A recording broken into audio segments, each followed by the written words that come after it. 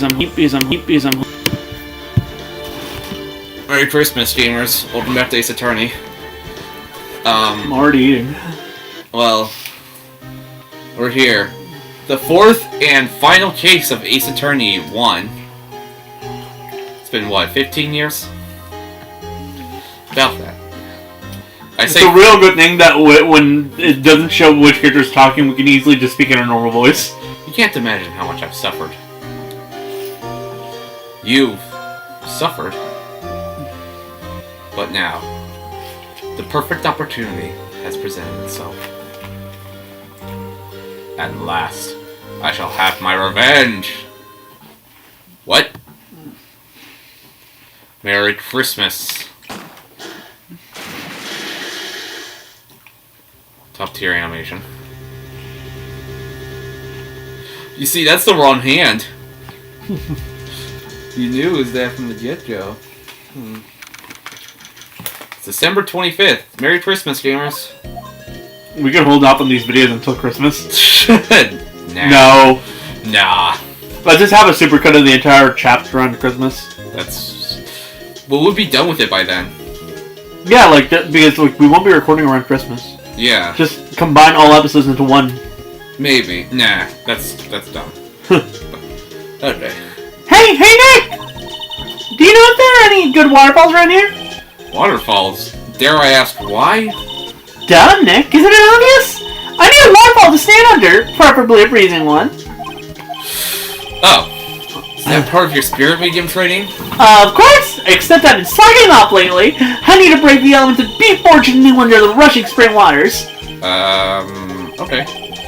I don't know about any falls per se, but Dord Lake is pretty close. Oh, sorry, but them's a brave.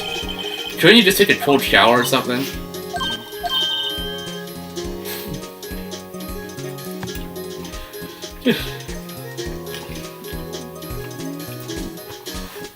Good idea! So much for rushing spring waters. Next in the news, a large unidentified animal was sighted at Dord Lake. The town is buzzing with excitement. Locals are calling it Dory and the tip of the hat to Nessie, the Loch Ness Monster. Though its namesake Nessie proved to be a hoax, locals are confident their Dory is the real deal. Ugh, boring. Can't I show real news for a change?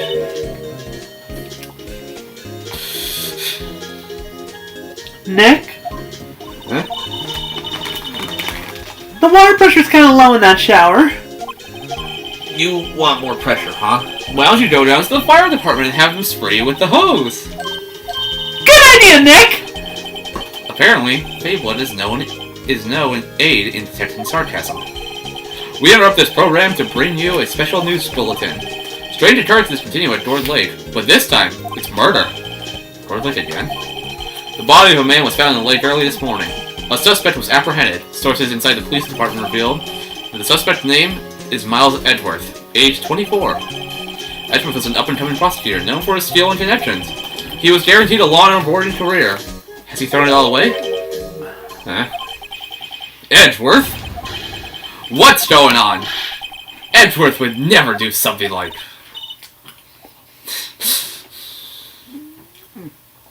Nick? Yipes, Mamaya. The fireman yelled at me when I called him. We've got bigger things to worry about than that. They arrested Edgeworth. What? You mean the prosecutor? Yeah, he's a suspect.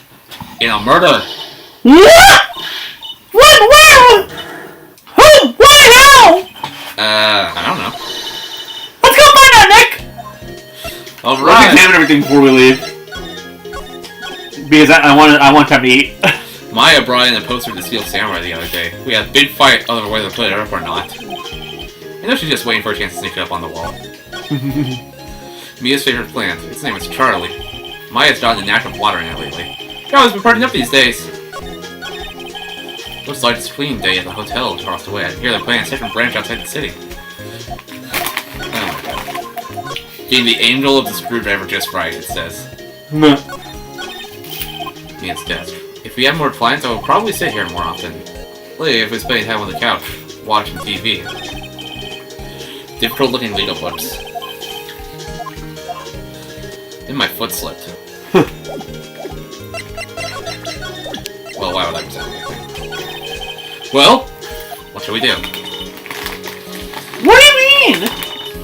Let's investigate. We need to contact her and check out the crime scene. You're right. We need more information. Save aimlessness and confusion for later. Well, got any good ideas? Not really.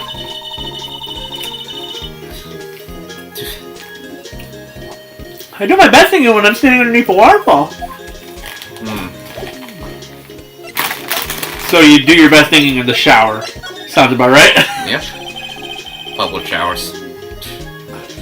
No, it's just be like, shower I thoughts. get it, I get it. You know, I think it's developing a nice luster.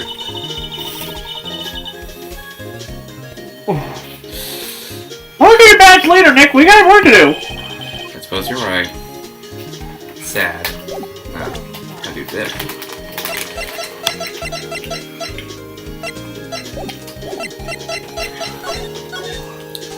So, next Sunday is the 11th, and then the one after is the 18th. Mm-hmm. And then the Sunday after is Christmas and New Year's. And I think we'll take those days off. Because they're holidays. And also, it would need a break after going non-stop since October 23rd. Either way, we're meeting up on your birthday, I think. Are we? I don't know, you usually do something on your birthday. What would I do? You usually just go to the movies, dude. There's not even a movie I want to see on my birthday.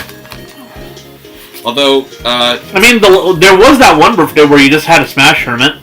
That's true.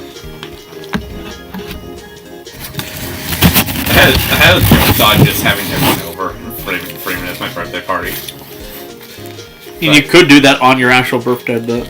I could, but... What day is your birthday on? It's on a Tuesday, and I don't think it would line up with availability. Yeah. Considering, I talked to Jonathan about availability recently, and he said his availability schedule is random. Kevin is only really available on Monday, Wednesday, and Thursday. Those are the days he doesn't work right now. Huh. Thursday is only temporary because that's mostly for school stuff. Well, be sure to keep that in mind and probably do nothing with that information. Shit, that fell.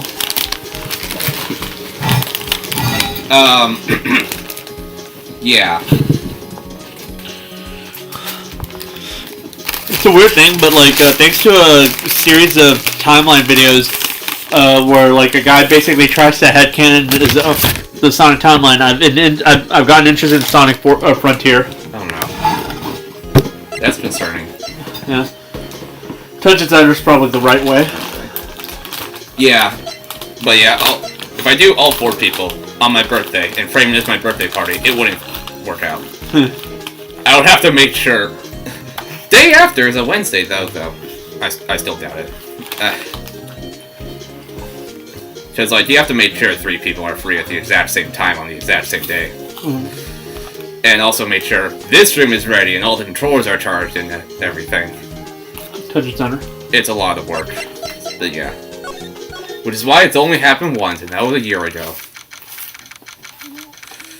Holy hell. Holy hell, I can spend all day rambling about these things. But I won't, because I don't wanna. Anyway, yeah.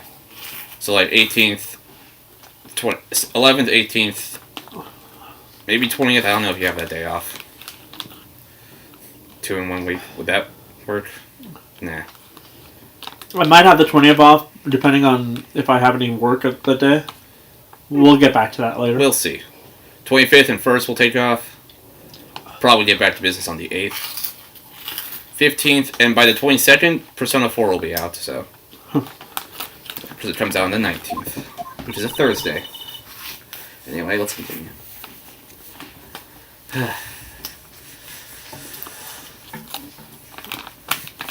You know, Nick, we've all been in here one time or another, haven't we? I guess it comes with the territory. I'm not sure it's something we should mention to too many people. I think the funny part is... Phoenix hasn't been in there yet. Ah! That's the funny part. I'll get back to you.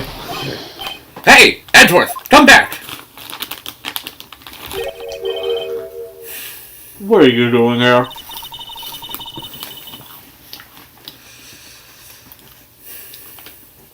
Nick, I don't think he's in a very good mood. Well, he is in detention. Were you in a good mood when you were here? So you've come to laugh at the fallen attorney, then laugh! Laugh! Well, why aren't you laughing? Nick, should we be laughing? Nah, it's a trick. Laugh and he'll get mad. Or burst into tears. Edgeworth, we don't have so much free time we can spend it coming down here to laugh at you. Yes, you do. Actually, he's right. Oh, fuck you, Matt Keeper.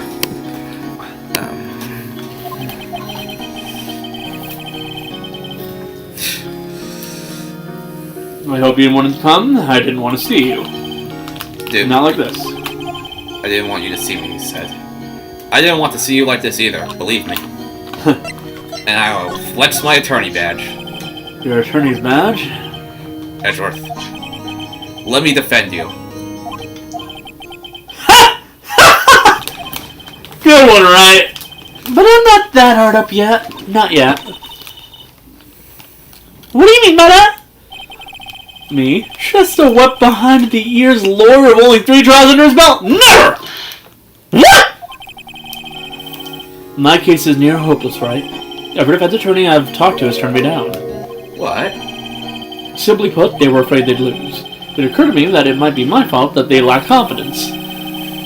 After all, I did get every single one of their clients declared guilty. I don't believe it. Regardless, I don't want you involved in this. You in particular, I cannot ask to do this. What do you have against me? Edgeworth, tell me what happened. Why should I? What are you going to do about it? Duh! We're going to help you, that's what!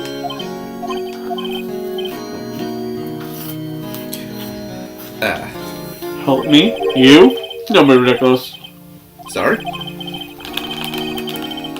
You're a novice, an amateur. You've only been in 3 trials. Hey! Sure, you got lucky and won all 3. But your luck's bound to run out someday. Take it like 3 whole games, then my luck will run out. You need real skill, right? Experience.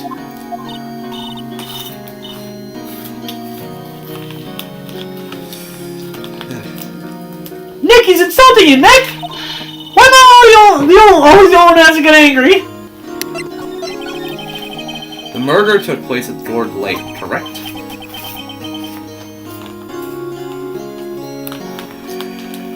Yes, late last night. The lake is a long way away from your offices in the courthouse. Why were you down there? I see no need to tell you. Mr. Edgeworth! You didn't really... Gordy. Huh? I went to see Gordy. Gordy? What's that? I'll tell you later. Why won't Edgeworth talk to us? Did you do it? Edgeworth, this is really hard for me to ask, but you didn't do it, right?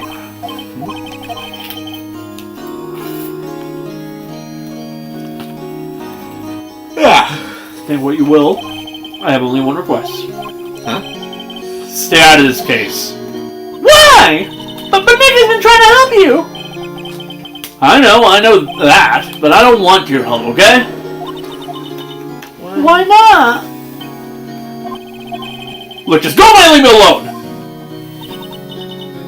Nick.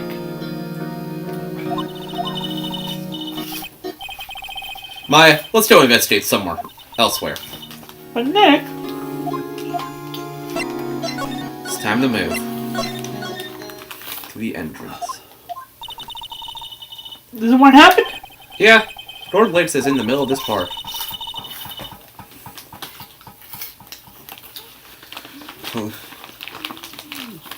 I can see some police walking around in there. Questioning people, probably? Isn't that Detective Gumshoe over there? Well, pal! There's enough of us here. Anyone found anything? Sorry, sir. Nothing. Idiot! The trial's tomorrow! We need clues on the double! But, sir, there weren't any clues. That's why we arrested that attorney, Mr. Edgeworth. It's clear, sir. He's the one who... Shut up! Just you try saying that again! I'll make you sorry if you do! So just get out of my face, pal! Yes, sir!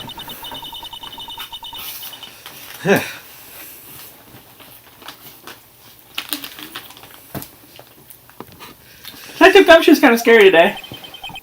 Recruits. Ah! Hey, you're that hairy guy! Hairy Butz!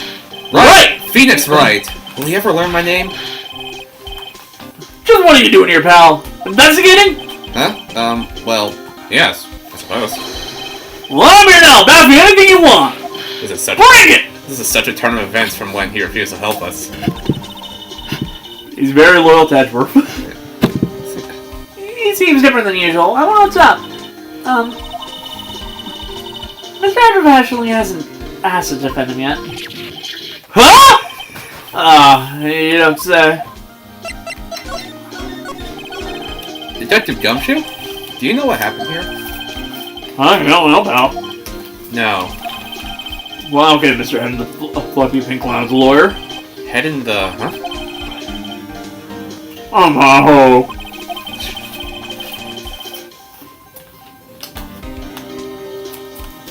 It happened last night, about 15 minutes after midnight. Almost Christmas means it wasn't Christmas!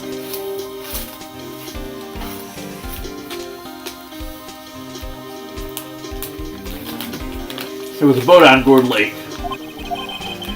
On that boat were two men. One of those men shot, the other with a pistol.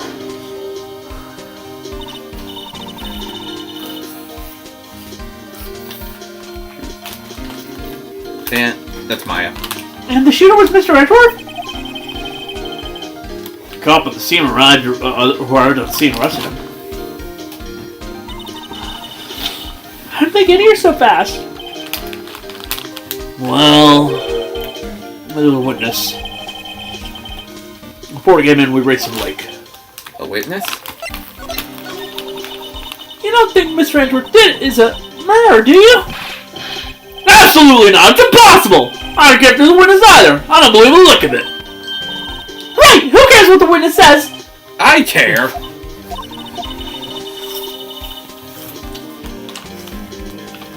You really believe in him, don't you, detective? Of course I do. The police are pretty sure he's the killer.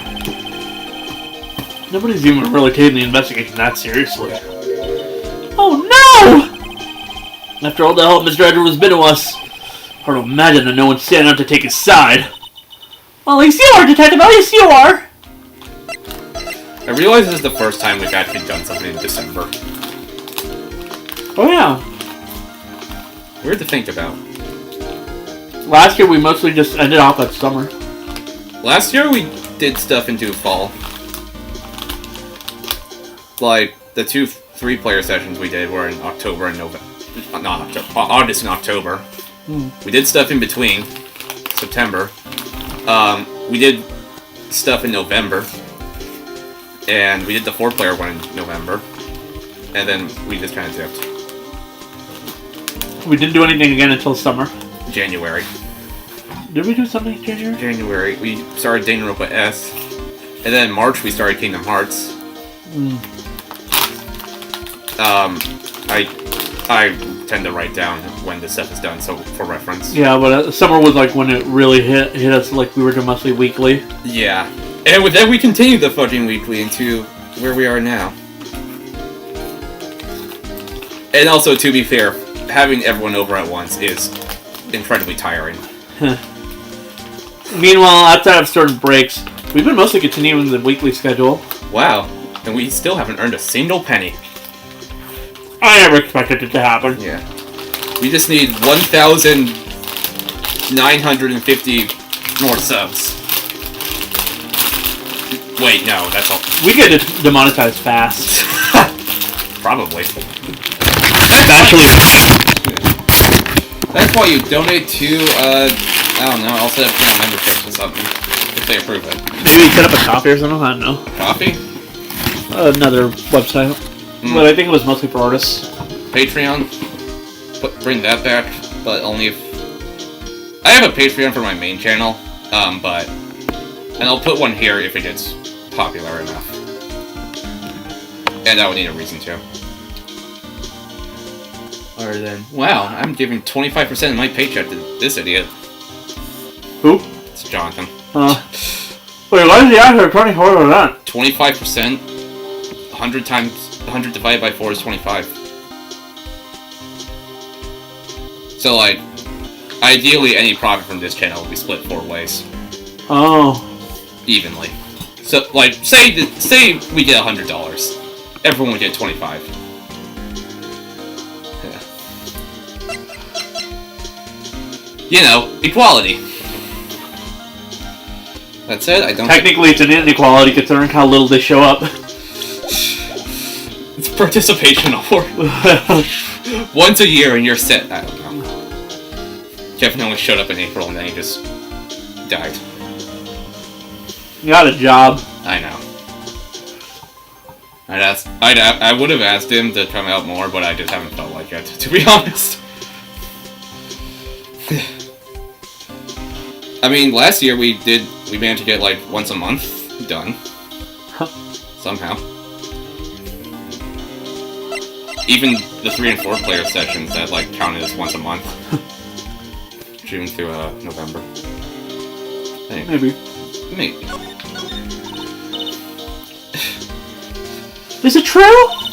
No one will take Mr. Edgeworth's case. Yeah. He's a bit of a celebrity. Let him and lose, your reputation would be sure to suffer. The case against him is, well, it's pretty solid. I suppose it would be if they have a witness. Hey, pal! Don't tell me you're going to turn your back on him, too! Remember the Steel Samurai case? Mr. Edgeworth will help you out to get your client declared innocent. I know. I went to Edgeworth. I tried. He really doesn't want us to represent him. Especially not us, he said. What? Well, that doesn't make any sense, pal! You never heard him telling about you after that trial! He kept saying right over and over! He sounds obsessive! Nick, I'm not sure that's a good sign! Neither am I. And this is where the shippers go wild. Why wouldn't he want your help? I don't get it. Is it my hair? Who was this witness? Sorry, pal, that's confidential. Anyway, the witness saw everything, apparently. I'm sure they'll turn up to the trial tomorrow. Was there only that one witness? Yep, it was pretty cold on the lake last night. It's been pretty cold out here every night. Fucking it rained hella yesterday.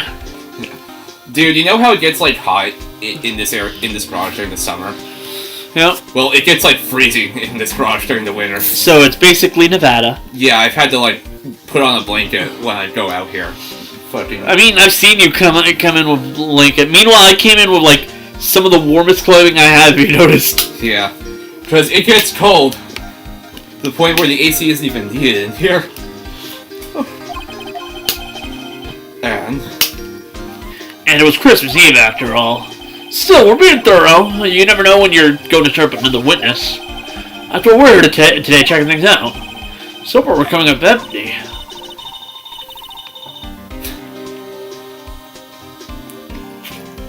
Oh, it's Christmas today! I've forgotten. What are you getting me for Christmas, Nick? Talk to Santa. This is weird. No, I say that it's weird because it's like, what are you getting me for Christmas, Nick? But like, if people don't understand this, but why would Christmas in Japan is more of a romantic holiday? Oh no. Fucking. How do I delete this right now? Did he not know that? No, I didn't. But yeah, no. Actually, that would explain why there's Christmas Eve dates in Persona. Yeah, that's why like so much dating stuff happen around Christmas in Persona. That's why in anime it's usually shown that like two people who are like meant to be together in the anime tend to like get together on Christmas and like slice of life stuff. Yeah. And that's because Christmas, outside of being that one holiday that the Japanese use for Kentucky Fried Chicken, is also a romantic holiday because the idea is you get with the person you love on Christmas. So does that mean...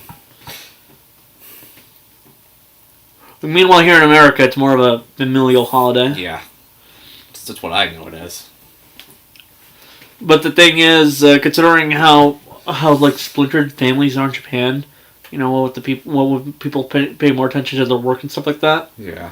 I get the feeling that's why it became more of a romantic holiday over there. Because like you're not really that close to your family outside of maybe calling them and stuff like that. Yeah. And you're actively like viewed as like a complete and total loser if you don't move out. So so the fact that like most adults kind of like immediately move away and stuff like that, don't really interact with the family outside of like maybe calls and maybe visits, would lead to so that like their most casual thing for Christmas would probably be, their significant others. Then what does that imply when Maya said it? Well, on one hand, this is America, so it could just be like a like a friendly thing, because you are allowed to get like small gifts for your friends, I think. But this is also meant to be, Japan. So that really brings up the question of what Maya thinks of Phoenix right now. And also, Maya is still 17 at this time. Yeah. Which is, by technicality, a child. I don't really think you're meant to think about it too hard. Maybe the idea is that, like, considering how they knew for a fact that, like, Japan and America were going to be basically fused. Yeah. Maybe the translation has it so that she asked that. Maya buys a mistletoe and places it right on. Phoenix, I don't know. They're better off as friends, in my opinion. Fight me. Maybe later on, but I don't know if it's... I don't know. I don't know how to feel about the possibility. Like, Pearl very much tries to, like, ship them. And... I can see why. Like I mentioned, Maya ends up looking significantly more like her sister as the years go by. Yeah. I don't know. I'm... And we know for a fact that, like, in between the third game and her appearance in Spirit of Justice, she kind of disappears. Like, she spends most of her time training and doesn't really stick around with Phoenix. Yeah. So on some level, it's, like, creepy because, he's known her since she was a minor. But on the other hand, he hasn't really seen her in ages. Yeah. Like, they do get together later on. Okay. Detective Gumshoe, sir! What? Find something? No, sir, not yet. But there was a call from the precinct. They want to hold an investigation briefing. A briefing? Right, I'm off. Oh, sorry, pal. I guess you heard. I gotta go. Any last thing you want to ask me before we head back?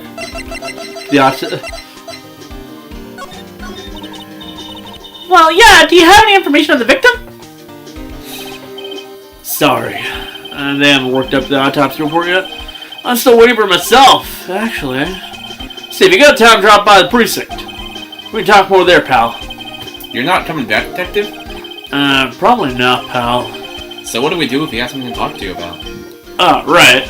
Here, I'll show you how to get to the precinct. Come down and see me anytime. Directions to the police station. Oh, hey, Detective Gumshoe. What?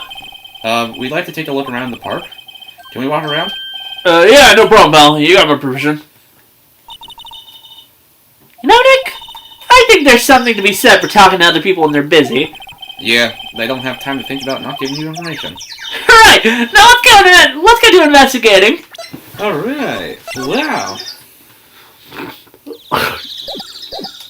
I should probably get a water.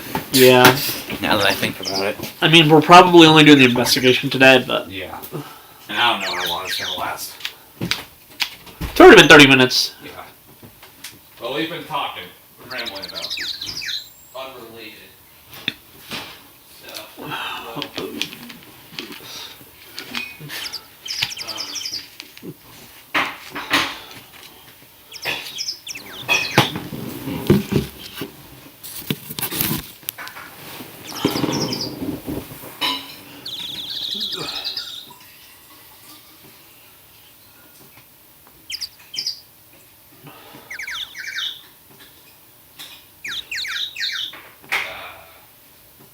Dan wrote about us, episode 4 went up just now. What's that? Episode 4.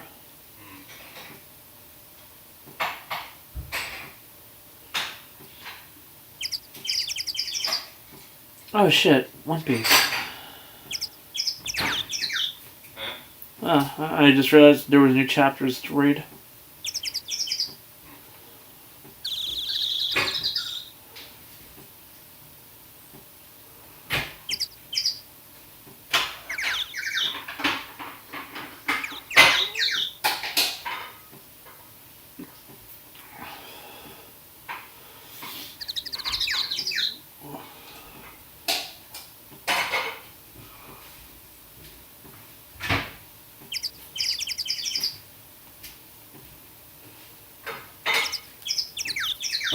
I also got myself a snack because I was hungry.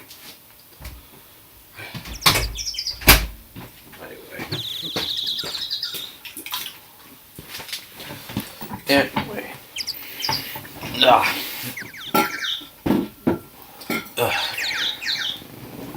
So let's move inside. This is the wrong controller. So let's move inside. First into the beach. Samurai dogs. Wowzers, this is Gourd Lake? Yep. I'm not sure it went into wowzers though. Probably not. But hey, look at the snack stand! Samurai dogs? Yeah, I just realized I was eating hot dogs just now. Well, a hot dog. I want a samurai dog, please! I bet they're great! With a name like Samurai Dog, how can they not be? They're a little behind the times, though. The kids are all into the Pink Princess now. I mean, like, you know. Nope. The kids and Maya. Yeah. Maybe Edgeworth. Probably. Probably. Let's examine everything forward. Huh, someone left some poppers here. You know, you pull the string. And it goes pop. Yeah, I know the ones. See them a lot around New Year's. Hey Nick, they might be a clue. Let's take them. Come on, admit it. You just want to pop them, right? Was it that obvious? Poppers. Sure. I think you need them, so I suppose it couldn't hurt. Huh? Where'd they go? In my pocket. Not very clue-worthy. Bro. A lineup of plastic benches. I guess the idea is you buy a dog and eat it here. I doubt anyone would sit here and eat on a day like this. Except maybe Maya. If she had a samurai dog. Let's check the samurai dog stand. I'm just gonna check this one. Trash cans empty. At least this place is well maintained. Hot dog stand. It's closed. The Christmas fringe looks a little half-baked. The banner reads samurai dogs. Somebody needs to read that, right?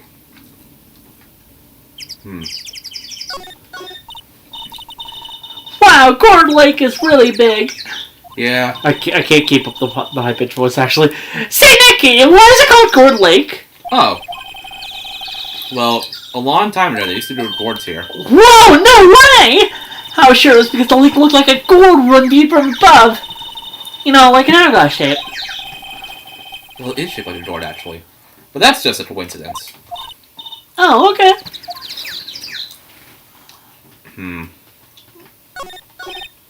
Huh. Now since you got signposts. Left, boat docks. Right, exit. I don't know what else we can. We can go to the woods shop. Let's check the shop first. Alright. Nick, what is this place? The boat rental shop. Closed for Christmas, it seems. I guess a murder is taking place on one of the boats. Wouldn't be good for business. A murder is taking place. Yo, there's a murder taking place right now. Sure. You see, check behind the shed, you'll find someone being shot. Boats. I've never ridden on a boat. Really? Well, how about we go on one when the trial is finished? Hey, good idea, you bet!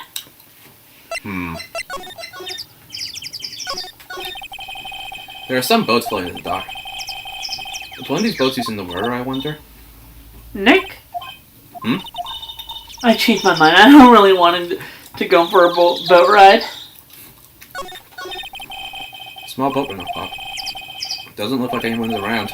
It's probably closed because it's Christmas. There's more forest off that way. Gotta find any helpful clues. Well, nothing. We can't go in the shop yet, so... What? Yep.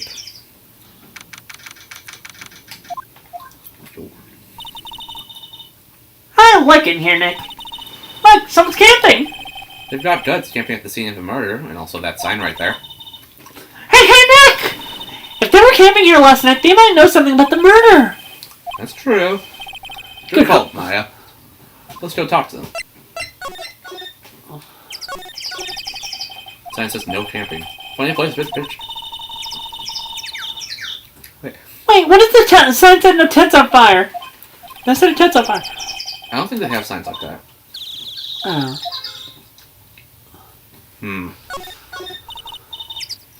Hey, Nick! What? Don't tell me you're hungry again. No. I was just wondering why their camping pots and pans made of aluminum. They didn't talk about that in any of the law books. So there's no law saying they have to be made out of aluminum, then. I'm not having this conversation. What the hell's that noise? Magazines. Where? I'm surprised you haven't checked the car. This SUV has seen better days. It's dented all over. I can't believe anyone would drive their car down here. Check the... Is there... Oh yeah, there is for the woods. Quite thick here. Further back, trees fade in the shadow where the sunlight can't reach them. There's this thing.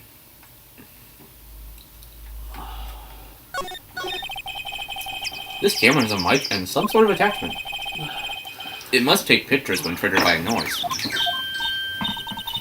Wow, cool! Let's try it out! Hi, I'm Nick! Maybe I'm not saying it loud enough. Hey, I'm Nick! Huh. No! Will you stop that? Maybe it's broken. Don't kick it. Maybe it isn't set to respond to voices. Well, what then? These things? The party poppers? Bang. Caught in 4K. Well, it responded. Yeah! I can't do a southern accent. I'm gonna fucking try and it'll probably sound Australian and I'm sorry. The south of the British... The south of the fucking... British Empire. What the fuck? Okay. Yeah! Hey, you! I can't. I'm gonna fucking die. Don't look at me. I have way too many characters as is. I know. You need to assign more to me. Hey, you! Get your hands off of that! I'm trying my best, folks. What in the Sam Hill? Look what you done now. There goes a whole roll of film. I'm sorry! Sorry's nice, but it doesn't pay... But it don't pay my bills. You all know how much a roll of that film costs. I'll pay you back. What were y'all thinking setting off a party popper in a place like this? Well... What? Don't try to play stupid with me just because you think I'm some country bumpkin. Yeah, I know how you all Yanks think. I say, those southern folk talk with that exaggerated drawl. Why, they must be dumb. Well, let me tell you, just because I might be dumb doesn't mean we all are. She admits it. And who are you now? Her chaperone? No, rather, or sort of friends? Just figure out what you all are gonna say and squeeze it and say it for bejeezum's sake. God, I'd rather sit through one of Papa's drawls and listen to you stutter all day. Oh boy.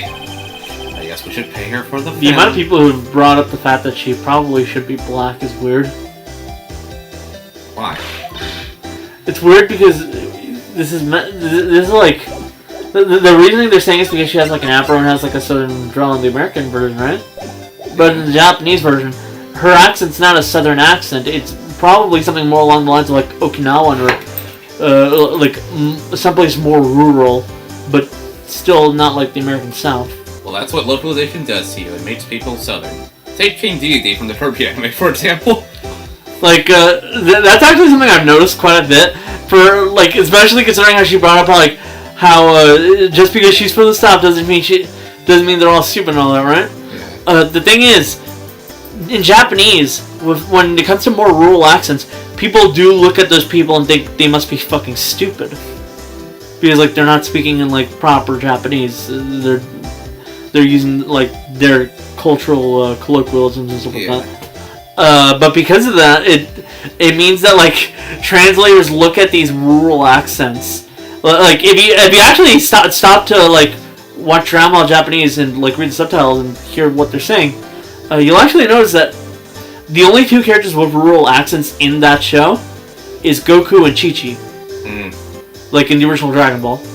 And that's actually like meant to be one of the hints as to who Chi-Chi is in the final tournament arc of the original Dragon Ball. Yeah. Because like he doesn't know who she is, but when you read the stuff that she's saying, the only other character outside of Goku who speaks like that was Chi-Chi back in the original part, like back in the first arc. So like these are characters that have rural accents, and what happens with those accents is either one or 2 things happen. Either A, like Goku and Chi-Chi, they lose their accents altogether, making them sound a lot more normal to everybody else, right? Yeah. Or B, they make them Southern. Which, what's that supposed to mean? I don't know. Watch it. Yes, ma'am. So, the reason that she's not black is because she's meant to be Japanese, and that's kind of like the thing. Every character here is meant to be Japanese since, you know, they're Japanese. Red, white. It was like, with certain exceptions, unless they're brought up to having been from different countries, more often than not, they're meant to actually be viewed as like one race because they're all meant to be natives to Japan. Well, on second thought, and that's why like that is probably one of the things about like the translation that doesn't translate the best here. Yeah. Like you look at a lot of Hart's like appearance and her like drawl and stuff like that, and you're left, and just from like that kind of stuff, you're meant to look at her and like in a Western mind, you're more likely to think, why aren't you black? Okay. Because there is a huge a huge subset of the black population in the United States who are Southern, and that type of hairstyle, which looks very similar to an afro, is kind of mostly viewed as like a racially black hairstyle. Remember the Animal Crossing Space Buns incident? It's just like, it's kind of like it's like this whole cultural divide that you don't really notice unless you actually take into consideration the context of what these characters were designed for. Yeah. Alright. On second thought, I'll pay later. I'm really sorry. Well, what happened? What?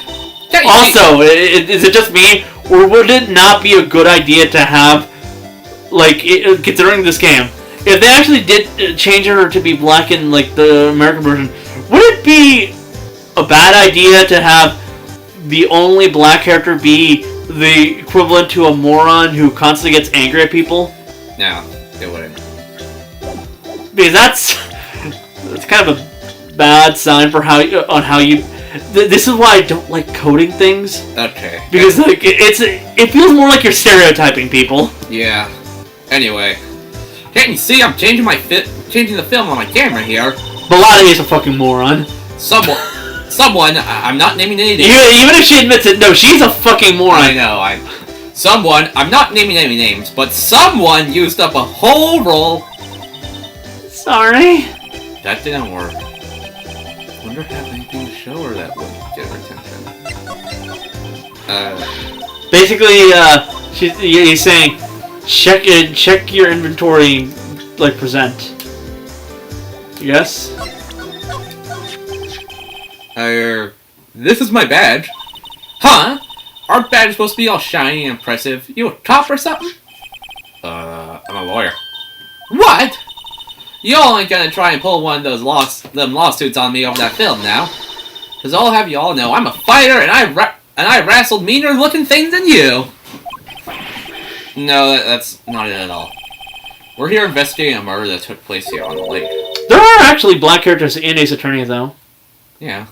But the weird thing is, if you notice, their skin's lighter than it probably should be. Yeah. And again, this is one of those cultural divide things, and I get it. Yeah. A murder. It's a bit uncomfortable if you actually stop and think about it. Yeah. Also, a good chunk of them are murderers. Sounds cool. That's not even a joke. Alright. I think the vast majority of them are murderers. Yeah. Why didn't you all say that in the first place? Go ahead, ask me anything you like. Finally, some cooperation. You too, you all can come out hiding now. I won't bite. Hard. Come to think of it, where did Maya get to? Sorry. I was feeling a little overwhelmed. The culture capital. Never you mind, honey. I can talk Yankee for you if it pleases you. Thanks, I'll be okay. Funnily enough, Right then. in Japan they'd technically both be rural, Yeah. but in a different way altogether. She'd be more farmland, and she'd be more like priestessy. Yeah. Great then. Which is rural on the basis that it's out of the way from the city, but it's different because priests and priestesses tend to be a lot more educated. So she would be speaking a lot more like a regular city person. Great then. I'm Lotta. Lotta Hart, but you all can call me Lotta. I'm here for photographing meteor showers for a research project. Mighty pleased to meet ya. Wow. Oh yeah, when was that murder anyway? I ain't seen much television lately. It happened on the night of Christmas Eve. That's so, Christmas Eve. A man on a boat was shot. See anything? Well, let me see. A boat, you say? I reckon I might have seen one, not sure though. Y'all gotta remember that I've been watching this here lake for a good 3 days now. I've seen enough boats to choke a mule. Kinda hard to remember which I've seen when. So, what's you do, Lotta? Huh? Me? Ha ha! Y'all don't really want to know that, do you? Actually, I'm a research student at Country U, right in the heart of the Heartland. Wow, neat. Still Maya. Nick, she's a research student at University of Country U. So I hear. Also, Country U. Couldn't they at least use an actual university? Nah, they didn't want to make it too real. This is meant to be somewhere in California. Or around the LA area. Because, yeah. This is why it's such a fucking weird issue. They changed so much of the lore just to fit this universe together. Yeah. So, anyway. So when did you come up here? Let me see. I guess it was about 3 days ago. What are you photographing? Didn't I tell you all that already? Meteors. Yep, meteor showers. Falling stars. That's quite a camera you have there. Y'all better know it. It's German-made. A genuine Solingen. So, I don't know how to pronounce that. Isn't that where they make nice? So what's that device you have stuck to the camera? Huh? Device? Your camera now falls by itself when I burn my party popper. Oh, that! That might triggers the shutter whenever it detects certain sounds. It's programmed to pick up loud noises right now. A programmable camera? Neat!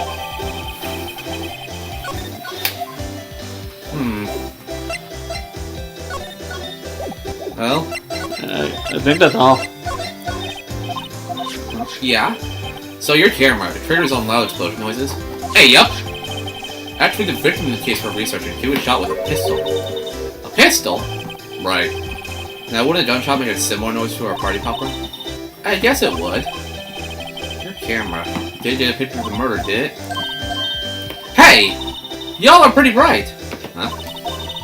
I see what you're saying. Tell you what, I'll have a lip-see at my film. It would have been a photo from late last night. I checked them once, I don't remember if there was anything on them though. But what if I got something? I'd be a witness to a genuine murder! Yeehaw! You didn't have to throw in the yeehaw. I'll go check on that film. Y'all come back now, you hear?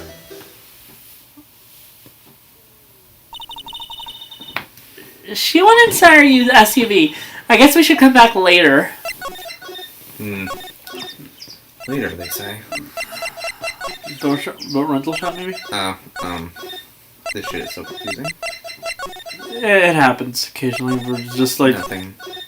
Tells you... I was thinking of going to the, police station. Maybe. I'll do here. Ah, yes. The place I'll get tased. Well, you'll get tased. Shut up. I guess Detective Gumshoe is still in the meeting. Hey! Thanks for coming down, pal. Mine. Detective Gumshoe! We just finished the meeting. For better or worse. I get the feeling we're in for some bad news. Oh, boy. Do you know anything about the victim yet? No. So can I ID him? Mr. Edgeworth said anything? Not a word. So, how did the meeting go? Can't tell you, pal. You're a lawyer. Rue. You know, I don't know what to believe anymore. Sure, Mr. Edgeworth's a human like you or me. Still, I have the feeling that if he'd done something wrong, he wouldn't go hiding it. That's just the kind of guy he is. Why can't anyone see that? So they didn't get Mr. Edgeworth, did it? Well, the trial starts tomorrow as scheduled. I see. Hey, in the end, you didn't tell us about the meeting. You did tell us about the meeting. Don't go telling anyone else, pal. Yes, sir.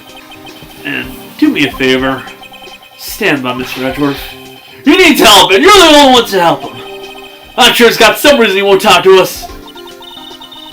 Thanks, Detective Gumshoe. Detective Gumshoe? How come you trust Mr. Edgeworth so much? Well, I think that was obvious. What a strong working relationship us two. Even though he constantly degrades me and constantly cuts my pay, we trust each other, and that's how it works. Working relationship? See, Mr. Edgeworth always gets his defense declared guilty every time. Yeah, his methods might be a little extreme at times. A little. But there's a reason. He trusts our investigation, see? He trusts us to get the right man. That's why I work extra hard, pal. Didn't you get it wrong twice? We gotta earn that trust he places in us. I see. Mr. Edgeworth is a man you can trust. And you have my word on that! I was wondering, did you ever get that autopsy report? Oh, that? Yeah, I made a copy for you. Cause one... Sometime on the 24th, 25th, one bullet shot to the heart. I guess they would have to be specific to determine if it was... this would be hard to determine if it was near midnight. I don't have an exact time. Thank you. So that's sometime 15 minutes around midnight? Yeah. Nick? Huh? Can you show me that photo of the victim? That face... Someone you know? I don't know. I just have this feeling that I met him somewhere a long time ago. That certainly will not tie into the lore in any way. I think it's funny that some of the most important cases to the entire franchise happened in the very first game. Yeah. Lotta's 22. Is it just me or is Lotta's eyes kind of... It looks like a fish. Yeah! Her eyes are set a bit too far wide. Like, the first time I met this character, I was like, that's a fish. The thing is, I don't remember her eyes being set that far apart in the DS version. I don't know. I'll look into it. Thanks, Detective. Okay, I don't know what to do now, so I will go here. I can't do shit, that's right. I'm guessing go back to Lotta. Time to run!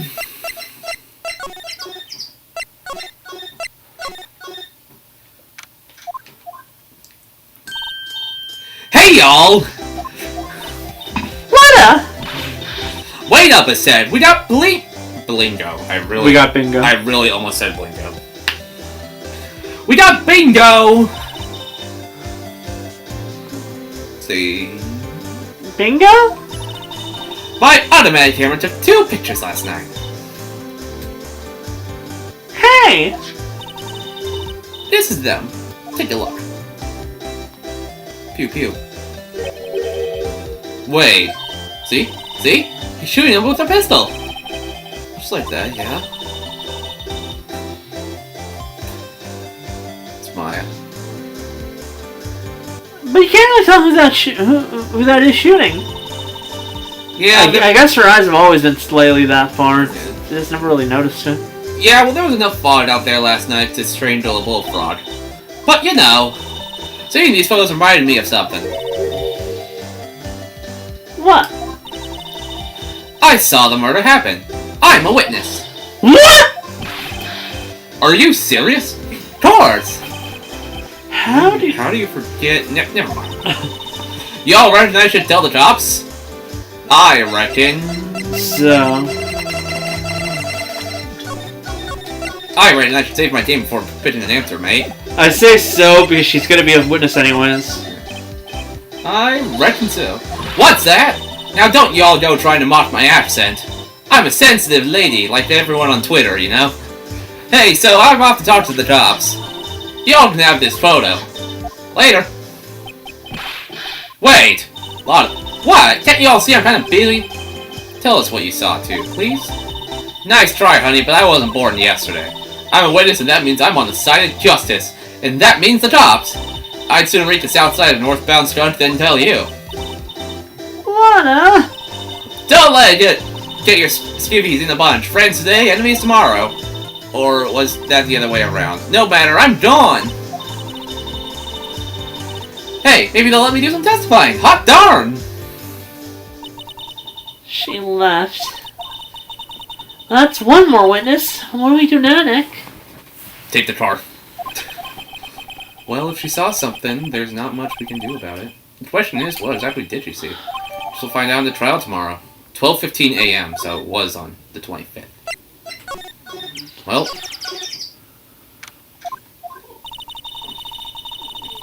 Looks like the police have given up their interviewing. Hey! It's Santa! Hey, speaking of Santa suits. What are you... Nick! I think Santa's mad at you! Long time no see, Nick. Nick? You know Santa? Wow, Nick and Saint Nick! Hey, I see the connection! Don't be ridiculous. Dude, it's me! Larry! What are you doing here? Isn't it obvious I'm working my day job? I sell samurai dogs. What? I forgot about this motherfucker. Gotta get my money for dates, so, you know, my girl Fiancé deserves the best. Fiancé? Not another model, I hope. Oh, Fiancé's a fine, fine woman there. It was her idea that I wear this costume. She was all, you go, girlfriend, you know. She bought this costume for me. That's great, Larry. Wow, a Santa costume! She must be really nice! Whoa. Cute. Nick, who's she? She's not your... Not my... What? No, she's not! I'm his partner, my Faye! What kind of partner? I'm a little sister. Sister? Wow, Nick, must be tough. Working 9 to 5, having to take care of a little sister? No, I'm not Nick's sister, I'm my older sister's little sister! Huh. Sounds right. Don't worry, Mai, he's not listening. Don't worry, he's an even bigger fucking idiot than Lotta. Hey, Larry, there was a murder here last night. Since you worked here, have you heard anything? Honestly, these two appear just about every game, I think. Yeah. I think there's a few games they don't appear in, but they appear a lot. Yeah. Maya's talking. Nick, you're wasting your time! Last night was Christmas Eve! He was with Fiancé, obviously. He wouldn't have been standing out here in the cold! Oof! Hey, what's that the Roblox sound? Fuck. Fucking...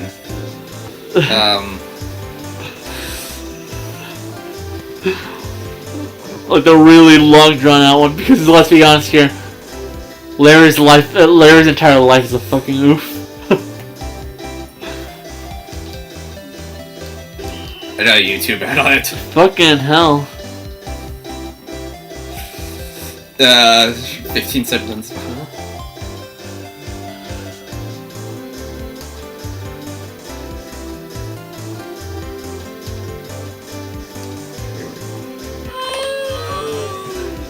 Yeah. Long move. I think they removed it from the, They did. Hey, to anyone who's watching this video, I really recommend watching H-Bomber Guy's video on the Roblox oof. Really interesting. It was 2 hours long. Jeez. To be fair, most of it wasn't on the oof itself. Wait, was it this? Yeah. Oh my god. It's really interesting, actually. And we get to learn more about how much one person's a fucking scumbag. I think. And how much he steals credit. And how he's the reason why the oof sound is no longer in Roblox.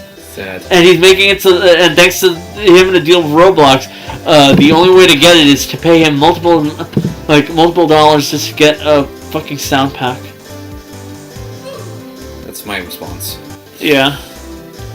I think what you just said caught off guard, man. No, it's just Beyonce's not in town right now. She's in Hawaii on a photo shoot. A model. I knew it. How the fuck do you keep getting dits of models? Well, anyway, there was a murder here in the lake. The trial's tomorrow. Huh. Neat. The defendant is Edgeworth. Miles Edgeworth. Nick, why would Larry know Edgeworth? Whoa, Nick! You don't mean that Miles Edgeworth? Old Edgy? Yeah, he's a murder suspect. Whoa, murder? Huh? You know Mr. Edgeworth, Larry?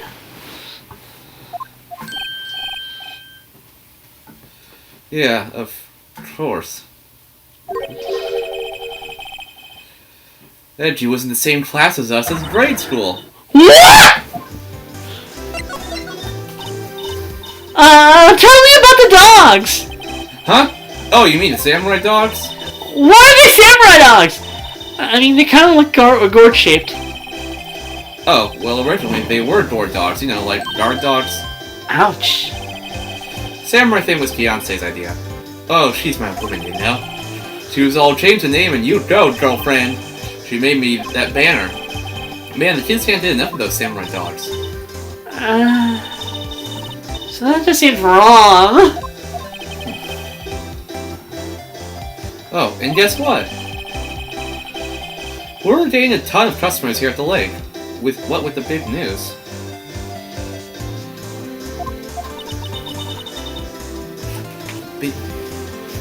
The big news?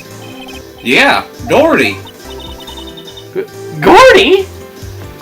Oh. Some attractive of your classmate, Larry? Yeah, Nick, him and I used to hang out all the time. Wow, I never knew. Don't get me wrong, he's always been kind of a stiff in the mud. Studying all the time, trying to be like father. Like his father? Yeah, Eddie's pop was a famous defense lawyer back in the day. Wow. Wait, you said defense lawyer? Yeah? Wait a second! But Mr. Edgeworth's a prosecuting attorney! What? Eddie's got a proboscis on his knee? No, he's prosecuting attorney! That's like the total opposite of a defense lawyer! Huh, go figure. He always used to talk about defending the weak who were unable to defend themselves.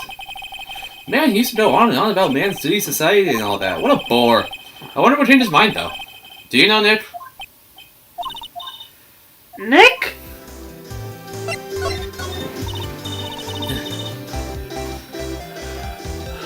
What's Gordy? Huh? You mean you don't know?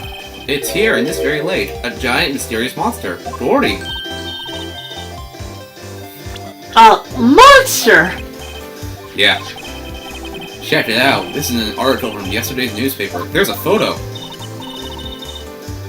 Wow, it's really real! That's a hand. Nick, a monster! A real monster! Yeah. It's probably just a lot or something, right? Hey, there's a quote here from the person who took the photo. What's this? I set the camera to automatic, and when we got into the frame, I heard a loud bang, like an explosion, followed by the sound of something slipping into the water. I wish I could have seen it! Why would there be a sound like an explosion? Larry, did I borrow this article from you? Sure, no problem. That'll be $1 million. $1 million?! Grow up, Larry. Well...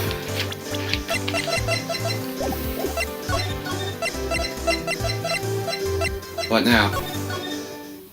Maybe check the rental place, I guess, and I don't know.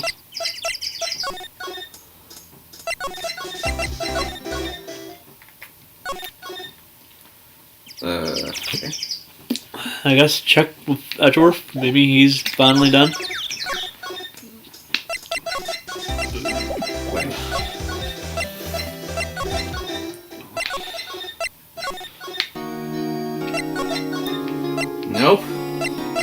chemical office.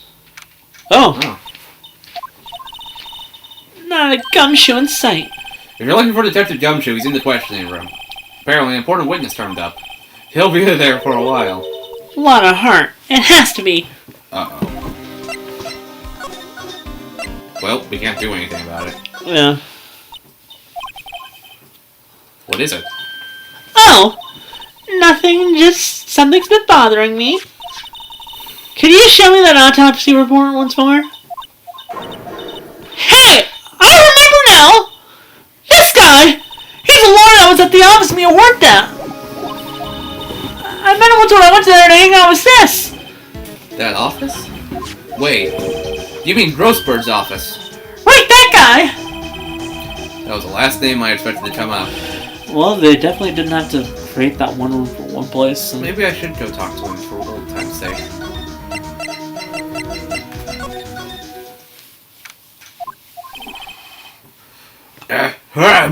Who was Grossberg? I'm pretty sure it was me. Let me double check. Yeah, it was me. Ahem! Ah, that old familiar clearing of the throat. Aha! I don't remember my Grossberg voice, but you're Mia's something, are you not? I was her understudy, yes, Phoenix Wright. Aha!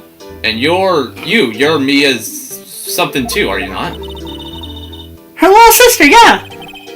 You've grown. You've come to look a lot like your sister, you know? It takes me back.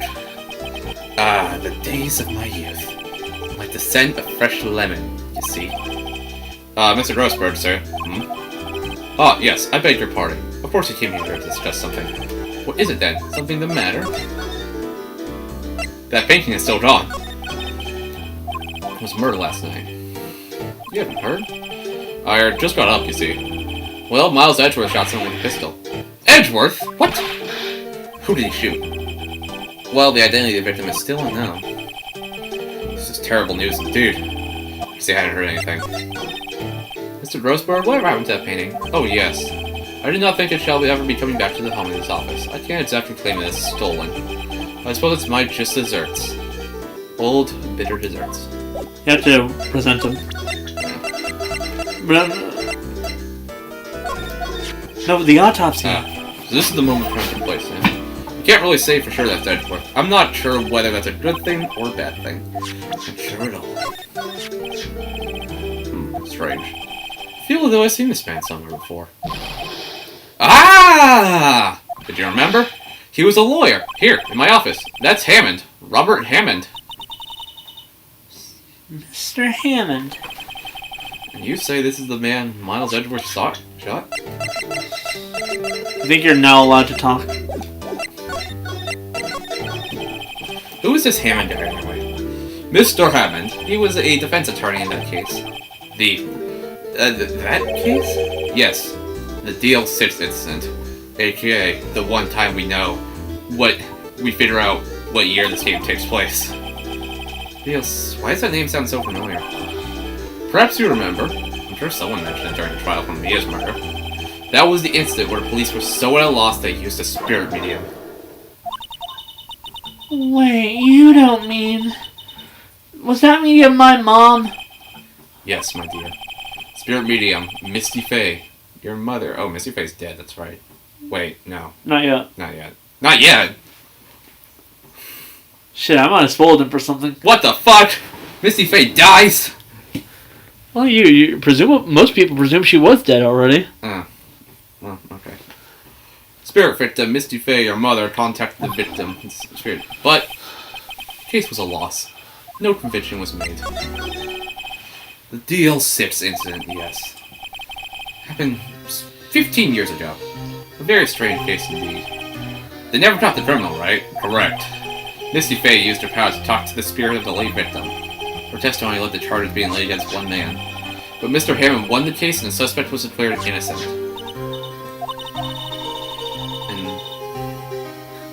And the police blamed my mother calling her a fraud? You were the one who helped her out then, right, Mr. Grossberg? Yes. Yes, why? Thank you. No. Please, don't mention it. DL6. Never thought I'd hear that name again. But wait! What if that case have anything to do with Mr. Edgeworth? It had everything to do with Mr. Edgeworth, my dear. The victim of the DLC incident was none other than his father, Gregory Edgeworth. What? His father? If you want to know more, you should ask him yourself. Show him this. I'm sure he'll talk to you. Wait. This is a photograph of my mother! Actually, funny enough, we know a lot of things that went down in the DL6 incident, right? Yeah. We know the case that Gregory Edgeworth was doing right before that. He was 46. We know the events that led to his death. We know he killed him. We know why he lied to Misty Faye, but we've never actually seen the actual case play out in full. Presumably because Robert Hammond was the actual defense attorney for that one, and not like any of us. What's this? I was hoping you'd gotten my message the first time. Edgeworth, what about your defense? It's no concern of yours. Guess he hasn't found anyone yet. There's only one thing to do. Edgeworth? It's only been a matter of hours since you last visited. Yeah, you've made incredible progress in your investigation. I'll admit it, I'm impressed, right? You were always single-minded in your work, though. Once you start something, you always see it through, don't you? About the DL6 incident. Right, DL6. I didn't want you to find out about it. That is why I refused your offer to defend me. I'm sorry if that sounded like I thought you weren't up to the job. I just wanted to keep you away from DL6. So, do you still think it would have been better for me to stay away? I don't know, but I see no point in hiding anything from you now. Very well. Ask whatever you like, and I will answer to the best of my abilities. Wow. Good deal. The DL6 incident was when my father died. Right before my eyes. He was shot and killed, and I saw it all.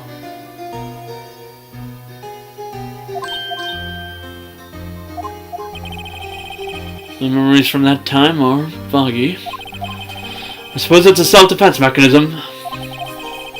In any case, a suspect was arrested, a man.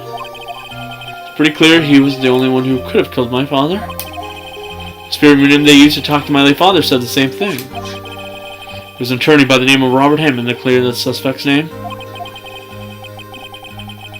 Hammond is the victim in the Door Lake murder? Correct. That spirit medium, that was my mom. What? You mean you're... Strange. I thought that terrible incident was about to end now. This. About to end? The DL6 incident happened 15 years ago. 15 years ago on December 28th. December 28th? The statute of limitations on the case runs out in 3 days. What? Nick, what does that mean? When a case statute of limitations runs out legally, the case never happened. 3 days from now, the DL6 will be closed forever. What happened to the suspect? The one who got up innocent? I don't know. He disappeared from the public view. Nobody knows where to. If he's still alive, he'd be about 50 years old now. Guess I don't understand why you're going to hiding. It'd be hard to live a normal life after being a murder suspect in such a big case. So your father was a lawyer? He was. Gregory Edgeworth. He was quite famous at the time, apparently. So you were sort of trying to follow in his footsteps? I'd rather not talk about it. I'm guessing you're meant to present your badge again. Your attorney's badge. I can't say I really want to see one of those right now. Or not. Sorry, I can't think of anything. Huh? I would have thought there'd be a photo. Edgeworth, did you shoot him? What do you think, Wright?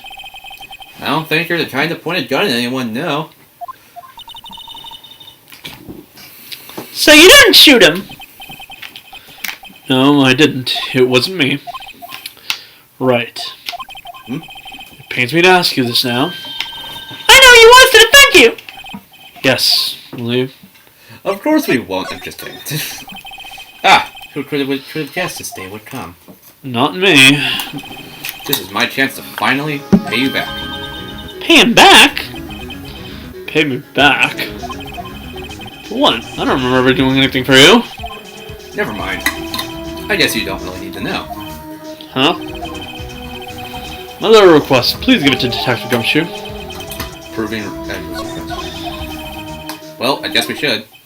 What's that? Earthquake, Nick! It's a big one! Whoa! Quick, get under, coming down! Get under the tables. Phew! That was scary. Funnily enough, I actually did feel an earthquake pretty recently. but funnily enough, it honestly makes sense to put Ace Attorney where they did. Yeah. Because one of the few places on the world that's as earthquake prone as Japan is California.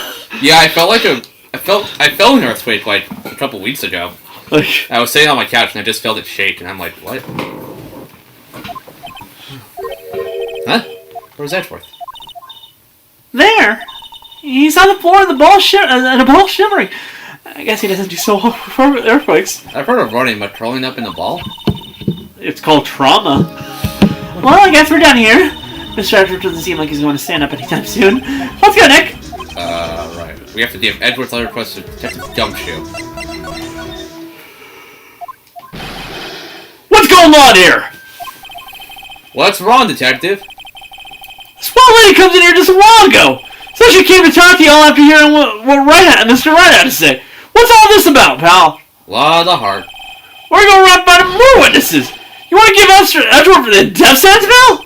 No, not at all. Just, I mean, she did see something. There's nothing I can do about that. I can't go around covering up evidence. You trying to say something about the way I do my job? No, sir. You see, evidence is important. I'm not defending Activision Blizzard here. So, what did Miss Hart say? She says she saw Mr. Edgeworth firing a pistol. What? She even had a photograph to prove it. Right, I saw it too. Well, you really can't tell from the photo who it is shooting. That's why she said she's... Oh, that's Gumshoe. That's why she said she's going to enlarge the photo. She said it'll drop the quality of it, but we should see who... It should let us see who it is. She can do that? Okay, so there's going to be an enlarged photograph that shows Edgeworth in the act. Great. Just great. In any case, she's going to be the one testifying tomorrow. Huh? What happened to the other witness? Well, apparently there was a cancellation. A cancellation? I'm afraid tomorrow's going to be life or death for Mr. Edgeworth. Mr. Edgeworth. We got a witness who says she saw the very moment of the murder. And we got a photo taken of that shot rang out. I'd say that sounds like a pretty unwinnable case. Except we know she didn't see the moment of the murder. She straight up told us that she might have a photo on it, meaning she didn't even know what happened until we told her about it. But wait, what did Mia used to say? If he's innocent, there's gotta be something I've overlooked. Oh yeah, I was supposed to say. Oh. That's a fellow paperwork. You still got time, pal. Go down to him for me, please. You have to convince him. You have to make him let us defend him, please. I know you're the only one who can do it. You're the only one who can save Mr. Edgeworth. Well, about that. Look what I got! Hey, you did, pal! Glad I waited till the last moment to file those papers. I'll rip them up and start with the new ones for you. Thanks, Detective. Well, see you in court tomorrow then. Good luck, pal. Hey, you guys feel that earthquake a little while back? I was worried. Worried? We're fine. I've lived out my whole... I've lived out here my whole life. I'm pretty used to them by now. Well, I wasn't worried about you two. I was worried about Mr. Edgeworth. Oh, right. He did seem to overreact a little now that you mention it. Yeah, well, I'm not surprised. It was a big quake. I'm gonna go check on him. You two go in and get your rest for tomorrow's trial. Later. I wonder what it is with Mr. Edgeworth and earthquakes. He was never that scared of them when he was in school. Then again, I only really got to know him in 4th grade. He transferred to another school after that. I wonder what happened to Edgeworth. Dun dun dun. I'm gonna be honest here. This case is meant to be like the longest one, I think. Bullshit. Case 5 is long. I'm talking about like the original game. So finishing this case is gonna take a while. Yep. See you next time, folks, for Bye. the trial. I'll go.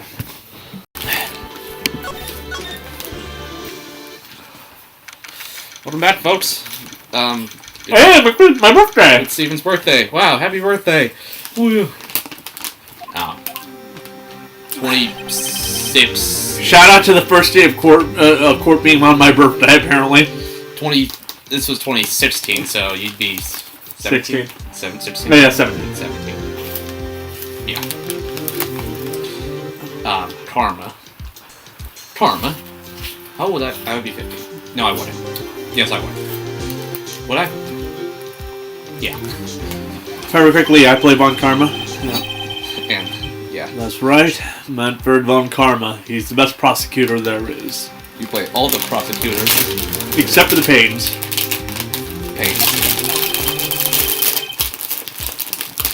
He hasn't lost a case in his 40-year career. Which clearly means he's cheating. Yeah. He's got a prosecution right. A god! Not a single case? That was more high-pitched than I expected.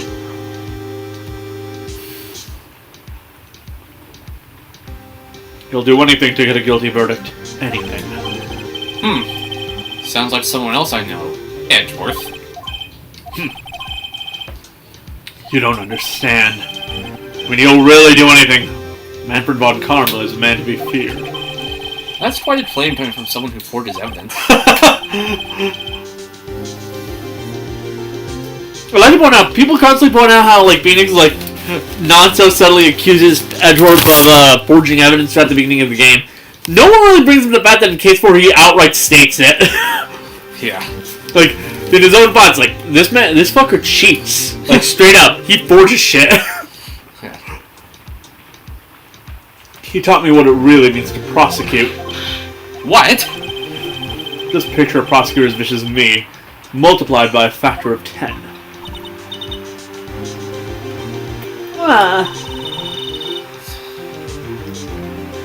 So, was he your teacher, Mr. Edgeworth?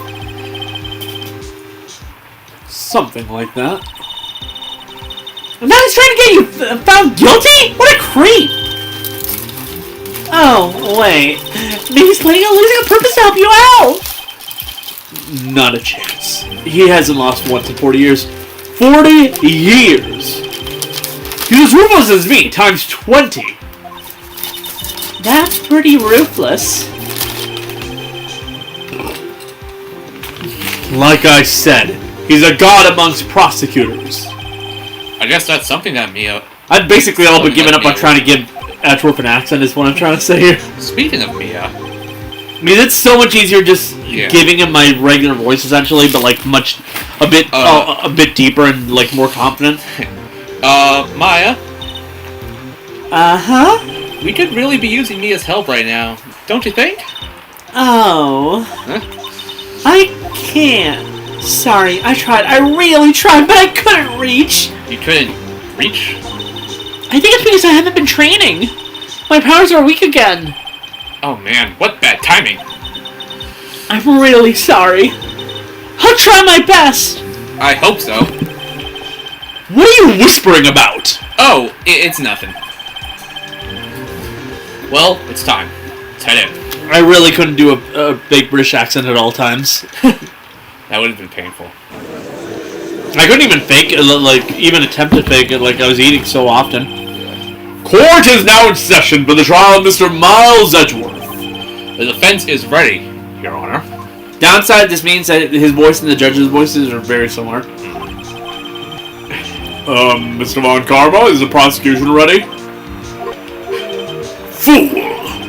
You seriously think that I would stand here were I not completely prepared? Right, my apologies. He's even got the judge scared. Well, your opening statement, please. Decisive evidence. A decisive witness! What else could possibly be required? Nothing, of course. That should be fine. The prosecution may call its first witness. What's with this guy? Is he royalty or something? How am I supposed to fight against this? I called a detective in charge of this case. Detective Dick Gumshoe. Okay, Gumshoe's first. Let's see how this goes. And I really can't do a German accent, so not even gonna bother. What about for Franziska? I'm just gonna give her a raspier female voice. I think. Alright. Describe the incident. Now! Yes, sir. Detective Gumshoe looks nervous. Please take a look at the map. Am I even doing anything? Hi. Doing what? Who else am I doing in this case, apart from Phoenix and Lotta? Fucking... I really need more characters, huh?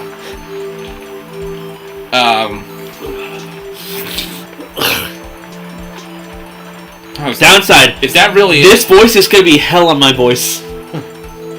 That's actually it for this case. What do you know? Just Phoenix and Lotta. The murder happened late Christmas Eve around midnight. There was one boat in the middle of the lake. There were two men on that boat. Now there happened to be a woman camping here on the edge of the lake. At 12:10 a.m., she heard two pistol shots. Then the boat started to move. It went towards the boat rental shop.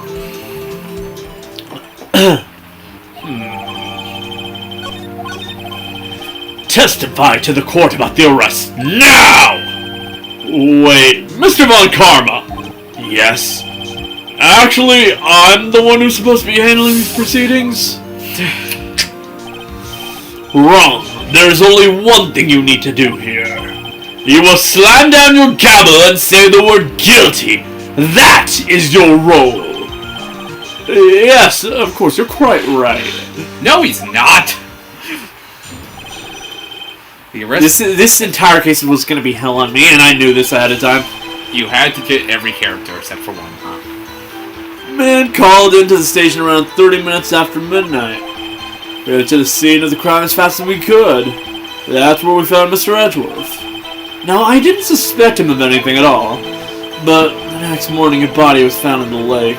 So we had to arrest Mr. Edgeworth. We just gotta ignore the fact that there was two pistol shots heard? I see. Very well.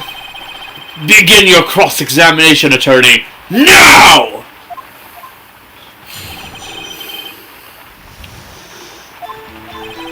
Let's see. I am so grateful we don't have to repeat the stuff we've already done.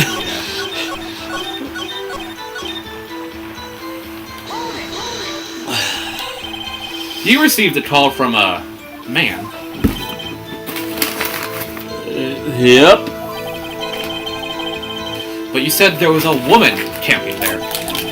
She was the one who heard the two gunshots, right? Ooh. You see why I'm trying to give him a really good voice? Yeah. That woman and the man who called in to report are two different people, obviously. Different people. There were two witnesses. Wait, am I also playing the other witness? Yonni, Yogi. Let me pull up the doodle duck. Yeah. Yeah? Yeah! What? This is what it is! No, fuck that! You take Yonni Yogi, Fine, man! I'll take Yonni Yogi, what the hell? He's a one-up and I'm stuck doing this this voice that actually kills my voice! It gives me more characters to work with, I guess. We really need to get more on my side. Fucking, no. Like, hell no, man! You're still doing Polly the Parrot, though, I insist. Roger! Today I've summoned the woman who was camping. The woman who was camping. Lotta Hart. What happened next, detective?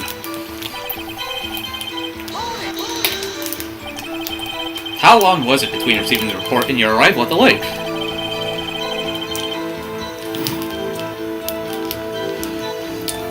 Well, I'd say it was about 3 minutes.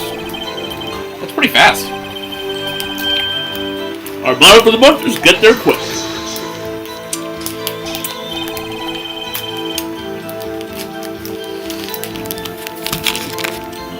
Detective, you will refrain from casually revealing department secrets. Yes, sir. I look forward to your next year's salary review. Someone should look forward to these days. This is no time for dejected daydreaming. Continue. Yes, sir.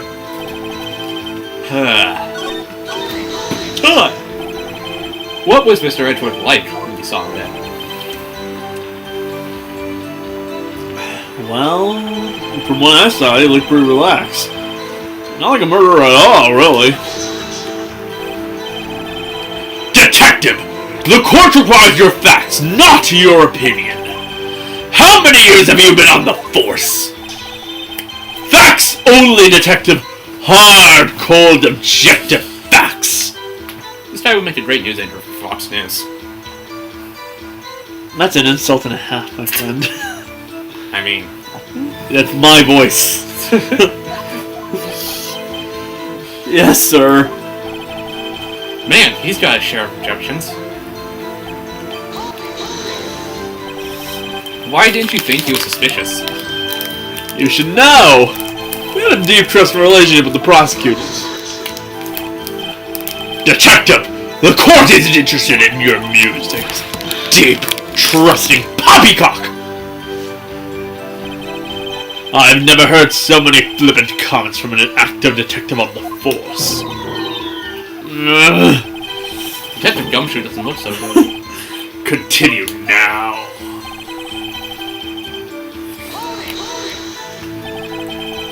Did you find any clues on the body? A single bullet was recovered from the body. It was shot through the heart, fatally. Judge, here's the bullet. It didn't strike bones, so its shape is well preserved. Very well, the court accepts this bullet into evidence. Fired from a .22 caliber pistol. So, wait, go back. No, keep going back. I want to see if I can find... Switch anything going on. I'm not sure if I'm instructional for it.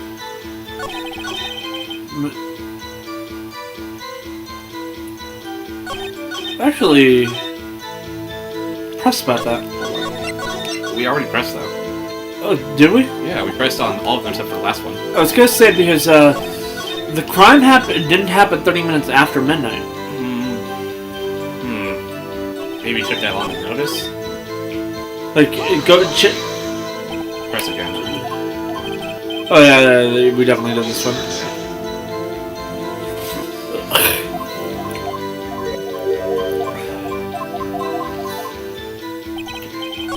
Because, check the evidence. Let's press this. Why is that? Well, we found the murder weapon on the boat. The murder weapon? A pistol. Detective Gumshoe, that is a vital piece of information. Please revise your testimony.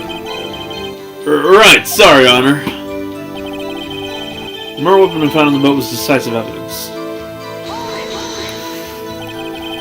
What about the pistol made it decisive evidence? Heck! He has the same evil laugh as Edgeworth. There were fingerprints on the pistol found in the boat. They were clear prints from Mr. Edgeworth's right hand. What? Order! So Mr. Edgeworth's fingerprints were found on the murder weapon? Yeah, Your Honor. Judge, this is the weapon in question. Accepted into evidence. Fired 3 times, it said. Members of the court, we now have the pistol used in the murder and the bullet found in the body. Detective! Yes, sir. Was the bullet found in the body fired from this pistol? Yeah, the ballistic markings on the bullet match the pistols. Hey, Nick! What does he mean, ballistic markings? Shocking. To imagine someone here does not know something as basic as ballistic markings. Nick is glaring at me. Very well, I'll explain. Actually, Judge, you do it. Me?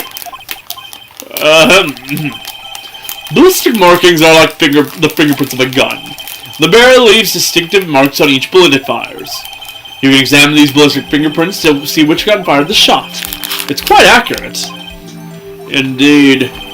This leads to one inevitable conclusion. The bullet found in the victim's heart was without a doubt fired from this pistol. The pistol, which, as you may recall, was covered with the defendant's own fingerprints. I cannot speak, and I hate this character. Imagine having to do this in a live studio audience. Order! Order! This is bad. This makes it look like Edgeworth did it. Probably because he framed so hard. Well, Judge, it's almost a decisive yes. Honestly, I can declare a verdict at this point. However, you wish to hear the witness speak, no doubt. Very well. I am somewhat fatigued, so I will take a brief break. I will call my witness after the recess, which will last 10 minutes. Judge! Yeah? What are you doing? A 10-minute recess! Now! But wait, just bang your flimsy gavel and get with it, man! Yes? The court will take a 10-minute recess. Who's running this court anyway? Man, I'm barely talking. Edgeworth, what's going on here? Your fingerprints were on the murder weapon!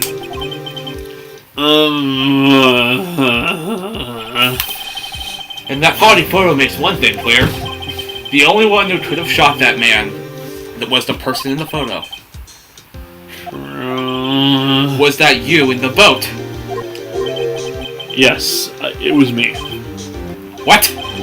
But you must believe me, I didn't shoot him. Then who did? I don't know. You don't know? Weren't you right there? I heard a gunshot from very close by. And then the other man fell from the boat. I can't say why, but I thought at the time he had shot himself. You mean it was a suicide? That's the only explanation I can come up with. Huh. No, I didn't convince anyone of that. Say, Maya. Huh, what? Any progress with Mia? Oh, sorry, it's no good. I know. I'm not good for anything, am I, Nick? If I can't call my sister, I might as well not be here, right? Yeah, you're useless. No. Of course not. I need you here. I can see you're always trying to help out. Even if you don't actually help. It's a thought that counts, right? It's okay, Nick. You don't have to make me feel better. I don't know anything about about trial or defense. What's more, I'm a spirit medium who can't even contact spirits! Aw, everyone has their off days. I mean, I've just been getting lucky lately. But you never know when my luck is gonna run out. Really? Whoa! Right! Don't jinx this case any more than it already is! It's bad for my heart. Sorry. Whoops. I just said, I don't know if I can win this. Court is now back in session. Mr. Von Karma, call your witness. Yes. Will Miss Lotta Hart take the stand? Fish-eyed woman. Yeah. Lotta Hart, you are a research student at a university. That I am. Damn it. That I am. I'm trying. Good. Begin by telling us what you saw the night of the incident. And don't add anything trivial or subjective. Understand? Y'all need to learn some manners. Understand! Yeah, I understand. Very well. Your testimony, please.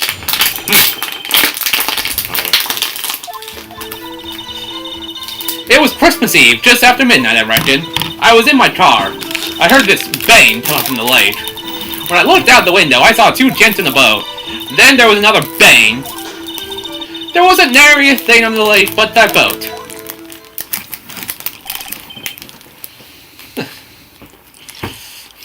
Enough. Huh?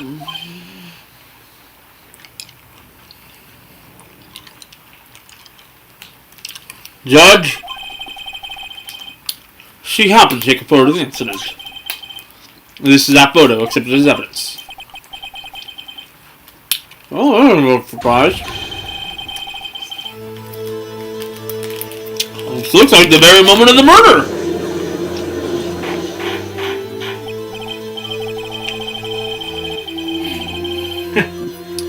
Order! I will remove people from this courtroom if I do not have order immediately.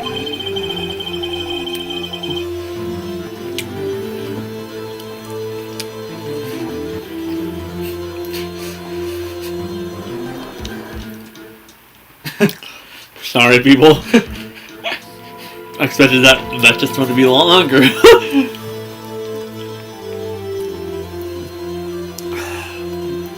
As the witness testified, she looked at the lake when she heard the shot. There were no other boats on that lake. So the man in the boat with the victim must have been the one who shot him. Yes, it was the defendant, Miles Edgeworth! One of these days I'm gonna go deaf. What? One of these days I might go deaf from this.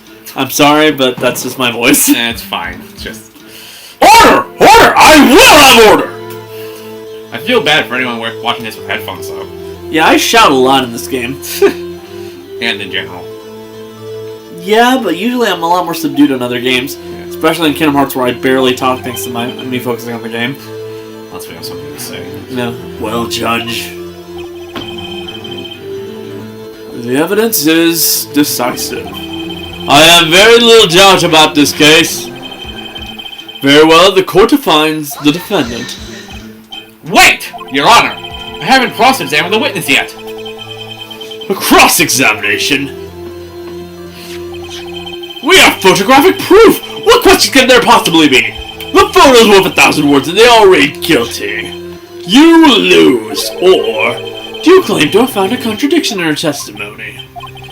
Excuse me, but I have to put an objection to karma. Cross-examinations are for the fucking law. Necessary. I don't care how much sway you have as a prosecutor. You have to follow the fucking law, you dipshit.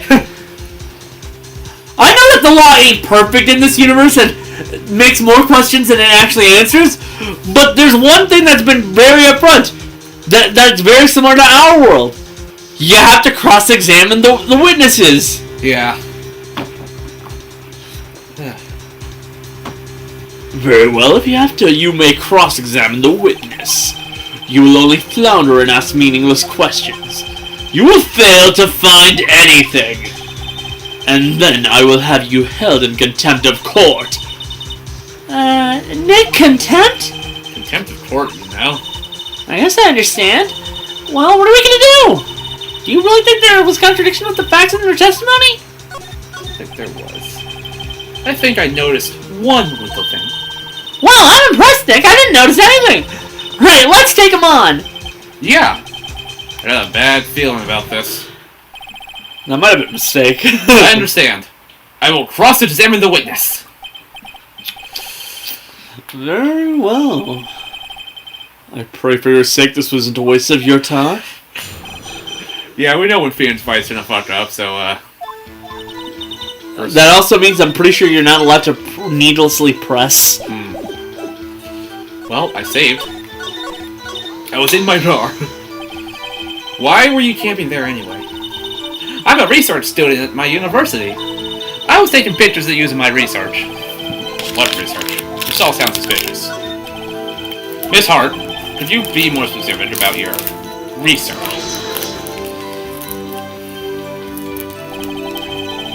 What does the witness's motive in camping to the lake have to do with this case? The answer is nothing. I object to this line of questioning. Objections abstain. Wait, now I'm the one who says that! Well, let's say it already! Objections abstain. Thanks for nothing, Your Honor. Well then. Christmas Eve, just after midnight.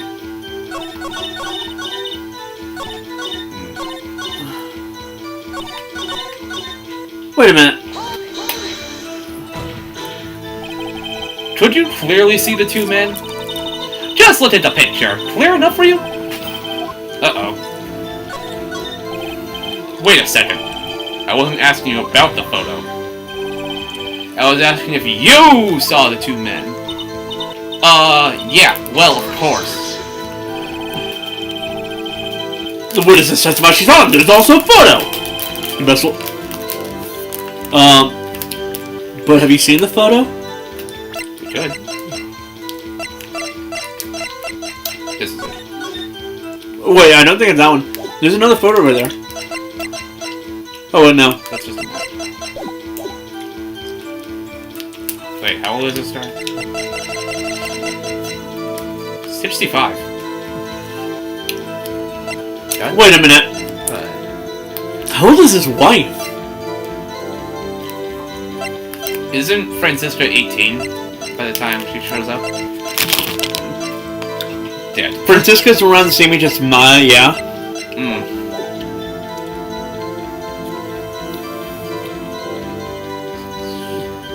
That's a huge gap in age between child and...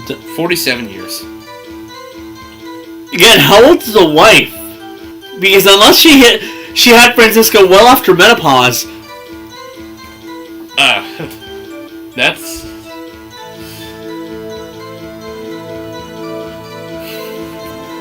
Anyway.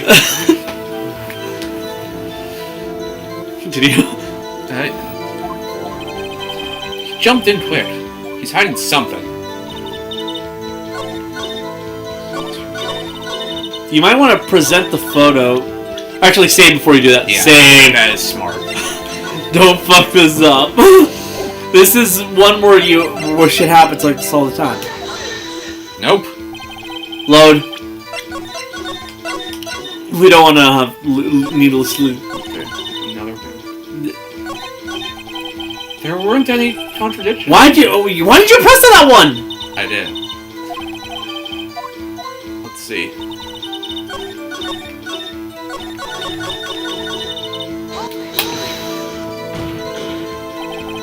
Are you sure about that? Yeah, sure as a country gal can be. That sounds pretty sure. Back. How come you're so sure? Well, heck, I stand the whole lake. Stand the whole lake? It almost sounds like she was more interested in the lake than the boat. Miss Hart, you...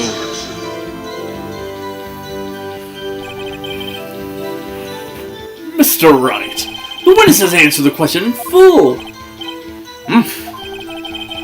No need for further questions. Objection sustained!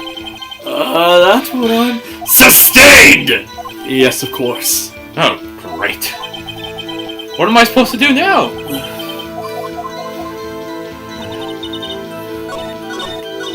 Wait. Oh. Just after midnight, you say. In other words, it was no longer Christmas Eve, but Christmas Day. Huh? Wait, that too. Huh? Yeah, well, yes. I know you're gonna... But really?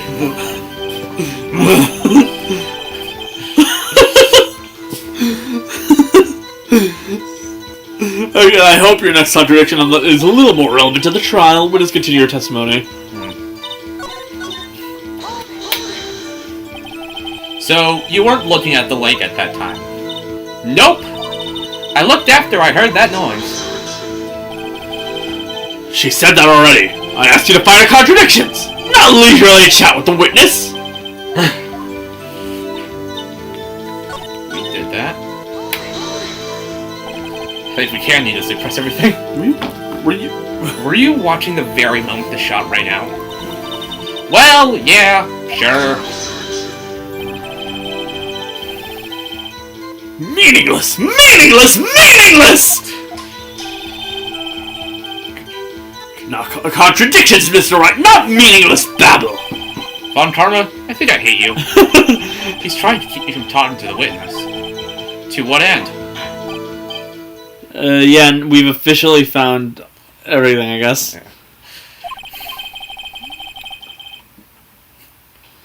You're the judge. Yeah, I think we've heard all we need to hear, Mr. Wright. It seems you were unable to find a contradiction in the testimony worth noting. But, Your Honor.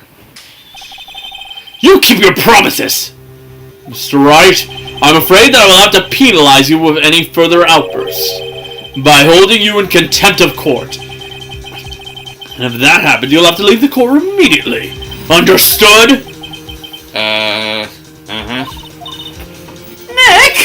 Why this testimony's fishy, Nick? Real fishy! Just like her face. Yeah. I'm sorry. I know what you mean, but I can't say anything. What can I do? I believe we've covered the evidence sufficiently to make a decision. Then pass your judgment! Very well. Mr. Miles Edgeworth, please take to the stand. Hold it.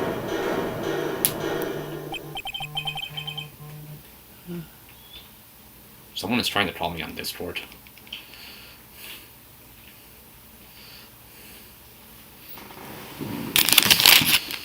When you do that, I'm gonna read it. Shut up. Please. I'm busy.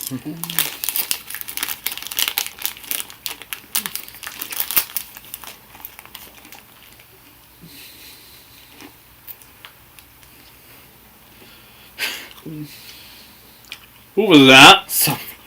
I don't know. Just a troll. I'm putting my phone on Do Not Disturb. At least until his attorney's over. It was me! Miles! Was something wrong? You need to use the facilities? No, I do not! Lionheart! Your testimony stinks! It's unclear whether you were actually looking at the lake. It's highly doubtful that you actually saw Mr. Edgeworth. Tell us the truth! This is a matter of life or death! Lotta! Did you really clearly see Mr. Edgeworth that night? Did you see him fire that pistol? You will stand down! The court does not acknowledge the defense's outburst. Answer me, Lotta! What's the big idea of treating me like some kind of criminal? I saw him, I swear it! I saw Edgeworth! Enough! Judge declared defense in contempt of court. Yes, of course. I'm sorry, but you were warned. Guard, escort Mr. Wright out of the courtroom. He is in contempt of court and must leave. No. No! Wait! I was the one who made the outburst, Your Honor! Nick is innocent! Ha! What's the difference? All that remains is for the guilty verdict to be declared. Isn't that right, Mr. Phoenix Wright? Wrong. Wrong. Wrong! What? Did you hear what Miss Hart just said? She said she clearly saw Mr. Edgeworth. That was not in the testimony! That changes her testimony, and I have a right to cross-examine her again. Am I taking the sacrifice for this? Order! Order! Order! Order! Like, I really hate having to yell out order. Come on. You're in contempt of court! It's too late for wild claims! Judge, sustain my objection! I'm sorry, Mr. Von Karma, but I cannot. What?! Miss Lotta Hart has made a new testimony. The defense does have a right to cross-examine her again. But he's in contempt of court! No, I am! If you're gonna arrest someone, arrest me! Very well. Maya Fey, you will leave the courtroom immediately. Nick, I did what I could. You have to do the rest. Good luck. Maya!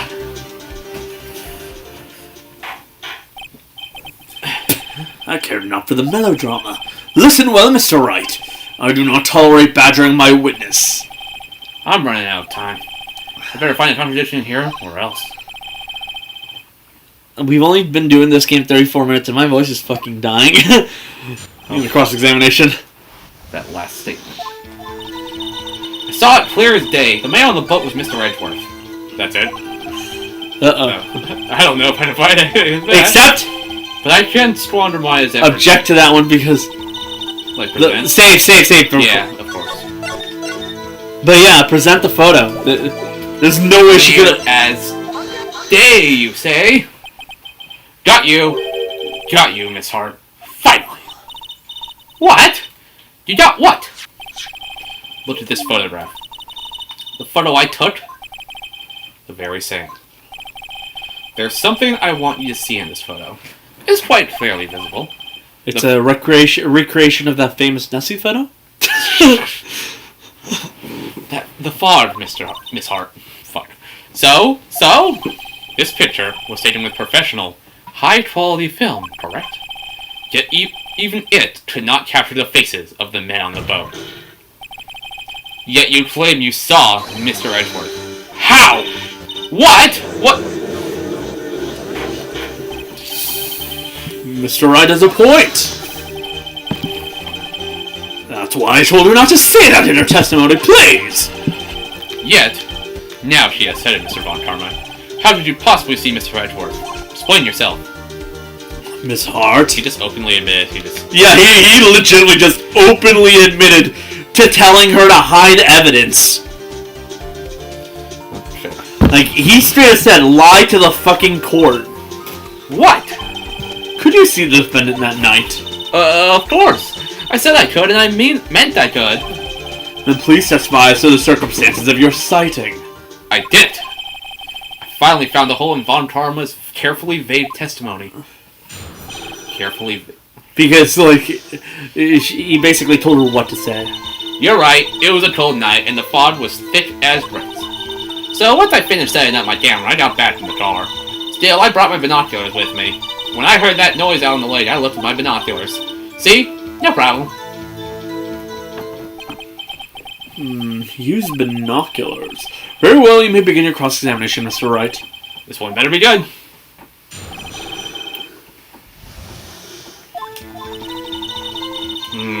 Well, first things first. Save again. We really don't want to waste up Maya's sacrifice here.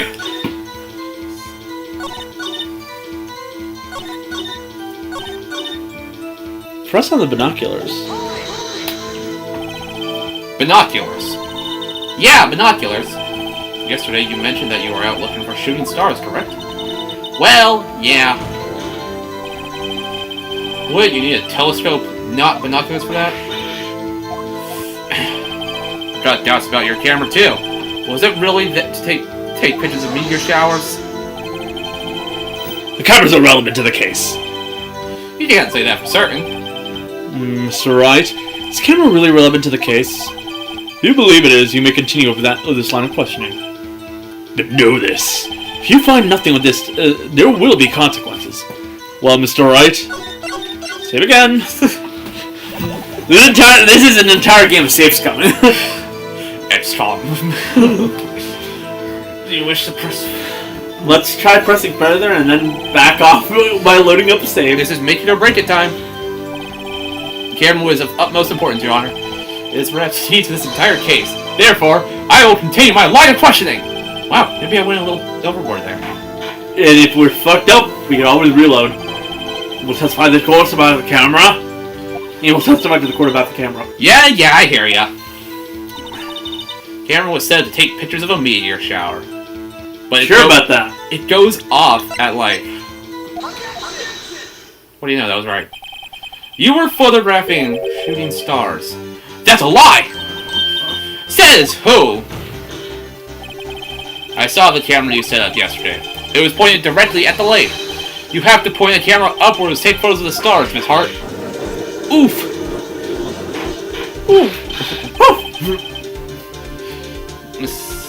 Mr. Wright, what are you driving at? The witness was not at the lake to photograph shooting stars, Your Honor. Well, what exactly was she photographing? Show evidence. Your Honor, take a look at this. The Gordy. I mean... What was Mr. Hart? Miss Hart trying to photograph? Yeah, that one. Miss Hart. This is what you were trying to photograph. What's this, a newspaper article? Gordy? Ah, the sighting of Gourd Lake. Well, Miss Hart. I never heard of no lake monster. You got proof or something? Let's see you prove that was down the lake trying to photograph this Gordy. I have proof. I have it! Proof! What's the proof? Let's see. No joking around this time, please. Why do you save? Just in case. What is proved? You should have kept that previous save. Okay, what? The proof, Miss Hart, is your own camera. Your camera was set to take photos in response to loud noises, correct? Thus, this photograph here taken when a gun fired on the lake. And here, this article about Doherty. According to this article, Doherty made a loud noise when it emerged. See, I knew what I was doing. Well, you were trying to photograph Doherty, weren't you? That's why you had set up your camera to respond to loud noises. Order. I see. I too thought it was a little strange. Yeah, sure. Well, Miss Hart, you were camping there to try and take a photo of Doherty, weren't you? Yeah. Not bad. Are all you lawyers that smart? So, smart boy, I was down there trying to photograph Doherty. You got me. So what? Huh? That don't change what I thought, does it? Exactly. What you just used several precious minutes of your time to prove is nothing more than that the witness is an idiot who thinks monsters exist! Hey! But as she so succinctly said, so what? It changes nothing! Not true. You were hiding the whole thing about Doherty for some reason, I know it. What could it have been? Whatever it is. I'm ready to the bottom of this. Miss Hart, why did you hide the fact that you were searching for Doherty from the court? Please revise your testimony. Right, fine, I'll testify. It won't change nothing, though. Something will change. It has to. Check the court record. Go into spy.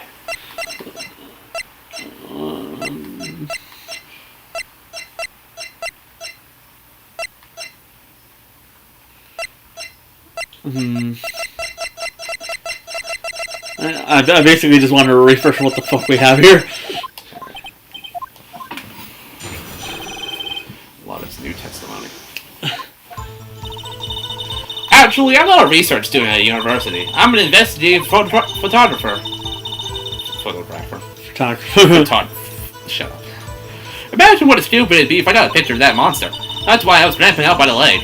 But that's all I was hiding. When I heard the baying, I looked straight at the lake. There wasn't much else to look at, so I just watched that boat the whole time. I saw a flash near one of the men's hands, and I heard another gunshot. I was looking right at the boat the whole time, crossed my heart and hoped to fry. Well, Mr. Wright, you may cross-examine the witness. What is this testimony is unchanged from before? Whether she's a research student or a photographer has no bearing on the case. There is no need to waste more of our time with another pointless cross-examination. I claim the defense's right to cross-examine the witness, Your Honor. On Farmer's up to something, I know it. He doesn't want me to cross-examine her because... Why? I gotta go to the grocery store. Okay. Was there a contradiction? Very well, you may begin the cross-examination. You seem sure of yourself. You must be hiding something. You must have something in mind. Ha! That would be a first. Very funny. You understand that this is your last chance of cross-examination, Mr. Wright. If there is no problem with the testimony this time, we will let the witness leave. I will announce my verdict at the time, Mr. Wright. Understood? Yes, Yeah. Your Honor. Okay, let's see.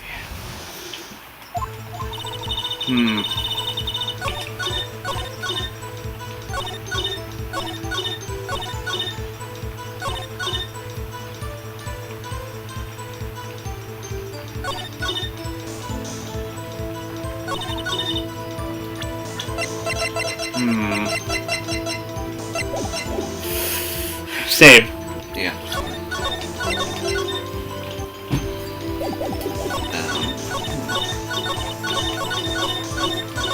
Maybe this... Which one? She heard a bang, right? But not that one, the next one. No. Maybe present the gun itself. Nope. Reload. Just reload. I'm trying. I can't pull up the menu until the text finishes going out. Okay.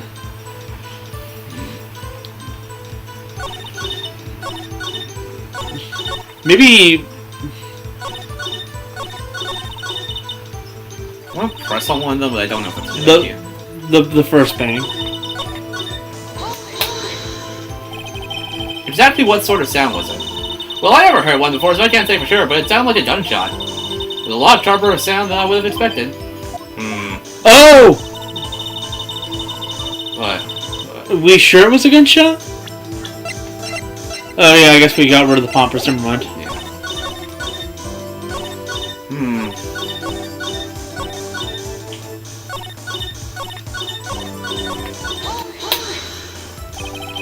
There wasn't much else to look at. Yup! I don't know. She heard a bang, and she thought Doherty was out there. Kinda doubt she wasted any time looking at the boat. What? What did I do now? What are y'all giving me that look for? Definitely suspicious. Maybe it's time for some evidence. Witness, continue. Hold your hushy puppies, Pops. I'm getting there. Actually, that was basically him saying that you're meant to present evidence on this one. Well, I'm gonna save on this one.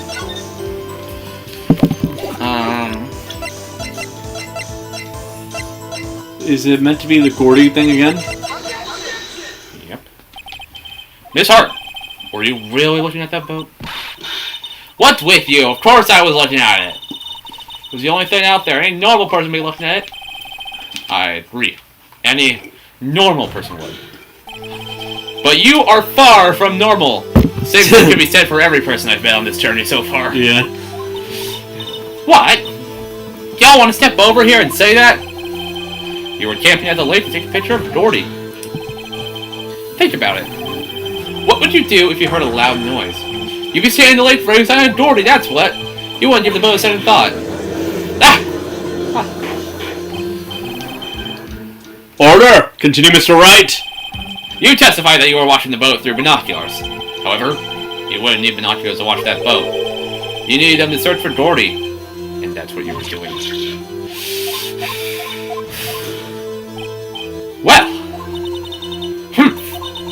Well, now that y'all mention it, I did sort of take my binoculars and kind of scan the lake a bit.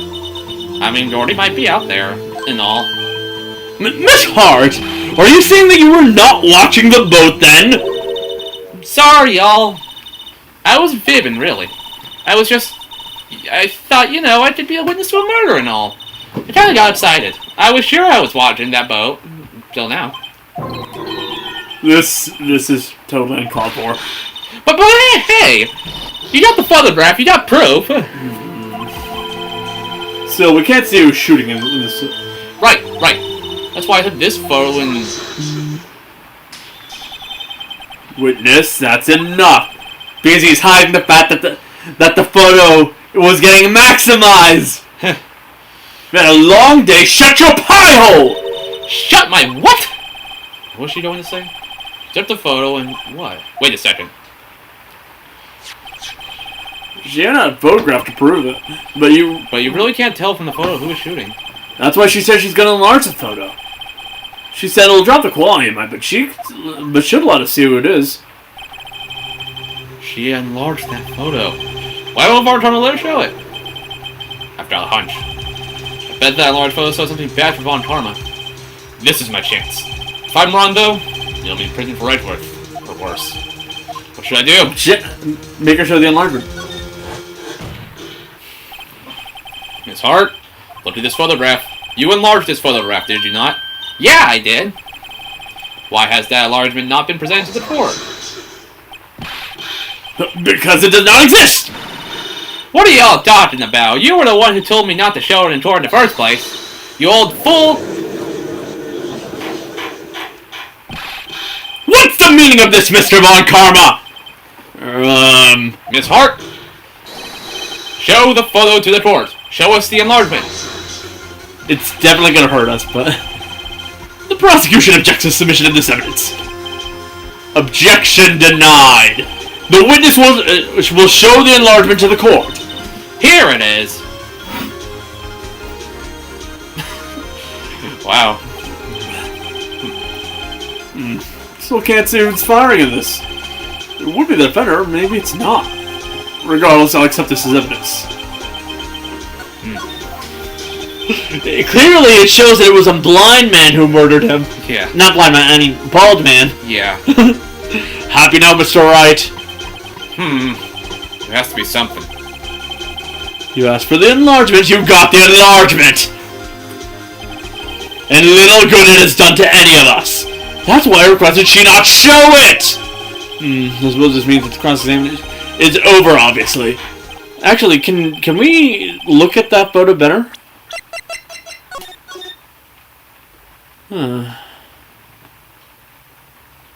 They're bald.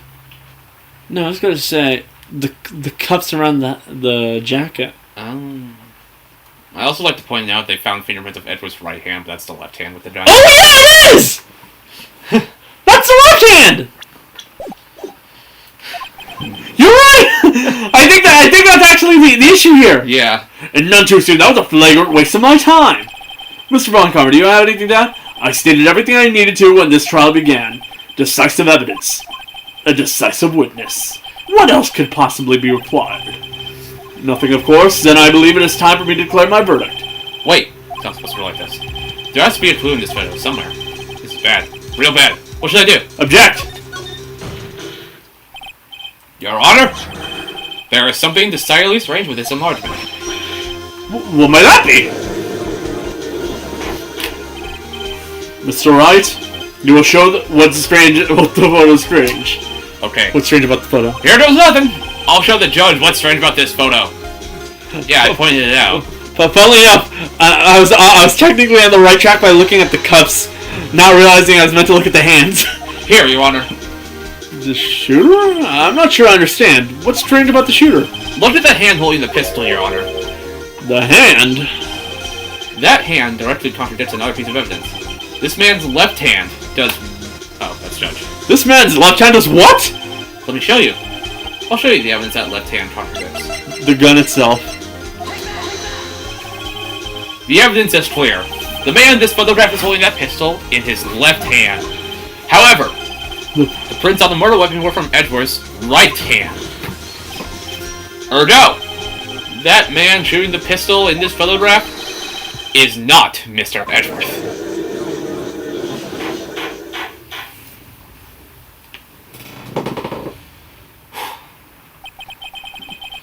Now that everyone in the courtroom is quieted down, I would like to reconvene the courts of the law.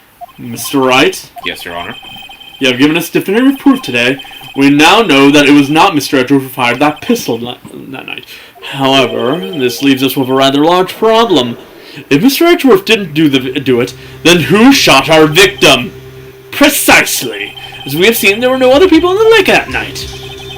Who but the defendant could have shot the victim? Larry. The victim himself. There is only one explanation remaining. The man who shot the victim was none other than the victim himself. Order! Order! So you're saying that the victim committed suicide? Yes, Your Honor. I didn't think of no other explanation. Indeed, that does seem to be the only remaining option. I'm so very, very sorry, Mr. Wright. But suicide is out of the question. What? What? What? Examination of the distance which he was shot. The distance? The victim was clearly shot from a further than a meter away. A meter? That's 3 feet.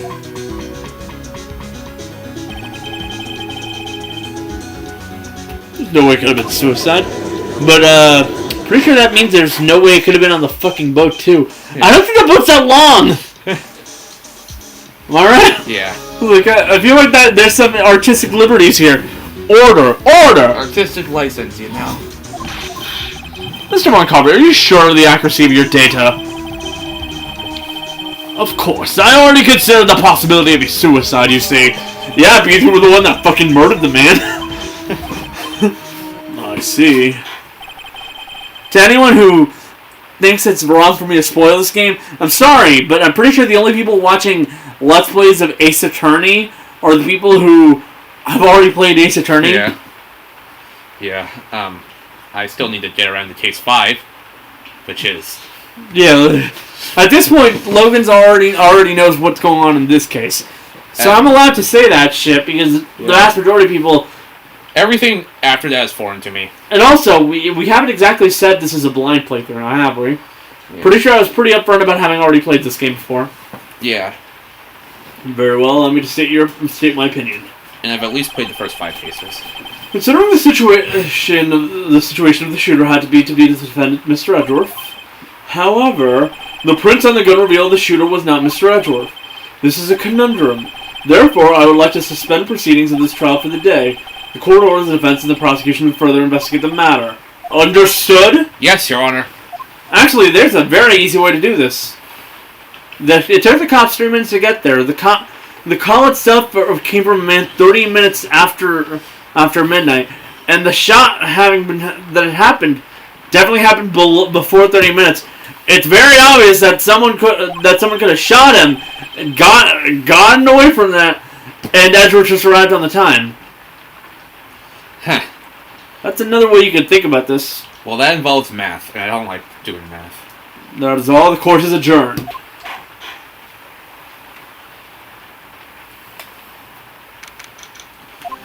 It took 3 hours in real time. Phew, that was a close one. Hey! Don't you have anything to say? No, I've yet to be declared innocent, right? Well, yeah, but... what happened out there on that lake anyway? If you didn't commit suicide, then who? Shooter was about a meter away, too. What? Don't give me that look. I did not kill him. I was just kidding around. Look, I'm going to go check on Maya. Oh, right. What? Tell her something for me. What? Tell her to watch what she says in court. That is all. Would it kill you to just state how you really feel with the thanks, Edgeworth? I requisitioned the transcript of Law's entire testimony. I thought it might give me some ammunition for the trial tomorrow. Of course she didn't see the shooter. So the only part of her testimony that stood was the bang she heard. Well, first part of the trial is in the bag. It's 4:20. Well, I'm gonna go throw up. See you next episode.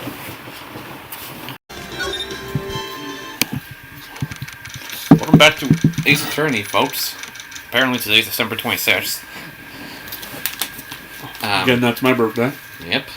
And I'm still eating. Yep. Oh yeah, Maya's in jail because... Maya! Because she interrupted the trial. Or something like that. One... Hey Nick, it's you! I'm glad Miss Redford made it through the day okay. It's a relief. Hey, why did you do that anyway? I don't know. I just knew I had to do something. I know I'm not the lawyer my sister was. I'm sorry. Well, you did save the trial. Just behave from now on, okay? Okay. She's gonna be stuck in here forever? I mean, that's basically her fate throughout the entire franchise. That is true. I see so many memes being like, oh wow, an entire country's been nuked. It was Maya. Tatra is that now? Let's present my silly attorney's badge. Must be nice, Nick. You can just show that to anyone and say, I'm a lawyer! But spirit mediums, well...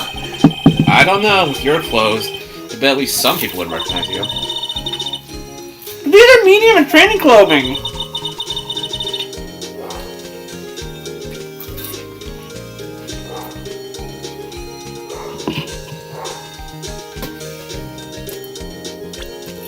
I wonder if I'll ever be a proper medium. Question. Have you been questioned yet?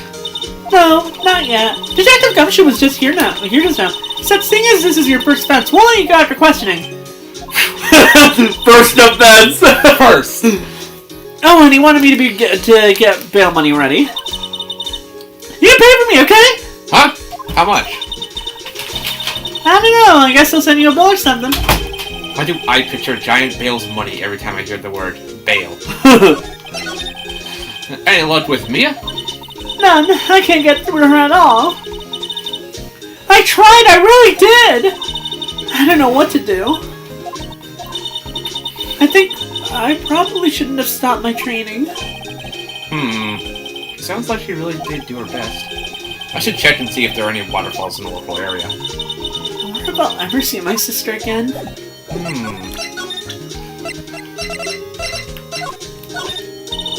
Sorry, I'm fresh out of ideas. Damn. Pretty sure this means it's time to go. Yep.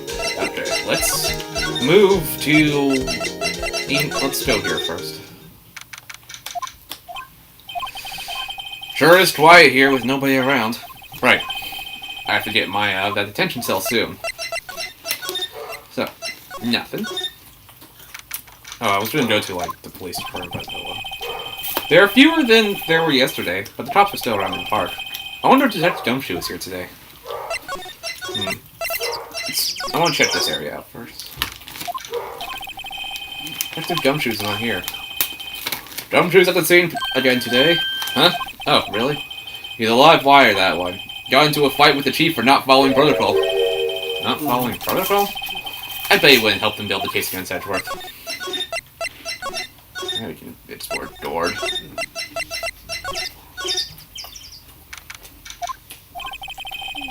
Haven't seen Larry around today at all. Probably off Payne through the nose on a date with the lovely fiancé.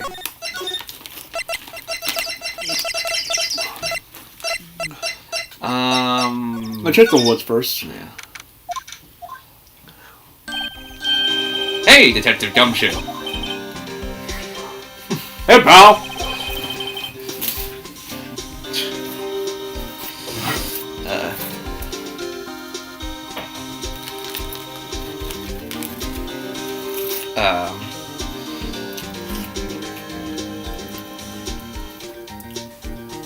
The trial today, Yes? What about the trial? Well, I was gonna say a good show, but it wasn't really that. Though you did say Mr. Edgeworth, I guess. I just wasn't sure how to thank you, you know? Thanks. Well, maybe you can investigate first.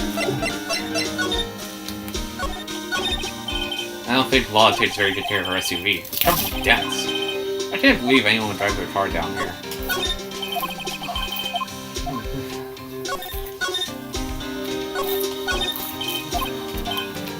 Even the news that you need. Camera costs a pretty penny.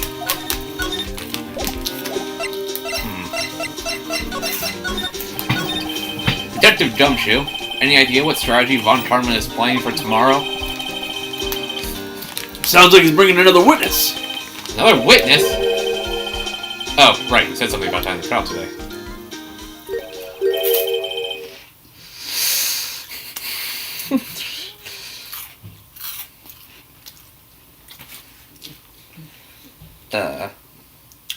There were two witnesses. I can't do that one. Okay. I was gonna ask if you want to skip that one. I was wondering who that other witness was. Who was it? Sorry, pal. As much as I like to, I'm not at liberty to divulge that information. Right. Oh, right. I wanted to ask you something about Edgeworth. What's up? Is he afraid of earthquakes? I never heard anything about that before. Mr. Edgeworth doesn't talk too much about himself, see? There's one thing that's clear as day. Him hating crime the way he does, and him becoming a prosecutor, and him being scared of earthquakes. It all started with that incident. The DL6 incident? Yep, that's the one. 15 years ago, when he saw his father shot before his very eyes. I was like about a week old at this time. At that time? This is 2016? 15 years ago, 2001. I was born in 2001. I was about a week old when the DL6 incident occurred. The DL6 occurred in my lifetime. No, you'd be younger than that. Because... When was it? 2016. December 26th. Oh wait, no, I'd be turning 17. Never mind. Yeah, it'd be like 6 days. Alright.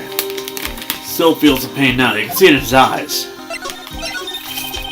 I wanted to talk to you about my thing. Huh? No, I haven't bailed yet. That's strange. I told them to let her go as soon as I had their report written up. Man, I don't know what would have happened in that courtroom today if it weren't for her.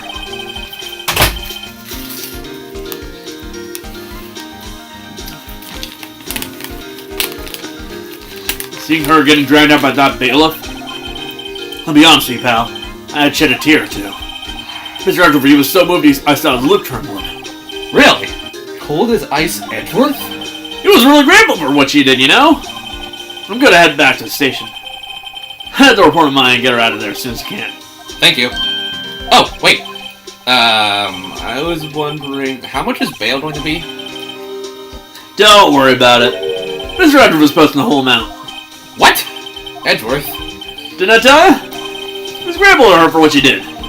Alright, pal. Well, don't forget to pick her up, okay? Maybe I can get Edgeworth to pay this month's rent, too. Maybe. Just maybe. Shot. Yeah.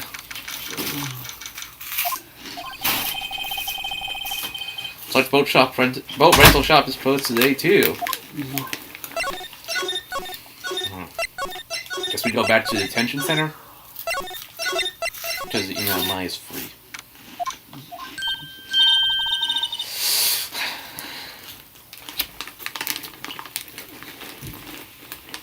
Hey Nick, you finally came! We just finished the paperwork, I'm ready to go! Free at last, eh? Those interrogators were really mean!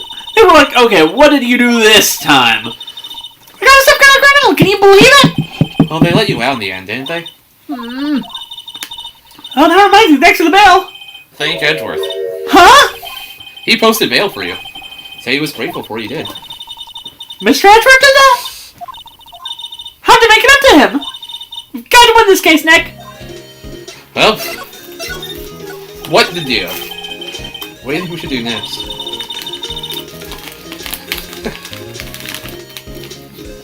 We're kind of lacking clues on the clues department. We could go to the park and look for Gordy. Oh, good. Still, if there are any clues out there, the park's as good as any. What do you say? Shall we head down there? Sure. Have you noticed anything lately?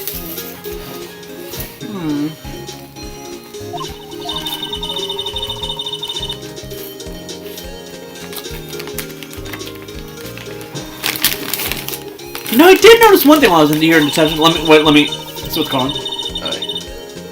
Hola, mamá. Logan's casa?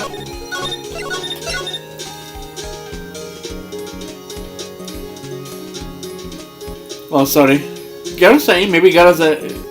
Pienso que ese punto ya está despierto. ¿Qué va? She wanted some help with the text, but like, I'm already out of there. It's really pretty comfortable here, and it's warm, and they keep it very clean. I meant, have you noticed anything about the case? Well, not much more than that now. It's probably still upset about me. I should leave her alone.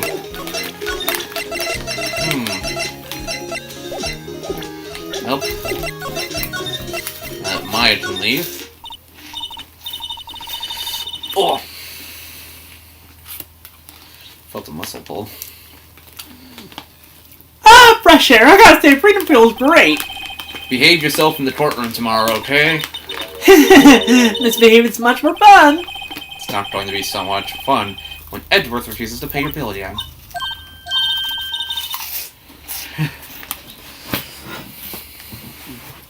Right, I'll behave.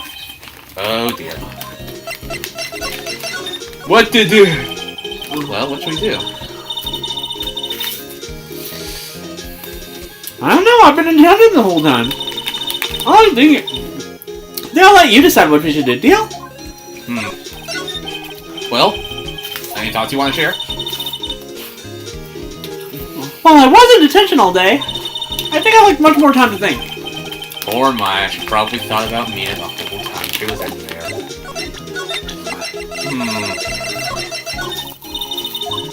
Damn. Let's see. Let's go to the park. That's not the park.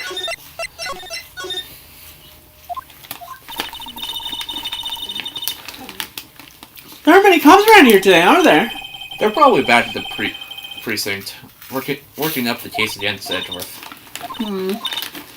Hey, y'all! Hey, it's Lotta! Y'all really did it today. What do we do now? No, I'm not complaining. See, I did a little thinking. A little self-reflection, you might say. I realized that being a witness is a mighty big responsibility. But I just went up there and started blabbling any old thing that came to mind. Lotta. So, you see, I want to make it up to y'all. Make it up?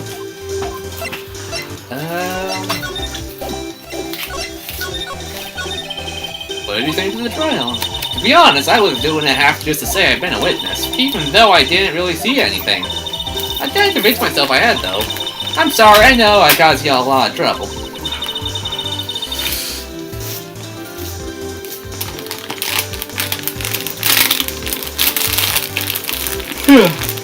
Well, memory is a tricky and big little thing. Yeah, I sure know that now. I'll be fine the next time I witness a murder. Right! You mean the first time you witness a murder? What about Doherty? Right! Well, the way I figure, the trial's only stoked into flames with Doherty fever. I'll get my exclusive photos and rocket to stardom! Alright, Lotta, you go, girl! I wish I could be an investigative photographer, too. Finish your spirit medium training first. Finish your spirit medium training first. Can't talk. Lotta, what do you mean by making it up to us? Well, you see, actually, I got a bit of information for you. What? That Von Karma didn't want me to say nothing about it. What information? Now we're getting to the heart of it. See, I reckon we might be able to do ourselves a little exchange. Exchange? I thought this was to make it up to us. Right. I propose a little exchange to make it up to you. Why? Information don't come cheap, my friend. Hey! I see you thinking, my, how unsophisticated these southern folks are. It's written all over your face. Let me tell you, most southerners are way more sophisticated than you. I'm just the exception, okay? Well, what'll it be? We did a deal or not? What do you do, Nick? Sure. We don't have any other leads, so I don't think we have a choice here. Okay, how much? Huh? You're completely off your rocker. I may not be sophisticated, but I'm not trying to rob the poor. Huh? The only fair exchange for information is information. Listen good. What I need for you is information about Doherty. Whoa, Doherty! But Doherty does... I mean, Doherty might not exist. Then bring me proof that shows he don't. I'll be keeping watch from the jar, okay? You see something, y'all come to me first, got it? Okay. Right. See y'all later. Okay, Nick, let's go hunting. Hunting?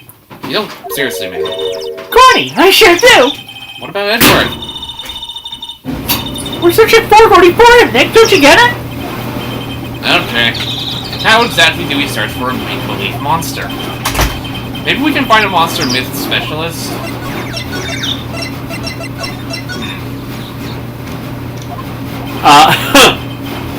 What's that?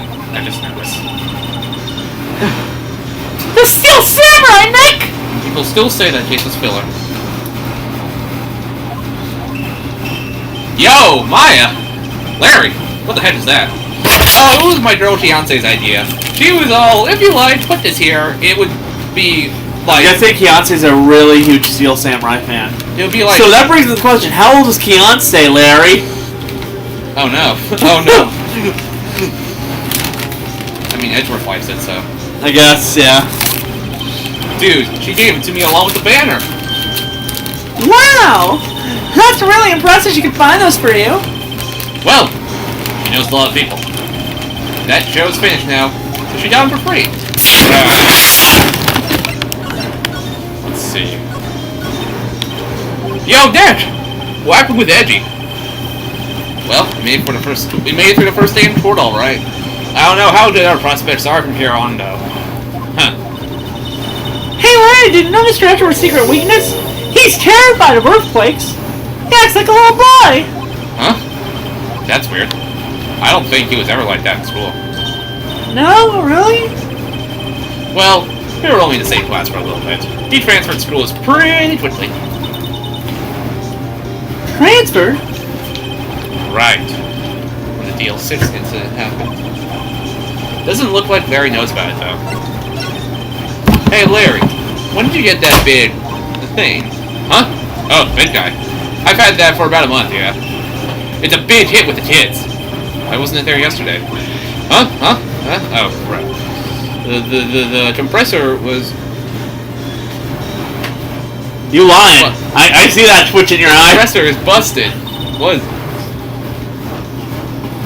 Compressor? Yeah, it's that little unit by my hot dog stand. That's what I used to put air in the Steel Samurai. It broke a little ago, so I sent it in for repairs. Oh. And here I thought you'd inflated it yourself. Inflation.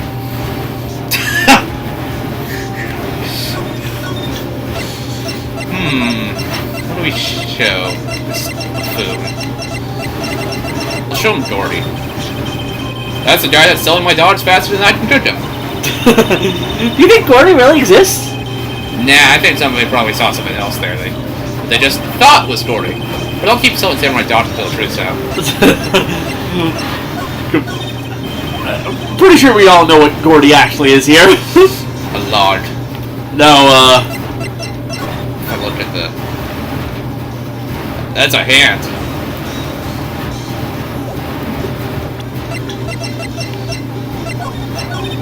look at the hand. Oh, it's the fucking Steel Samurai statue. That's my guess. I don't really remember this part. You want a gun? Actually, yeah, I could investigate that. Doesn't that Steel Samurai look a little out of place? I mean, it's so huge. I guess it's good advertising. Something about the Steel Samurai just doesn't work for me. Huh? Really? It looks pretty well made to me. Still a novice, aren't you, Nick? Really? True connoisseurs like Cody and me don't fall for this kind of stuff. These Steel Samurai fans are obviously in a league of their own. Compressor? Wow, Gourd Lake is really big. Yeah. Say, Nick, why is it called Gourd Lake? Oh, wait, we already read this part. Did we? Well, long time. What's this machine? That's a compressor. I used to fill up a balloon. I used to fill up that balloon there with air. Huh, neat. Just got it repaired yesterday. Man, what a drag that was. I guess Steel Samurai dog. Can't get over the samurai dogs. The original Samurai Dogs, no less. Hey man, whoever calls their product the original first wins. Why don't you add world famous to the sign? Hey! Good idea! What have I done? World famous original Samurai dogs. That does sound like something they'd do. Yeah. I'm just gonna see the sign. Lift. Trash can is empty. At least the place is well maintained. So, how much you want to bet those poppers were originally Larry's? 17 smackaroons. Hey, Nick, benches. Let's take a break. Maybe have a dog. This is yours. Yeah, I think not. It's too cold to sit and eat hot dogs out here. It's pretty cold while I was eating. Wimpy city boy. You should try standing under a freezing waterfall sometime. Well. Unless you can investigate the arm specifically, I'm pretty sure we're done here.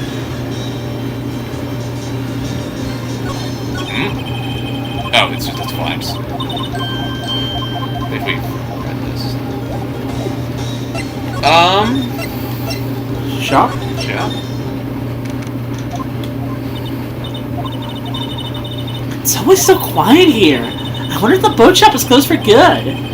Well, the murder on the lake and all, they're probably just taking their vacation until it blows over. I get it. I want to try examining a bit of it.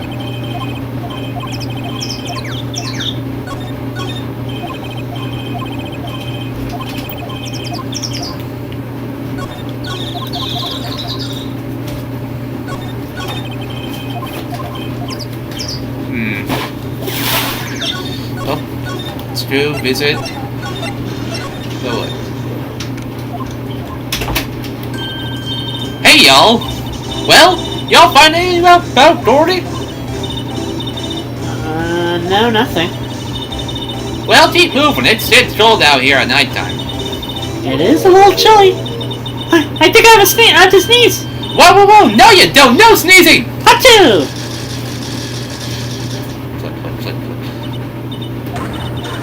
I told y'all, no sneezing! See, I had the camera responding things a little softer than a bane. It'll trigger on one of Von Karma's finger snaps now. Oh, I'm sorry. Yeah, well, sorry's nice, but what about my film? Nick, pay the lady.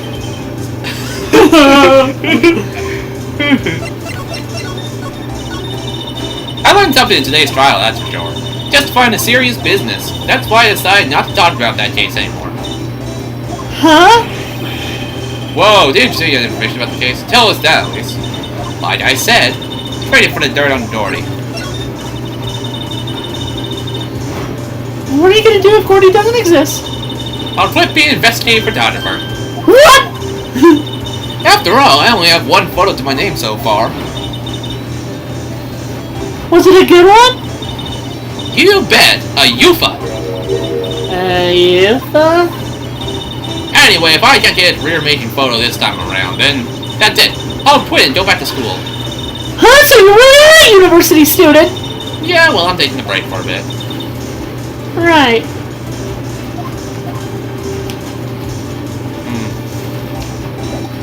Wait, why is that not been checkmarked? Because we don't have evidence on Doherty. Oh.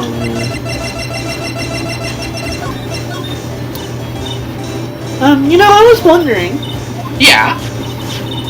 why didn't you get a picture of Gordy? And it turns out like this enlargement did.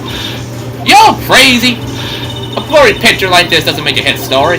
I need a picture that screams, I am Doherty! Hear me roar! I can't turn something like this into the paper. What kind of a fool do y'all think I am? The kind of fool that would turn a blurry picture in as evidence in a murder trial? Not to mention claiming she saw something she didn't see?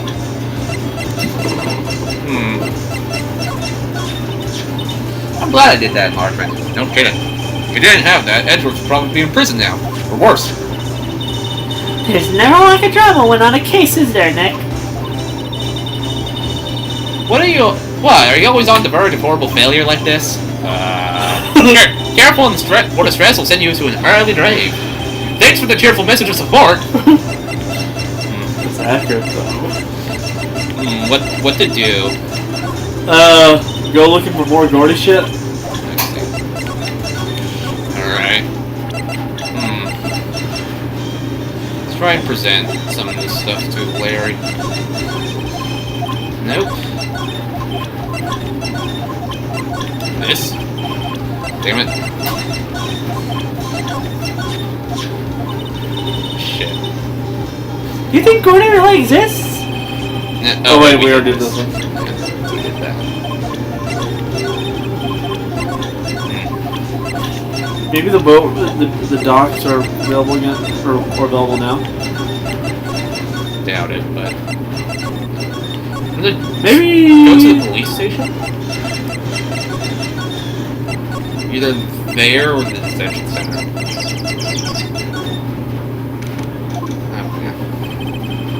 Hey there, pal. What's up? You look out of sorts. Wait, you didn't go do something that's gonna hurt Mr. Edwards' case again. What do you mean again? Whatever, have a seat, pal. Remember if you need anything. Besides money, that is. Pretty sure fucking Gumshoe's like the one person broker than Phoenix. Yeah. How is the investigation proceeding? It's not really. We have another meeting coming up. We're supposed to talk about Mr. Edwards' motive. His motive? See, Mr. Edwards' father died in the DL6 incident, and the guy who got the lone suspect declared innocent was the victim in this case. Robert Hammond. They're saying that's why Mr. Edwards shot him.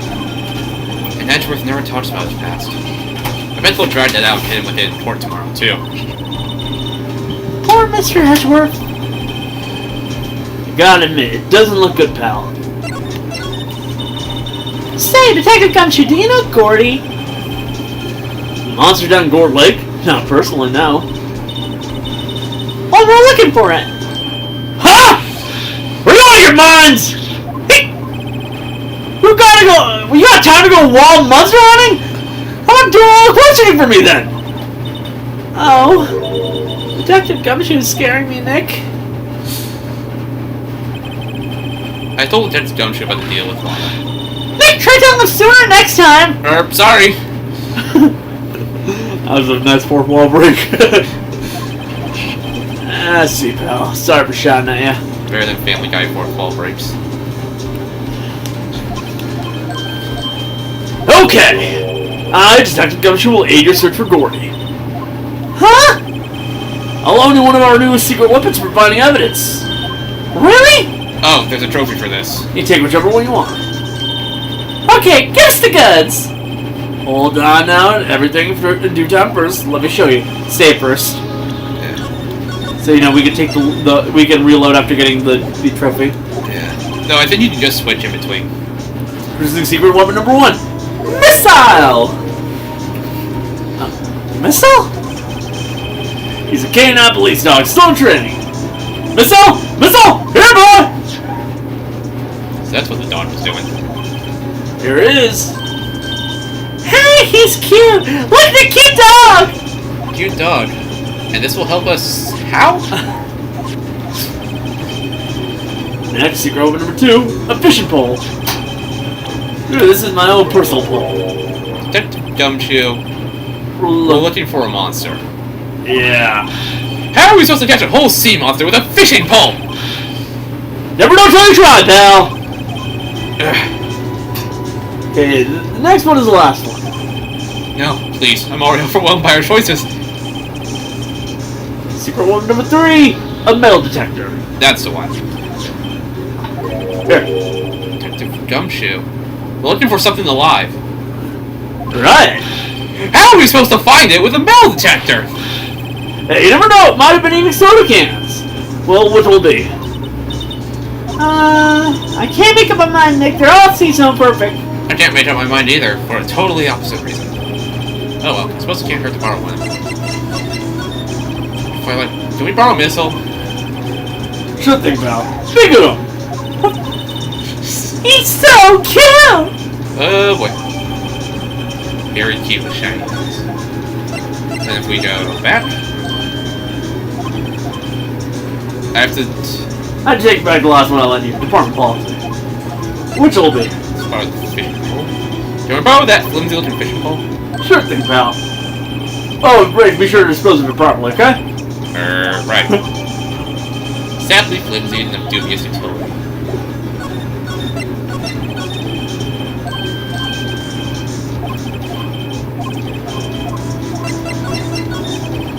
Can we borrow that metal detector? Sure thing, pal. That's you. Not sure we're gonna find this. Remember, your monster hunting, anything's possible, anything. Honestly, that's fair. There's a trophy. Old Gumshoe secret weapon. It's like one of 3 special trophies for the first game. Like the other was when we got to the very beginning, and another is like getting all types of lunch boxes. This game is relatively easy to platinum if you know what you're doing. Go here. Go here. Right. Idiot. Move.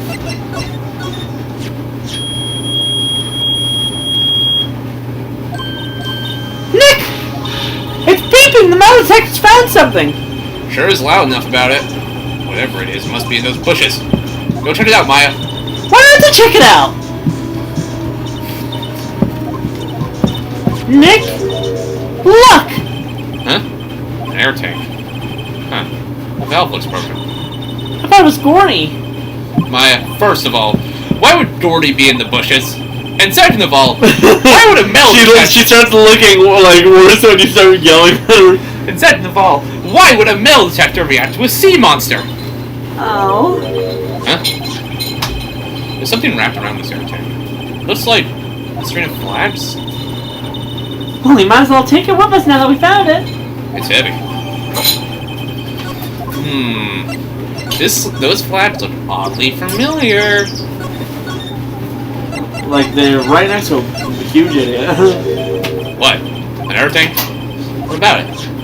Larry, I wanted to ask you about this tank.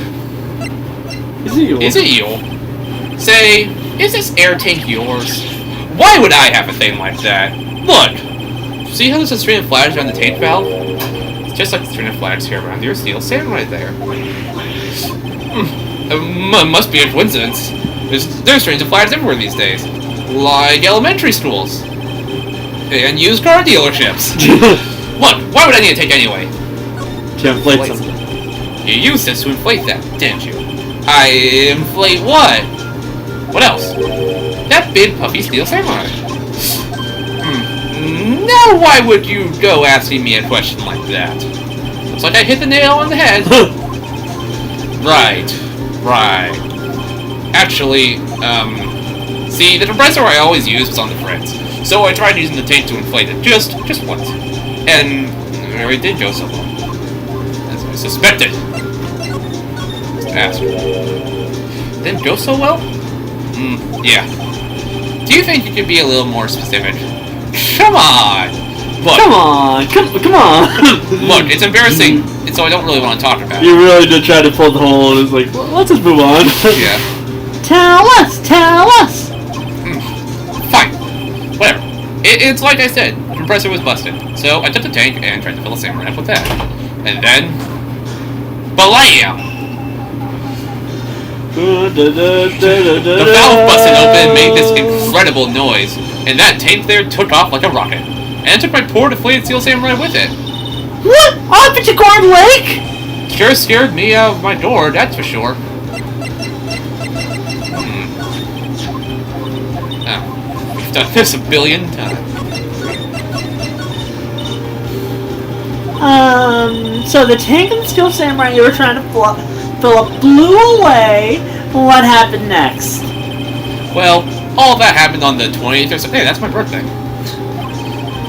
20th. A week ago. Now, as far as I could see, the tank went flying out into the lake. So I went out every night in a boat looking for it. I mean, Fiance gave me that steel samurai after all. And when did you find it? Just the night before last. Flew way out there. It took me 4 whole days to find it. The night before last was the night of the murder! Sorry for not telling you, Nick. Actually, I was here on the night of the murder. But, you see, I went home before midnight. So you didn't know about what happened? No. That's too bad, isn't it? It's not all bad. We solved one mystery, at least. A mystery? Maybe we should go tell her. Pretty sure this is basically saying, go to Lotta, tell her what's up. Well, Mr. Lawyer, I got the info y'all need. Y'all got the scoop on Dory for me yet? Gordy doesn't exist. Lotta. There is no such thing as Dory. What? How can y'all be so sure? Really, Nick? Y'all got some proof Dory doesn't exist? Proof that Dory doesn't exist? He's here. Of course I have proof. No lawyer worth his badge would make a claim without the proof to back it up. Here's the proof that Dory doesn't exist. Larry's air tank? What are y'all doing with an air tank? This is Dory. Excuse me. What exactly are you saying, Nick? There's a stand near here. A hot dog stand. Oh! There's a giant inflatable samurai doll there.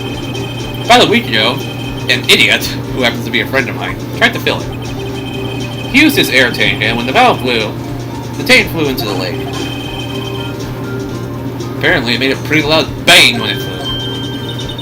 A bang? The tank, along with the still deflated samurai, fell into the lake. At the same time, couple was taking a photograph of the lake. This photo. Wait, so you're saying that Gordy is really the Steel Samurai? Well, that's a fine way to ruin a gal's dreams. I'm sorry, Lotta. Nah, it's okay, you win. I'll give you your info like I promised. Maya. Poor Lotta. So, tell us this information you have. Promise is a promise, I guess. I overheard the cops around here saying something about the witness tomorrow. They said he's the caretaker of the boat rental shop up the path here. Boat rental? Maya. There's someone there? I mean, it looks so deserted. Just an old guy living all by himself. Y'all should go check it out. Thanks, Lotta, we will. Let's get cracking, Nick. Hold on. Something else? Yeah, deny the murder. My camera took twice too long. Wait. Wait, so you have another photo? Well, yeah, but there's nothing in it at all. Just a lake. I figured it wouldn't be as much use as evidence, so I kept it to myself. Well, it might not be helpful at all, but here, take it. Taken automatically on 12/24 at 11:50 p.m. Wait a minute. Bye now. Y'all take care. 11:50. It's 10 minutes before midnight. Time for me to pack up and leave. Poor Lotta. It's all Larry's fault. Usually The is. legend still lives on, I guess. The legend? Yeah, the legend of Larry, familiar to all who know him for any length of time. When something smells, it's usually the Butz. Someone should whip that Butz into shape.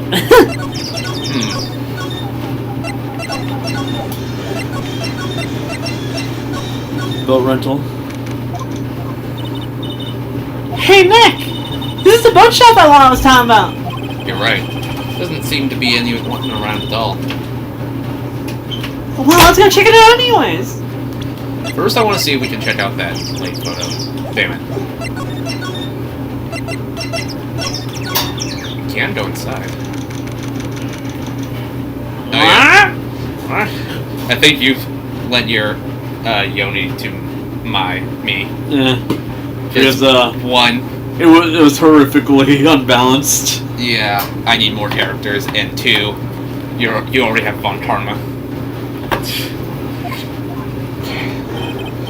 Mate, that you?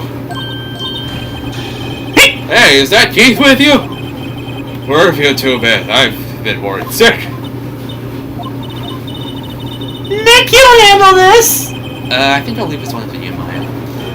Mate! Yeah? Finally, made up your mind, have you? My mind? You'll run the pasta shop when I'm done. Pasta? Glad to hear it, glad to hear it. You make your old man proud. When kids left the house, I didn't know what to think. How am I supposed to keep this place running, old man like me? Polly, the kids are home.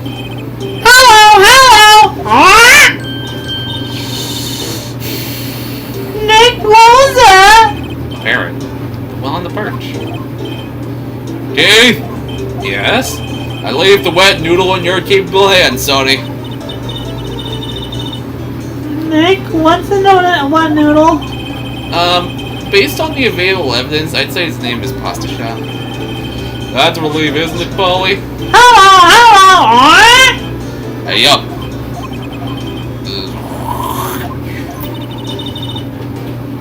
He fell asleep. I guess he's relieved.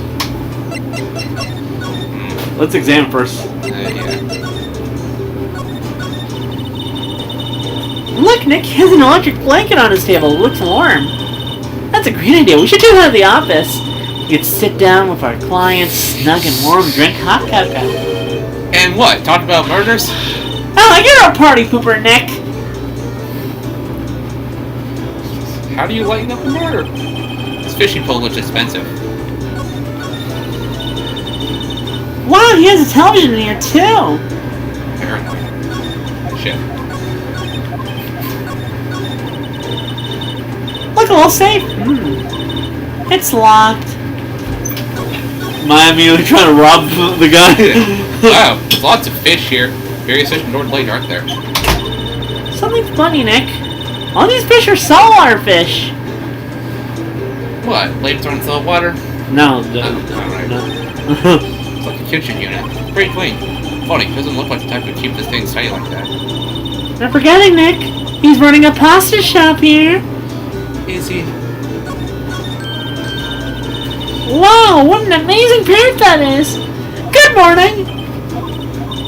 Hello? It ignored me.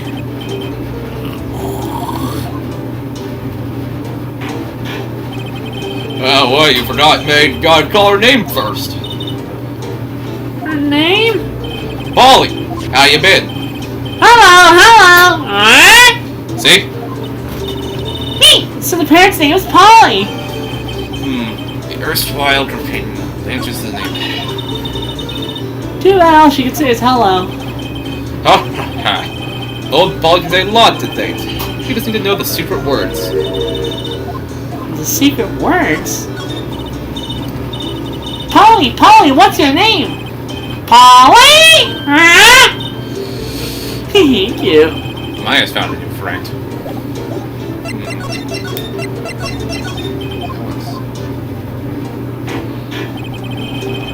My memory's gotten worse as of late. That's why I just tell everything important to old Polly there. Everything important? I wonder. Polly, what's the number to the safe? 1228! It also could be interpreted as December 28th. Alright! Hey! Polly, watch it, will ya? See, Nick, all it takes is a little clever thinking. And the criminal mind. Quick, Nick, write down the numbers! Hey, don't get me involved in your little heist schemes. Let's check it out. Damn it. I just... the pasta shop? Hey, up, the wet noodle will live on when I'm gone. My father started, you know. So that makes you two the third generation. Right? Yeah? Tomorrow, start with the secrets of dough tossing. Dough tossing? You two, Kate. Yes? It'll be the best pasta wrangler the West has ever seen. Pasta wrangler the West? Isn't pasta from Italy? Right? Yeah? You know the best pasta is always made at the west of the Rockies, don't you? Right. Oh, you can tell that the localization didn't even try that one. How long do you have to keep the whole in the family charade? This old man must know Charade? something about the murder. Not leave until we find out what that is. Okay, time to rob the safe. 1228. Look, we'll see. It's locked. Damn it. Damn it. Let's be honest here. It wouldn't happen if he's here. I was gonna say Phoenix wouldn't have allowed it to happen anyways. This is a boat rental shop, right? What are you talking about? This here is the Palace of Pasta, the wet noodle. So, now that you mention it, we haven't gotten many orders for spaghetti lately. All the kids come up and say, yo, dude, we want to ride one of your boats. That's why I keep some boats out there for youngsters these days. Darned if I understand them. I'm pretty confused myself. Nick, this isn't going anywhere. This old man is a witness tomorrow, right? We gotta find some way of getting information out of him. Polly. Dr. Polly. Now listen here, Keith. Remember that tricolor pasta we were talking about? A rainbow ligoli. I figured the last one we should use indigo glue. Rainbow-lioli.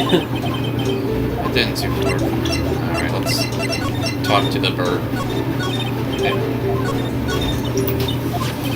We already do this bit.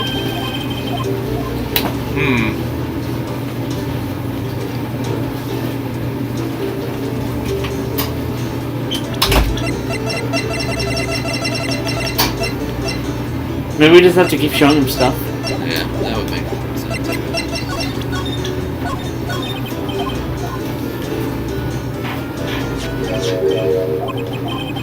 That's a lawyer's badge.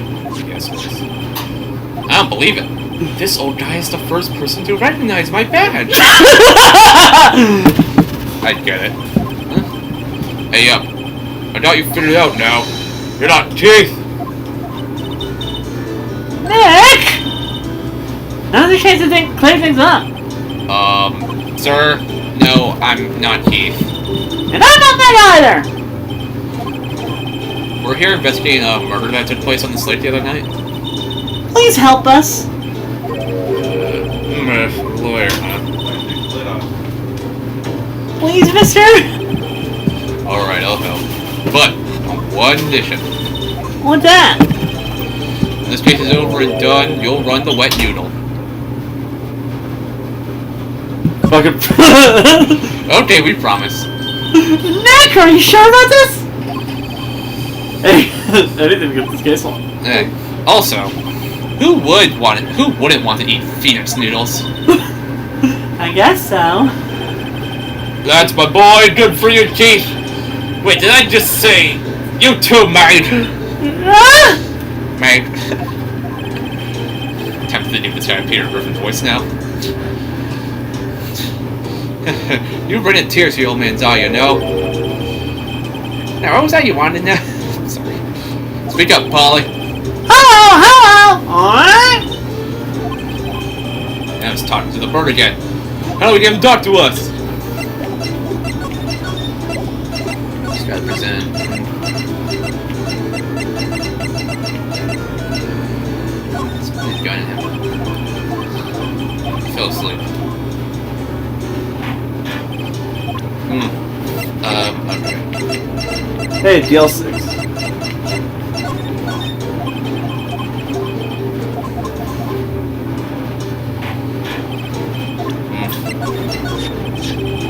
You know about Doherty? Nope. That's it. Look at that one actually got like a anything. Well, here's my only friend in the world. Isn't that right, Polly? Hello! Hurry up. I remember being annoyed at this part. Probably meant to say no, we don't promise. I don't know. I'm just gonna try every option. Fair enough. I'm just gonna get this mobile game stuff out of the way.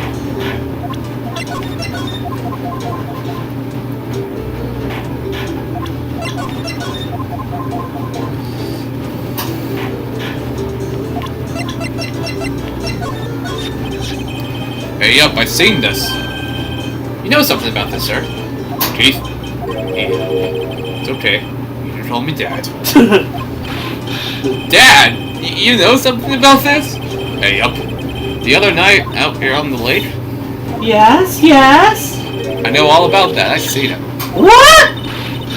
Tell us what you saw! Well, I suppose. Since you're taking over the shop and all. So now we can talk to him. I forget the time, but it was pretty dark outside. Probably night, yup. It was after midnight, but okay. Then I heard this bang, so I looked outside, and I heard another one, bang!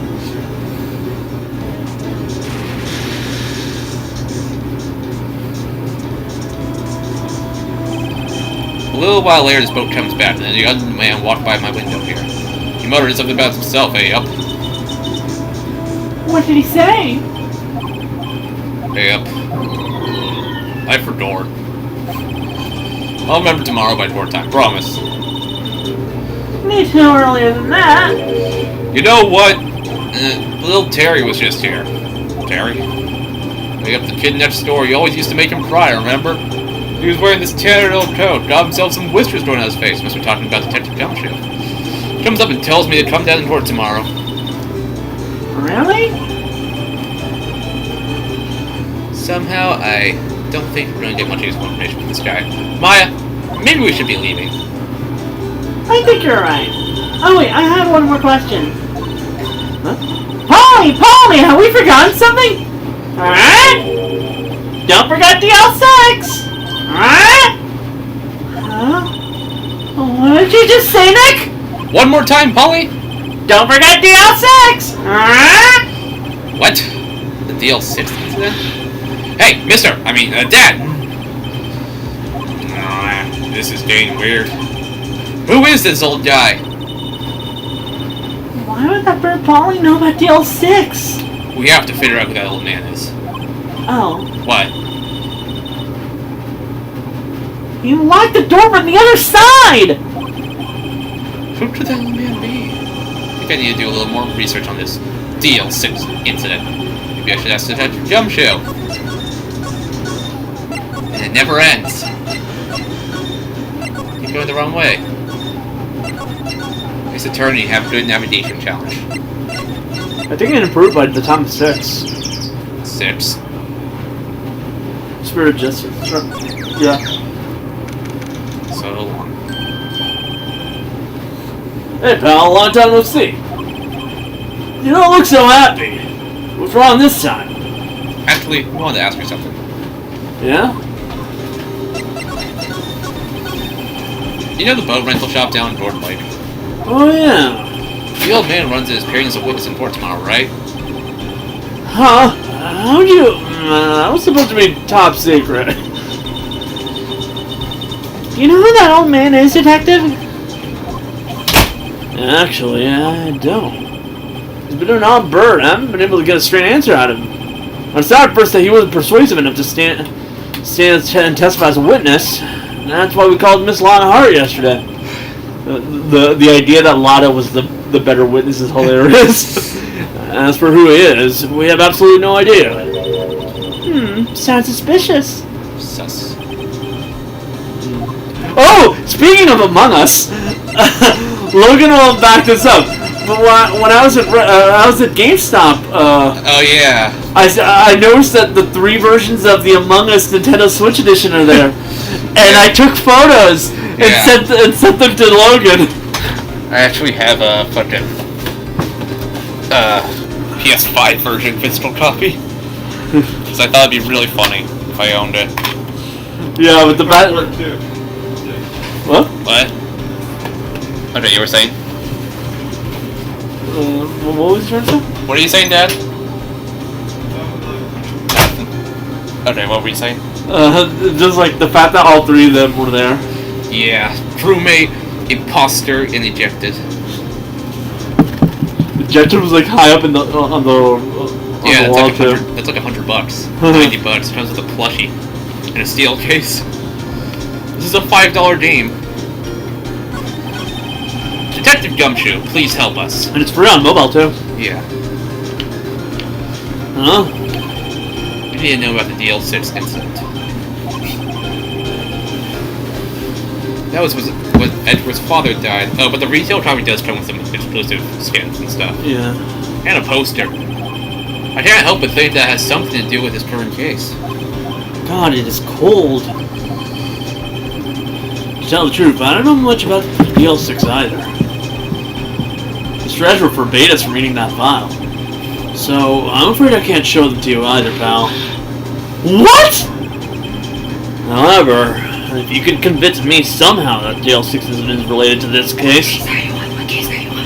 This is 4. That was weird! He likes case 4.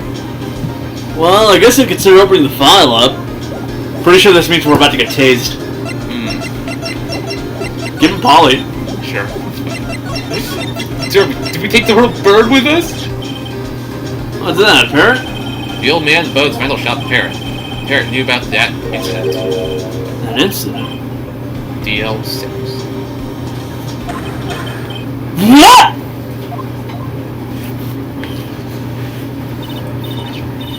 Polly, have we forgotten something? Don't forget DL6! Huh? I'm pretty sure that old man must have taught her that word. Yeah, but how would that old man know about DL6? Wait, what if that old man was connected to DL6? Nick, you think he might be? I get you. Sounds like you need information on the DL6 incident. Through the station's record. I'll give you special permission to go in and find what you need. All right, way to go, Detective Gumshoe! I'll connect to the records room. I guess it's time we faced Edgeworth's past. Here we go.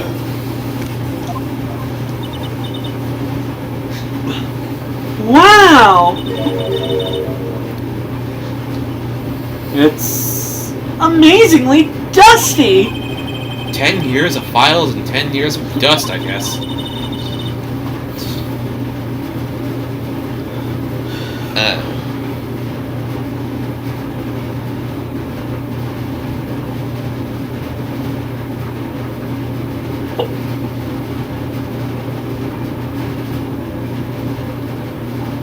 Let's find DL6 quick!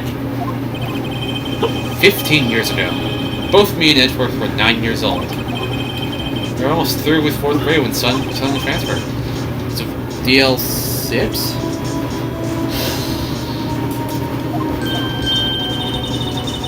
Nick, I found it! I found where the file is! Oh, thanks. Just let me know when you are? Will you want to know about DL6? I'll go get the right file. Well, first I have to get the handle on the main facts, like a summary. Right! So, that's Maya. Summary, found it! Here you go! December 28th, 2001. Hey, 12/28! It's the freaking year drop. We know when every Game of Ace Attorney takes place now. See, guys, they said the year. I was 8 days old by then. What the hell? The fact that they're like... DL6 happened within my lifetime. DL6 also happened within the lifetimes of me and Kevin. Not Kevin. Kevin, yeah? Wasn't he born in... Oh, yeah, wait. Yeah. 1999, 2000... Yeah, 2002, never mind. Do math. Get better. Everybody's timeline except Kevin.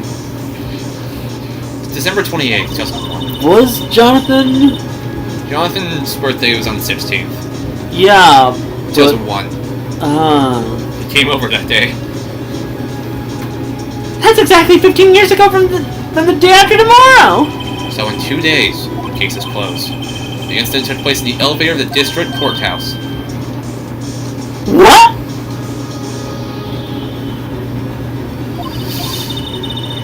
Is this the same district courthouse where we're holding the trial now? Looks like it. There was a large earthquake at 2 p.m. on that day. Part of the court building collapsed and all the lights went out. Man, shit always goes down around this area. Wow, that was some earthquake. At that time, 3 people were trapped in the elevator. It took 5 hours for them to be rescued. 5 hours!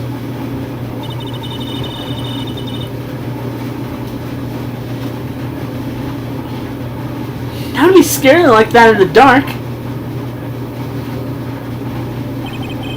There was a lack of oxygen in the elevator. The survivors were unconscious. The survivors? One of the 3 in the elevator had been shot in the heart. Shot through the heart. That was Mr. Edge's father, wasn't it? He said that his father was shot before his very eyes. So Miles Edgeworth was one of the other passengers in that elevator. Do you have data on the victim, Edgeworth's father? Yeah, hold on. Victim. Here, found it.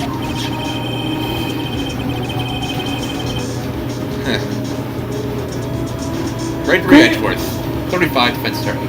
If he were still alive, he'd be 50. He had lost that day's case in court and got in the elevator with his son, Miles. Miles? Miles Edgeworth, of course. So he was in the elevator with his father. From the angle of the bullet and other evidence, it could not have been a suicide. The murder weapon, a pistol, was found in the elevator. The pistol had been fired 2 times. Where have I heard that before? Huh! It sounds just like this Hart case. What's going on here? Got any data on the suspect in there? That would be the guy that my mom got arrested. Hold on, this is it. The man arrested as a suspect in DL6 was Yonni Yogi. He was a clerk in the court, apparently.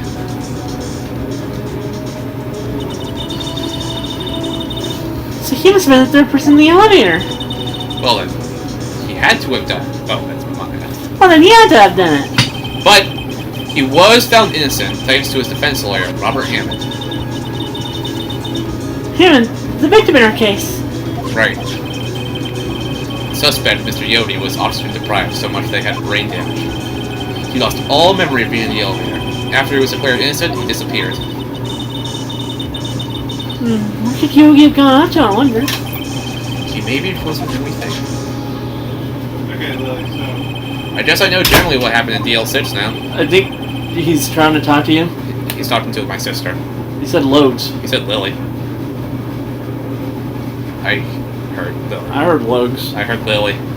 Still don't know. I still don't know what the sort of impact the whole thing had on Edgeworth. Nick, are we going to tape the whole file? There's too much. We'll never get it out. You're right. How about we just take what we think we'll need?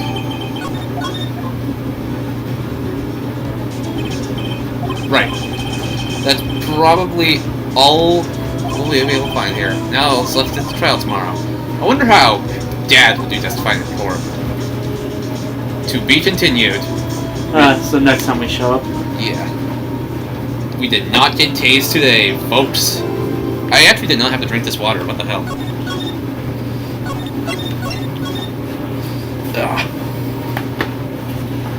Alright. See ya. No, wait. What am I on about?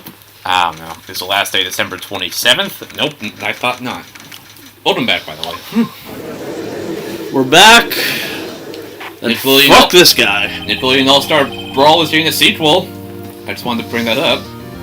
I am currently waiting for my food to get here. Yeah. Anyway. Court is now in session for the trial of Mr. Miles Edgeworth.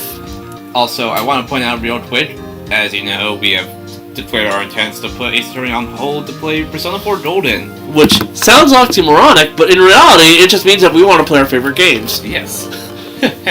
So. And, doing this whole voice acting thing kills our voice. Yeah. As much as I like Ace Attorney, I don't like coming home with a raspy voice. Yeah. So, today is the 15th, comes out on the night of the 18th. Next time we'll meet up, we're going to play that. So, this will be the last Ace Attorney episode for a bit, but we promise it will come back. I promise. Eventually. You that. Eventually. Someday. Maybe. Maybe. Probably. Hopefully. Anyway, let's continue. Potentially. Okay, I'm fine now. Anyway, with that in mind, please enjoy our voice performances one last time. The defense is ready, Your Honor. Very well, apparently the prosecution is also ready. Who is the judge here, anyway? Mr. Montcarma, your opening statement. Very well, no opening statement, so... Not so fast, Judge! I am taking a meaningful pause before speaking. Right, of course. And also, unlike in Persona, you don't have to worry about reloading your save constantly. Make sure you get the right piece of evidence because there's only one actual dialogue instance where what you say fucking matters. I'm going to pull up that fucking Discord conversation we had years ago just to help with that. I have it screenshotted somewhere. I'm probably going to use it in my other run. Okay. A prediction? Today's trial will end 3 minutes from now. Order! Order! Mr. Montcarma, what is the meaning of your statement now? It means I'm holding this crowd hostage until I get my guilty verdict. What do you think it means? It'll be over in 3 minutes. We have no time to waste. I'll call my witness now! Right. I'll call my witness, my decisive witness, to the stand. We haven't been shocked, so it's not the final day of the trial, I think. Yeah. It's that mysterious boat shop owner. Oh well, we went as far as we could. Witness, state your profession.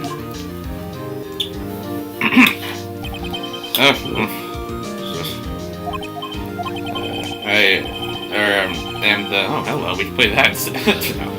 I am the proprietor of the restaurant at the Wet Noodle at Door Lake. And I also rent boats. It's been a month. The night of the incident. You were at the boat rental shop, correct? Yup, I was. Please testify. Wait a second. I still haven't heard who this old guy is. Wait a minute. The witness hasn't stated his name yet. Because I did not ask him, Mr. Wright! Bah! I predicted this trial would end in 3 minutes! Stop asking critical questions like actual law procedure! And cooperate! Yeah, right. Cooperate my ass. You are meant to give an introduction as to who you are and what you do! The witness will state his name!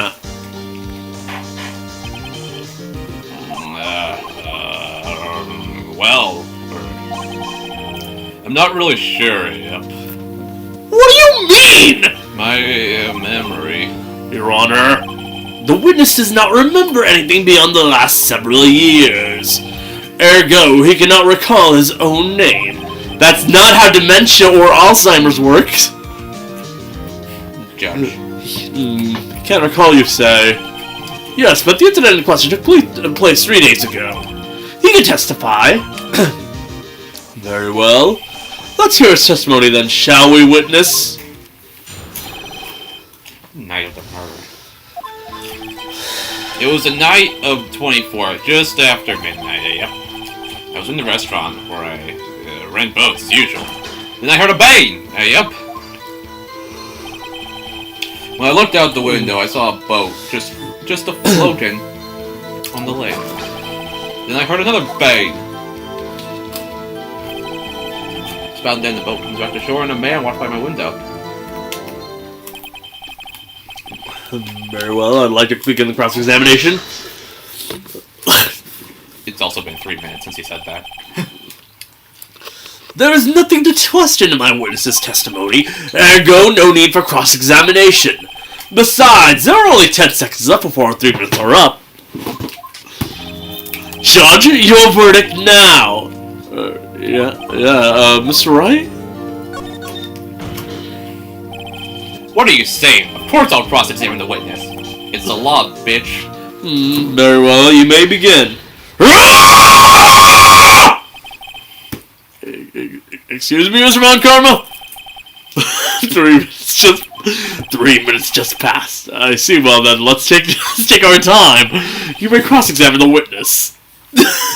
Oh boy, is this what the future's gonna be like? Is this what every other case is gonna be like? Well, less screaming and more whipping. Kinky. I'm sorry. Ironically enough, out of all the potential ships for Phoenix, Von Karma is not this Von Karma, the other Von Karma. Francisca is probably the one most likely to happen. Mostly because Maya is treated as a joke. If Phoenix and Miles were a thing, they would have gotten together by now. And basically every other option is even less old than... Phoenix and Maya are better off as best friends, in my opinion. Like, Francisca and Maya are the same age, but the difference here is Phoenix didn't meet Francisca until she was already, like, right there at 18. Yeah. And, well, let's be honest here, she did ditch him for 7 years. Francisca at least has the thing of her job being Interpol, meaning she constantly goes everywhere. Yeah. But no, it is a bit of a running gag with, like, people who ship Francisca and, Phoenix, that, like, she's basically the only one option left. Because, let's be honest here, the one he probably would marry had been written off of the series. Mia? No. Iris. You don't know who Iris is. But I'll just say, she should have come out of jail by now. Well, just after midnight, you say? Yep, just around then. Are you sure? Pretty sure, yeah. When I talked to you yesterday, you were rather vague about the time. I'm surprised you seem so sure about it today. I asked him and he remembered. Isn't that right? Don't glare at me like that. I remembered it clearly. I did. Yup. You see? Continue. Okay.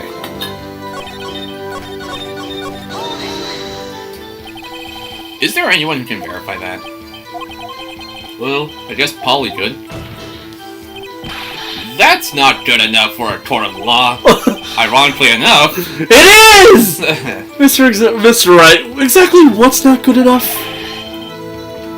Your Honor, this Polly is a parrot.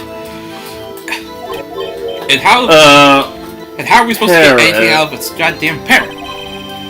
Don't be so hard on the girl, cheeky boy. The prosecution concedes that we cannot prove a witness was in the shop. Witness, please continue.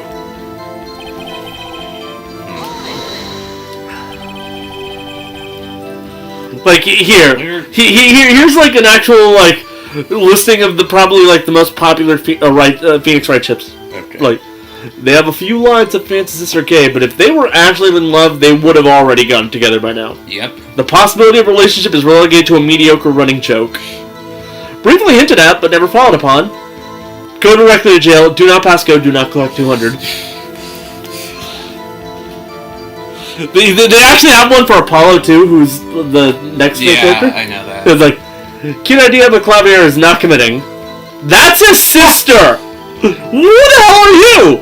She's a character most people don't even remember. And where is this? And for Athena, I mean, the story is there, but the age gap, I guess 10 years isn't that bad. But he knew her when she was a little girl, and he was an adult. So yeah, basically, there's a reason why the Ace Attorney franchise never goes into romance. It's either because A, they hate it, or B, the only options are really creepy, or just people who clearly aren't committing in any way, shape, or form. And then there's Larry Butz and whatever he has going on. Larry probably has the most amount of game in this franchise, and that tells you what their opinion on romance is. And where did the Bane seem to Seriously, how the hell do you keep getting Miles to date him? money or desperation? Or from the lake, figure. Are you certain? Yup. Good, continue. I looked out the window. Was there someone in the... Wait a minute. It was too foggy to see out. Pretty far out there. I couldn't see clearly. But I figured there were two men up there, yep. But you couldn't see them clearly. Yep. At the time, that is. Because he brings up a man walks through his window. Shit. Should probably save for what I have so far.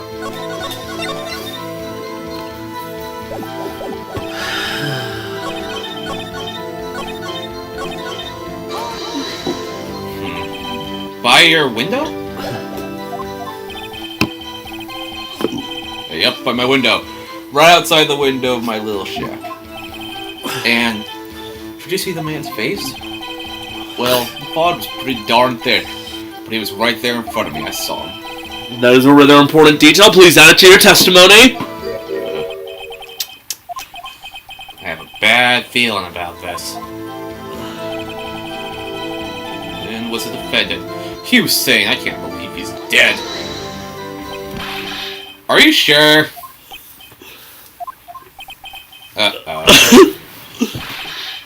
Dad! This is... Dead certain! Dead certain!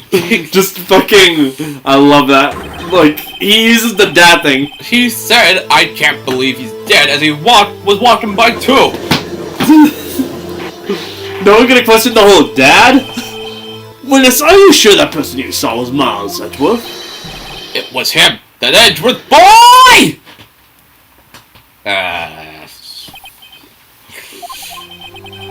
This sounds like decisive evidence indeed. I see no room for doubt. From karma. He lured me into this cross-examining him so he could set me up for a fall. Nick, I don't like the way things are going here. Everyone is not going to miss the Maya Fey voice. Everyone in the courtroom is glaring at us! I better act quick, or this trial's going to be over.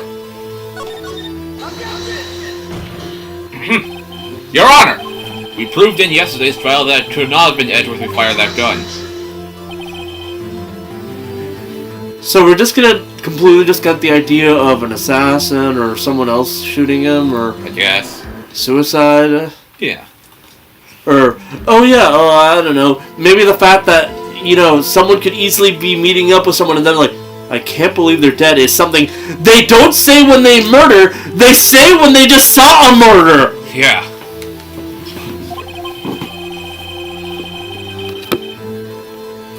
Are you referring to the fingerprints from Edgeworth's right hand found in the gun?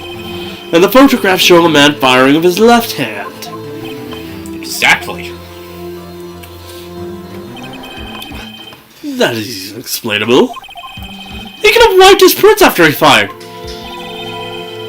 That's not how... Why would he even... If he wiped it for his prints, why would he then put the other hand on there?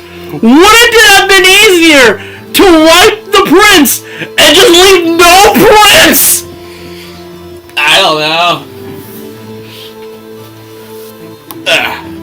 The logic of this case is almost infuriating at times. Still not the worst. God knows it's not the worst. I've heard bad things about this third case in the second game. Anyway. You are ignoring the truth of the matter here. Everything in this witness's testimony is true. I'd like to call the bird to the stand! The judge is lost in thought. What should I do? Your Honor! This witness claims that Edgeworth said, I can't believe he's dead. But his word is all we have. If he were telling a lie. Mr. Wright, in a court of law, the evidence tells all. Apparently, you have yet to realize even this basic fact. You say his testimony is a lie, show us proof. Nick, do we have evidence? It's no good. There's nothing I can do. Are you sure? To be honest, I don't know what to do anymore. Please. Can you hear me, sis? Please! We need your help. Nick needs you. 3 minutes was perhaps too high an expectation. However, 15 minutes isn't bad. This must be a new record. It's been 14. Enough. The witnesses may leave the stand.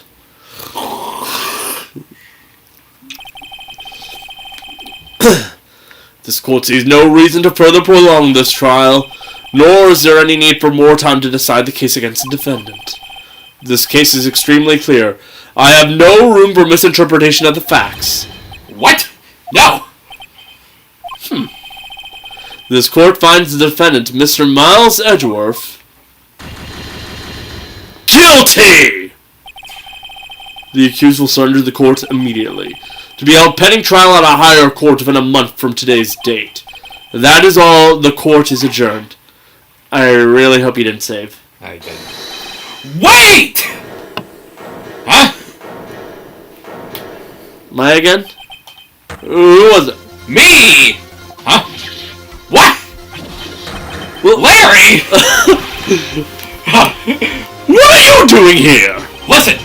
You gotta listen to me. I was there in the park, the night of the murder. I wasn't sure about it until just yesterday. But today I remembered it! Remembered what? The gunshot! I heard it too! Order! Order! What is the meaning of this? The verdict has been decided. I call for adjournment. One moment, Mr. Karma. So you say you heard a gunshot? Yeah, I did. A gunshot that night. I was sitting here in the audience listening to the testimony, and then I realized something he said was different from what I remember. Anyhow, I can't just sit here and let you call Energy a murderer.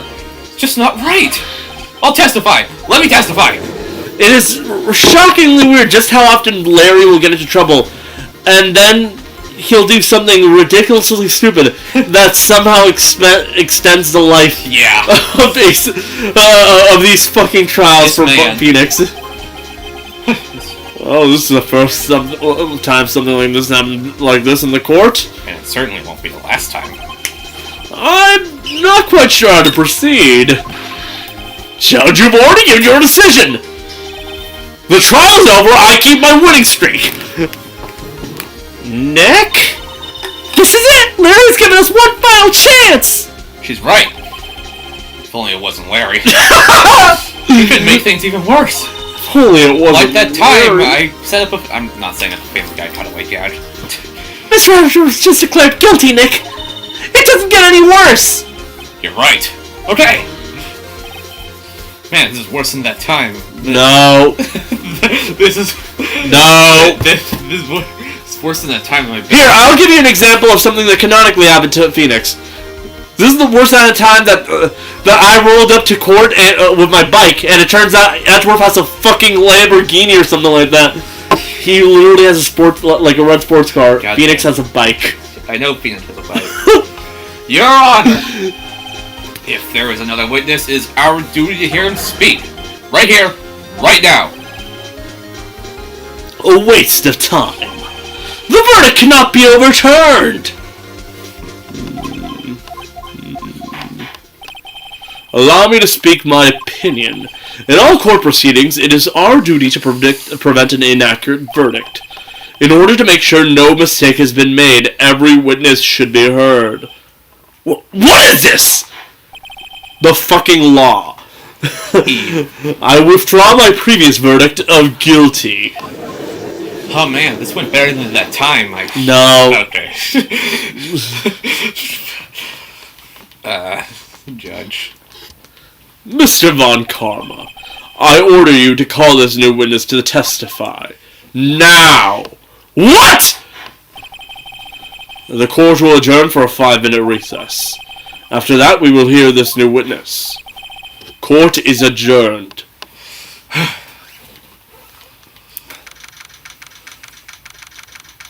All this less than 30 minutes. That was too close. Sorry to keep you on the edge of your seat like that, Edgeworth. I've seen worse. Yeah, like that time. I don't even know what to lead into that for that. Yeah, right, Edgeworth. You're sweating bullets. Here's one. Like that time the Steel Samurai was accused of murder. You actually would think that's bad, remember? Yeah. Tempted to just edit that in a fucking clip of that. Nah, I'm too lazy. I'm very fucking tempted, okay? No, I'm not gonna do it. Ladies and gentlemen, thank everyone that he's lazy. Unless... No. No. Cutaway gags. I just wonder what... Larry was at the lake last night? Yes. He said he was looking for a steel samurai balloon that flew into the lake. Alright. And he found the balloon in the air tank that night. Yeah. You couldn't have brought this up in court earlier? Hey, Edgeworth. I mean, Edgeworth, do you remember that time you refused to bring up evidence in court? Fuck you, Phoenix. Ha! I got the cutaway gag set up! Huh? You say something alright? Yeah, a lot of things. You seem out of it. What's wrong? It's nothing. Mr. Edgeworth, there's something I've been meaning to ask you. What's that?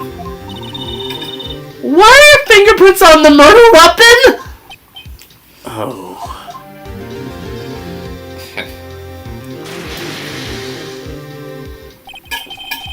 When he fell into the lake, I went into a daze. I couldn't understand what had happened. I couldn't think straight. Then I saw the pistol lying on the floor of the boat in front of me. I picked it up without thinking. I didn't have a reason, really. I see. Right. Yeah? This might be our chance. Our chance? Von Karma has only ever run perfect trials. He's never had to encounter a force like the idiocy of Larry. Perfect trials? Perfectly prepared witnesses, perfectly complete evidence. That's the secret to his success. He literally never takes a case he doesn't believe he can cheat. This is the first time he's ever had to deal with something unexpected. He has to let someone he hasn't even talked to testify before the court. I gotta go. Food. Damn. And that someone is Larry. Damn, Edgeworth. It's just like that time I ruined your No. breathing streak. I can't fucking... What are you... Get in there. Hey.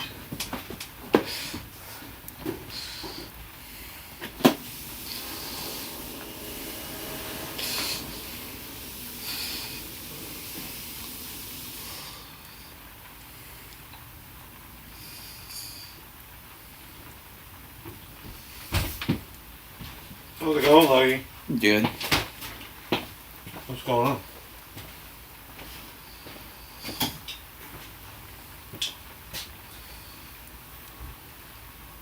Nothing.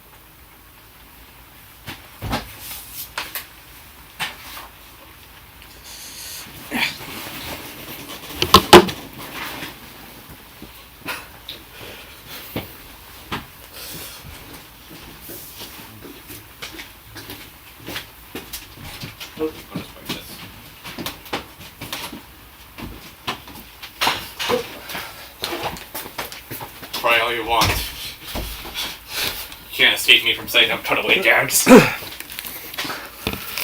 It's likely his testimony will be full of holes, right? That's right, Nick! No 10-minute trial this time. We'll milk this one for all it's worth. Hey, it was 15 minutes. 15! Everything's on Larry.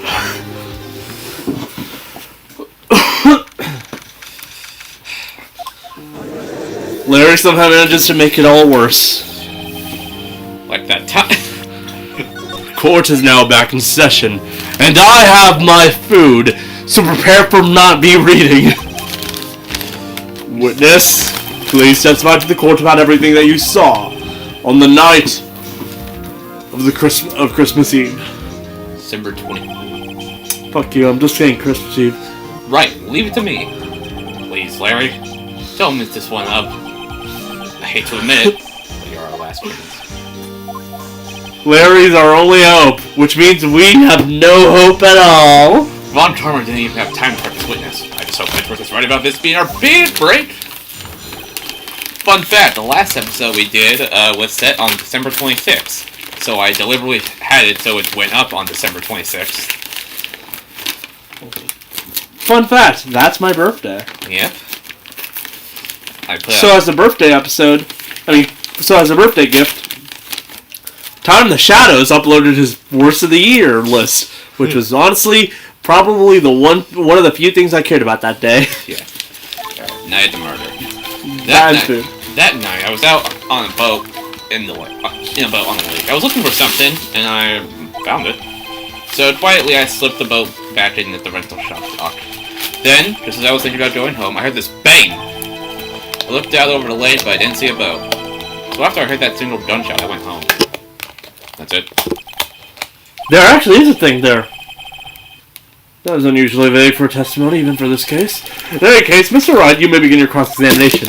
Yes. And that is the fact that when he heard the bang, there was nothing on the lake. What's wrong, Nick? It's Larry. I have no idea what he's going to say if I press him. I'm a little scared. Yeah, because like you're actually rooting for Larry here. So the idea of like tearing apart his testimony is actually kind of worrisome. Yeah. Well, we've come this far. There's nowhere to go but forward, Nick. Unfortunately, Maya. Unfortunately. I wish there was.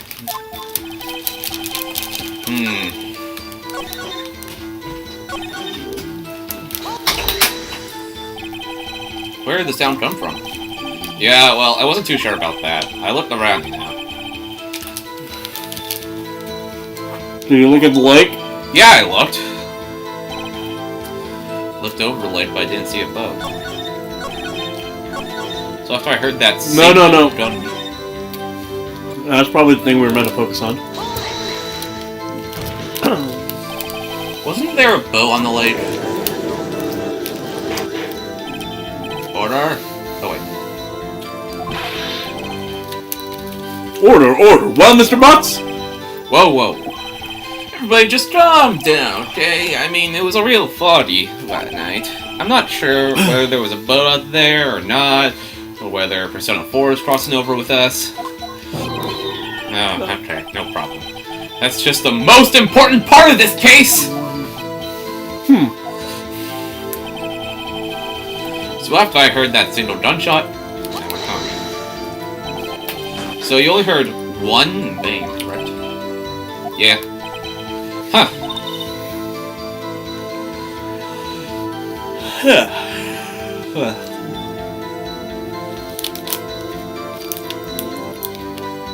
Well, Nick? It was a pretty wishy-washy testimony, wasn't it? I guess I should start working on the contradictions.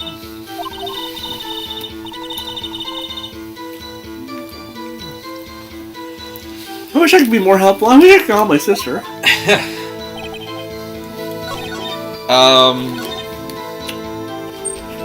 Let's see what evidence we have.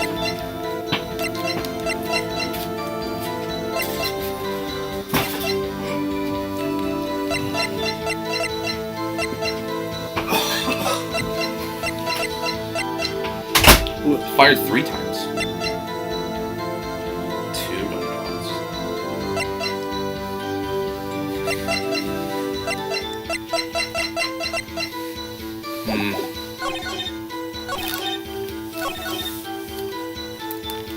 I'm gonna present this. Wait a sec, Larry. What? You only heard one bang? You're sure? That's what I said. But Miss Lotta Hart, the fish, testified yesterday that she heard 2 bangs. And the old man just now said the same thing. They both heard 2 gunshots that night. Huh? I mean, yeah, but the gun shows 3 shots. Yeah. Were you even listening? Were you paying attention at all to what they said? Yo, Nick, please! Huh? You know, something's been bothering me. I'm a witness, see? I'm like a customer here. So you got to treat me nice and stuff, okay? That's not how the law works, Larry. Mr. Butz. What? You only heard 1 gunshot, are you sure? Well, tell you the truth, I'm not sure. Huh? Not sure? How could you be not sure? Not be sure. Yeah, well, I, might have missed the other gunshot. I was, listening to something else. Something else? My radio, dude. My headphones. What?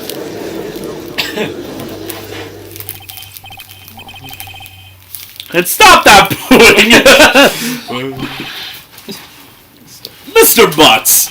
You are listening to the radio of your headphones! Yeah, so what? That a crime? I listen to my radio. Everybody listens to the radio. What's the big deal? The funny part is, a gunshot with headphones from the 2000s probably would be heard. Yeah. So in reality, you would have heard 2 gunshots. Even in 2016, a gunshot's really damn loud. Yeah. Especially when you're in the same, general vicinity on a really quiet night. Yeah. Your opinion? Waste of time. I do not accept this witness nor the shoddy testimony. Should he continue the testimony? Your Honor, please. I can't believe I'm doing this. Please allow the witness to continue his testimony. Bah! Nothing is more pitiful than a lawyer who doesn't know when he lost. Very well, Mr. Butz. Please give your testimony and be sure to include details like your radio. Right, leave it to me. I wouldn't if there were any other way out of this. Believe me. What did Larry hear? It's lonely being alone on Christmas Eve. That's why I was listening to an all-request show on the radio, see? I was listening to it real booming loud, like. But I'm sure I heard that gunshot. I remember exactly what the DJ was saying. So I heard it too. You were listening to your radio at a high volume? Yeah, what's the big problem? Can't a man listen to his radio in peace? Isn't this a free country? According to the dubbers, yes. I truly believe Larry has no idea what the problem here is. Judge, can you believe a word this witness says? What he heard was probably nothing more than a drum beat from the radio. True enough, it is difficult to believe this testimony. Wait, Your Honor. The witness said he remembers exactly what the DJ said when he heard the gunshot. Excuse me, DJ? An announcer. The guy who says things on the radio. Anyway, what this means is, when he heard that sound, no music was playing. The DJ only talks in between songs. So he could have heard the gunshot from the lake. I'd like to cross-examine the witness, Your Honor. Very well, Mr. Wright.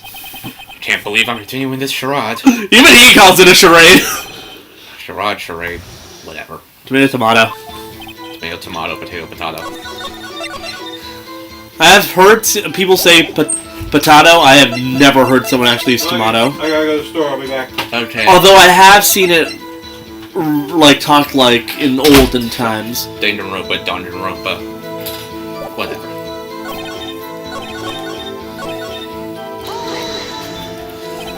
What did she say? Mr. Wright, please cease these pointless questions. By the way, what did she say? What possible good could know what a radio DJ state it was? Indeed, Mr. Von Conrad has a point. I'll allow the question only if you see some reason why we should care. We should.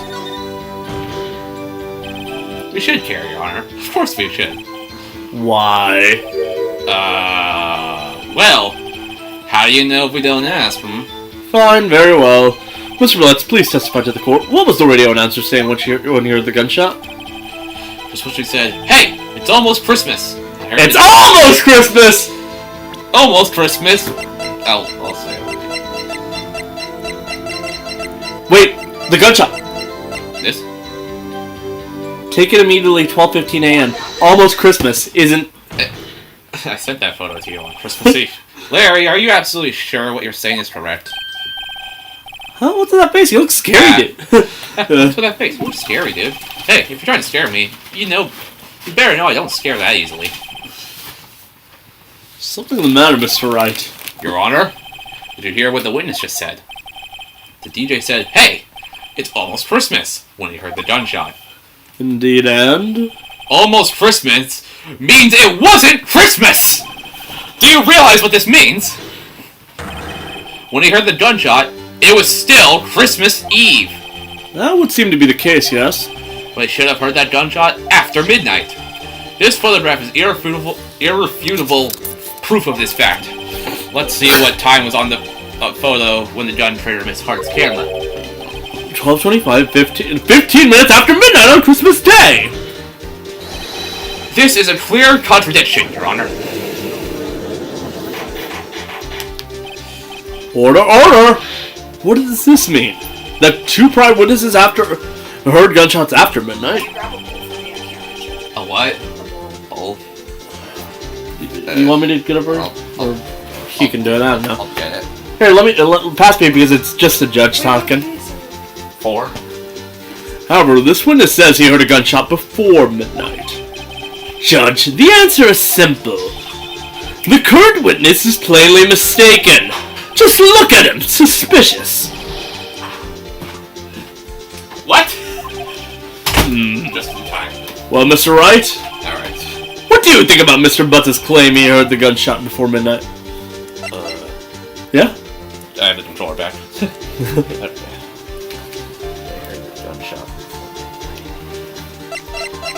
Larry's right. Larry's not mistaken, Your Honor. He heard that gunshot before midnight. Intriguing. I'm assuming you have evidence for this wild claim. Show me evidence there was a gunshot before midnight. The gun! The gun itself, my dude. Fired 3 times. This is my evidence. The murder weapon? Say your last words, Von Karma. Something about this... Something about this pistol was bothering me, Your Honor. Both of the witnesses who testified yesterday heard 2 gunshots. However, the murder weapon was fired 3 times. When, then, was the last shot fired? Only now have I realized the truth. That 3rd shot was the shot Larry heard just before midnight. Order! I guess that would make sense out of yesterday's testimonies. Bah! You waste our time again with empty statements. Yes, the pistol was fired 3 times. But do you have any proof that it was fired before midnight? Do you have proof that the witness didn't just think he heard something? Indeed. Well, Mr. Wright, there's no turning back now. Save. Actually, there is by this little thing called safe stone. Do you have evidence that proves that proves Mr. Butt wasn't just hearing things? What's that about 1150? There! Look at this photograph. It was taken by our witness yesterday, Miss Lotta Hart, with her automatic camera. The timestamp on the photo reads December 24th, 11:50 p.m. Oh yeah. But there's nothing on the lake in this picture. Your Honor, the real issue here is not why nothing is shown in this photograph. It is why this photograph exists at all. What do you mean? Your Honor, this photograph was taken by an automatic camera. That camera was set to go off in response to loud noises. Aha! Correct. There was a loud noise on the lake at 11:50 p.m. That is why this photograph was taken. In other words, there was a gunshot at the time that Larry claims. Order! Order! That would make sense of the evidence we've seen so far. However, this leaves me wondering exactly what did happen on that night at that lake. Exactly! This is true, there were 2 septic gunshots separated by 25 minutes! One at 11:50, another at 15 minutes after midnight. Why, I ask, why? Uh-oh, I better think of something quick. Wait a second. Gunshots separated by 25 minutes? Ah! What's wrong, Nick? I have it! Huh? Remember the case with the Steel Samurai? Try to wake it. Huh? Yeah, of course I remember. The murderer in this case had the same idea as the murderer in that case. What do you mean? Maya, Yeah? if we don't figure this out now, we'll never overturn Edward's guilty verdict. I've got a hunch, and I'm going to run with it. Right, I mean, is this safe? Safe? You've already gotten a guilty verdict. We have nothing to lose. Yeah. Just watch and let me know if I say anything that sounds fishy, okay? Right, Nick! Time to save, scum. Your Honor!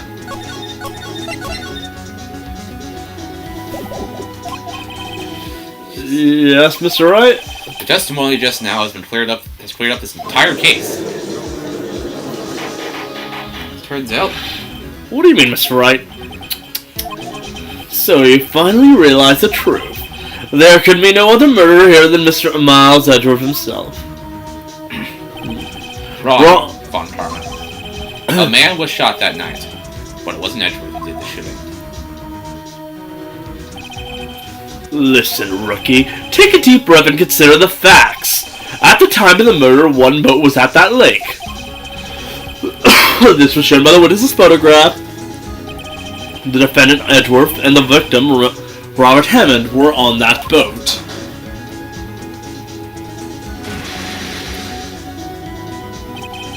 There was a gunshot fired on the boat and Robert Hammond fell into the lake. The distance of the shooting was 1 meter. It couldn't have been suicide. Well, the guilty party has to be the other man in the boat. I admit it is hard to imagine any other possibility. Yes, but this assumes that the victim was shot at 15 minutes after midnight. What do you mean by that, Mr. Wright? We have photographic evidence of the time of the shooting. The timestamp on the photo says 15. But Larry heard a gunshot 25 minutes before that. Wouldn't that be 11:45? Oh. Robert Hammond was killed then, 25 minutes before the shot on the lake. His autopsy does say 24th or 25th. That's the only way that Edgeworth could be innocent. Mr. Wright, are you quite mad? Explain who the 2 men are. Edgeworth and the murderer. Because he wasn't meeting with Robert Hammond. Of course, it was Edgeworth and the murderer. After the murderer killed Robert Hammond at 11:50, he assumed the guise of Mr. Hammond and met Edgeworth. What? Are you serious? Yes, Edgeworth won't tell us why he went to the lake that night. However, I have a hunch. That night, Robert Hammond called Edgeworth to the lake. Now, Edgeworth didn't know Robert Hammond's face that well. That's why he didn't suspect anything when the murderer took Robert Hammond's place. I'm not sure what to make of all this. Ludicrous! Mr. Wright, tell us the name of the murderer then. Murderer's name? Right. It's... Lotta... I don't know. Actually, I don't know the murderer's name. You don't know? Bah, again you waste my time. I don't know because he never told us! The murderer is the caretaker of the boat shop. That old man. At 11:50, he was the one who killed Robert Hammond. The caretaker of the boat shop? Where did he do this? Where did he boats on the lake then? Why would he have to go all the way out of the lake just to shoot someone? May I suggest that the real scene of this crime was not on a boat? What? Well then where did the murder take place? Wasn't on the lake, because the... Boat shop? Probably. Here, of course, the boat shop, where he lives. That way he can meet with the victim without anyone seeing. Do you have proof that the boat shop was the scene of the crime? Recall Larry's testimony, if you will.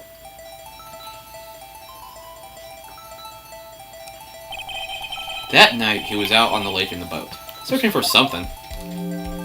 Know what it is, but we're not going to bring it up. He finds it and returns the boat. Then, just as he's starting to head home, hears a gunshot. Heard a gunshot, Your Honor, even though he was wearing headphones at the time. In other words, the gunshot was very, very close by. And where would that be if he had just returned the boat? The boat shop!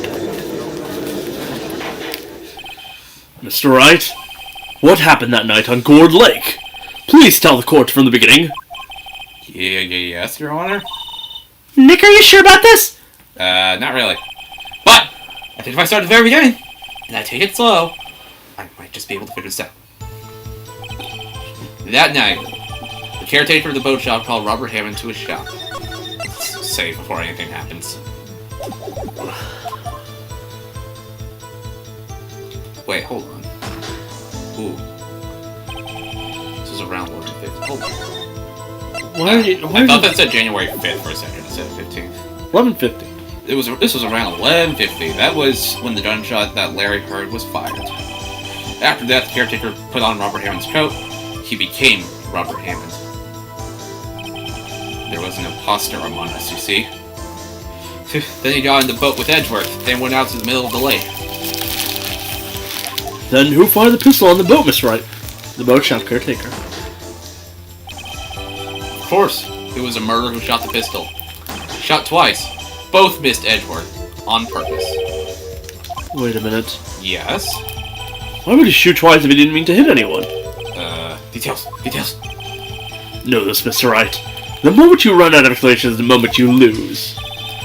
Tell us why the murderer had to fire... Create a witness. I believe he shot twice to create a witness, Your Honor. Create a witness? The murderer lifts his pistol and fires one shot. That ensures that anyone who heard the shot will look at the lake. Indeed, Miss Hart did exactly that after hearing the first gunshot. Next, the murderer waits a bit and he fires again. Then, the murderer jumps from the boat himself, leaving the pistol in the boat behind him. I see. To someone looking from the edge of the lake, it would appear that one of the men on the boat had shot the other. The murderer didn't know about the other Automatic camera. automatic camera, of course. That's why he shot twice to draw attention to the boat. Once you realize that, everything else falls into place. The boat shop caretaker swam back to his shop. How can that man even swim, though? Then he put Mr. Hammond's wet coat back on the body, and threw the body into the lake. This is what happened, Your Honor. These are the events that transpired that night on Gourd Lake. I'd like to point out something.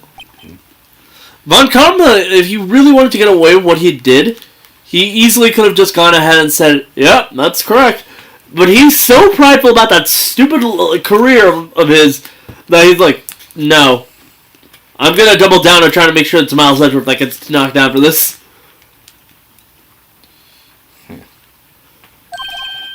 Bailiff, bring out the witness from before.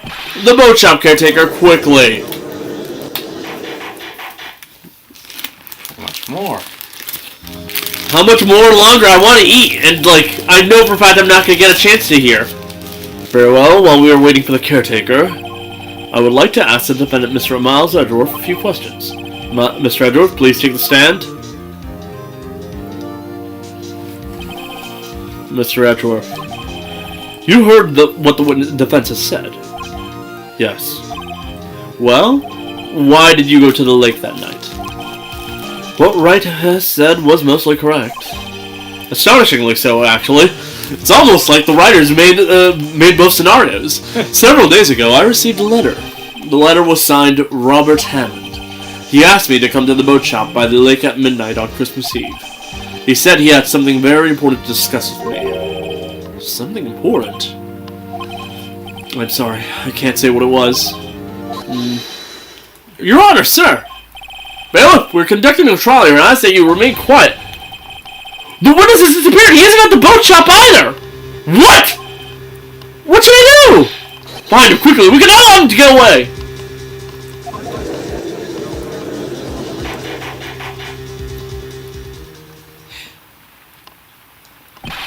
Mr. Montgomery, your witness has disappeared! A search warrant has already been issued. Goes without saying that I cannot declare a verdict under these circumstances. I will extend the trial until tomorrow, the final day allowed. Oh, wow. I request that the police department utilize all its forces to find that witness. Am I understood? One more thing. Just who is that boat shop caretaker? I think his identity has become very important to this trial. I want him, and I want to know who he is. Very well, court is adjourned. Who is it? Yay, Nick, you did it! Yeah.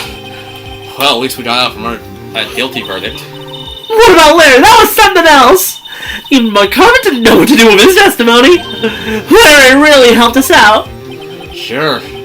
Once I sifted through his unique testimony. Still, he did save us. I just wish our cases weren't so down to the wire all the time. Why can't it be? I know what you mean. Why can't it be simple? Like that time I was protecting Larry from a guilty. I don't know what I'm saying. Yeah, you killed the joke. Sometimes I feel like it's on us on trial instead of our clients. Hey, Edgeworth. Mr. Edgeworth? Did he say something? Don't look so pained. I mean, it looks like you're probably going to get off the hook. You could try to smile just a little. Relax. I'm sorry, but I fear it's not over for me yet. What do you mean? Right. There's something that's been troubling me for a long time now, and I don't know whether or not to tell you. Edgeworth? No, there's so little time left. I want to tell you to get it off my chest, but I can't make up my mind. What is this about, Edgeworth? It's a nightmare I've had. A memory of a crime that I committed. A crime you committed? A memory of a murder. And that is where we leave it off today. And probably forever. Not, well, a while. Well, I hope you've all enjoyed Mace Attorney so far. I'm sorry to say this, but we're probably not getting further until, like, we're done with Persona 4. This will return! We just don't know when. So, other than that, goodbye for now. And I will go out of my way to try and cheese Persona 4. By that I mean I'll find him a way to cheese it so that we don't have to take forever grinding in that game. Don't worry, I will work without a guide. Just like that time. I was talking about XP grinding. Yeah, I know what you mean. Look forward to Persona 4 coming soon-ish. Eventually. One day. Hey, remember this game? No, you don't. Yeah, we're back, and if only just because of the fact that, we're done with Omori.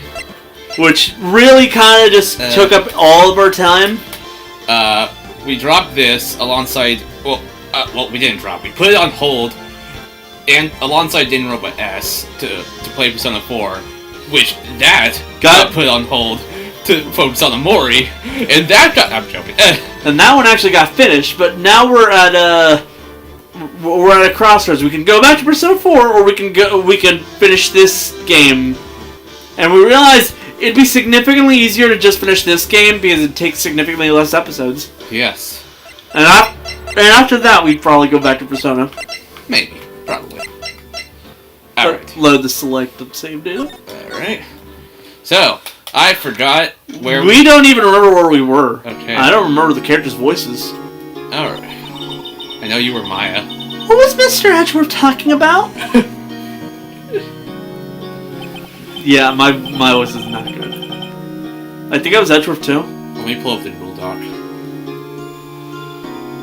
I also remember that I tried giving Edgeworth an accent, but then I just kind of gave up, and Edgeworth just suddenly became basically my voice. Yeah, you're Edgeworth. A memory of a crime that I committed. A memory of murder. Do you really think Mr. Edgeworth killed?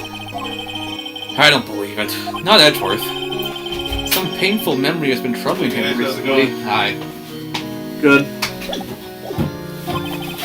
But he'd never take someone's life. Never. Nick. Yo, how's everyone doing? What do you think of my performance today? I am swooning in the aisles, huh, Maya? Swooning me? Oh, yeah. I do remember feeling faint. Right on. Tell me the truth. It was like love at first sight, right? Right, Nick? Huh? Me? Maybe my heart skipped a beat or two? I think you could do better than that. Come on. I saved Edgeworth in there, dude. Angie! You guys should be bowing before me. Yeah, bow before your hero. Let's examine and ignore him. Alright. Probably same stuff as normal. Charlie. Who the fuck spells Charlie with a Y? Pricking up these days. I hear they're playing a second bridge. Adjusting. There actually is differences, I can tell. Wait for a chance to sneak up on the wall.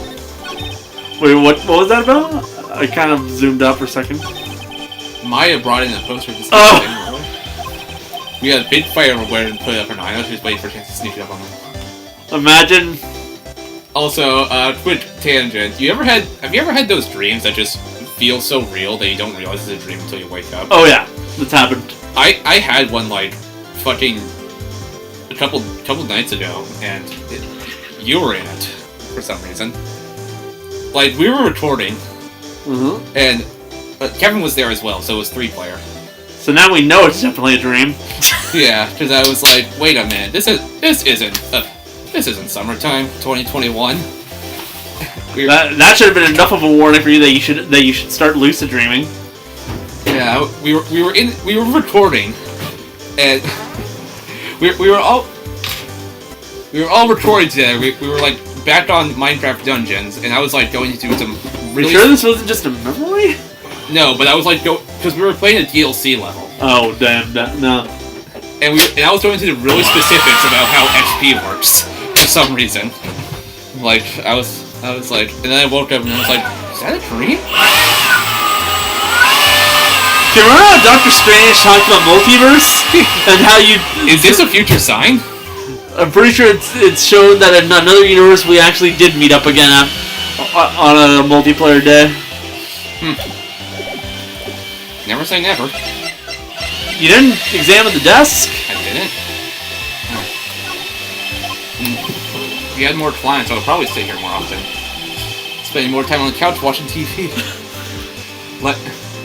Probably why you're not getting clients. But I was gonna say, when I saw the name Charlie, all I can think of was Charlie from Omori. Also, Charlie from FNAF. Oh my god. But then again, that's because I quite literally watched a video on the. I literally watched Manfred's Ultimate Timeline final part. Remember? Yeah. But yeah, that was a weird dream. Okay, let's talk to the a-hole. Damn. Oh wait. Larry, you really helped out in the trial today. You did! If you weren't there, Larry, I'm sure Mr. Edgeworth would have been found guilty! But seriously, Nick, the boat shop caretaker guy is pretty suspicious. But Edgy ain't off the hook yet. Boat shop guy is sus. Now you can quit the game. I'm lying.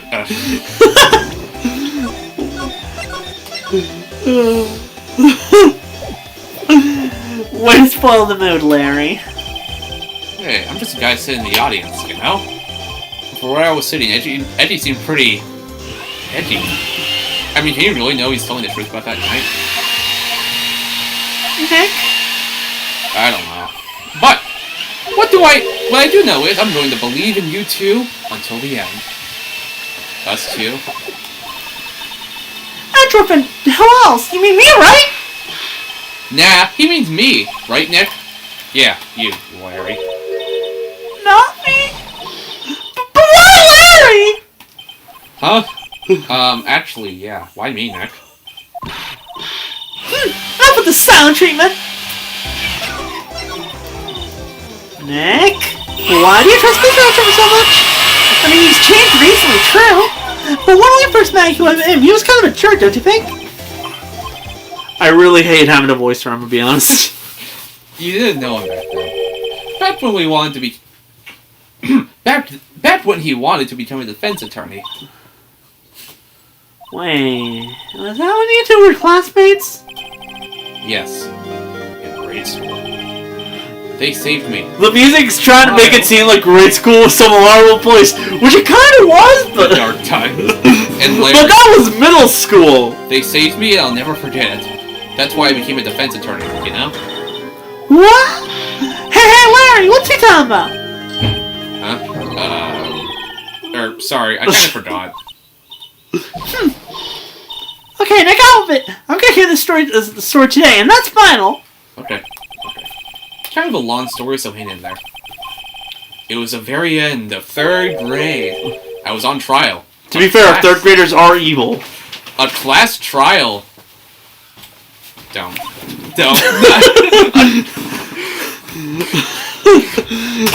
A class trial?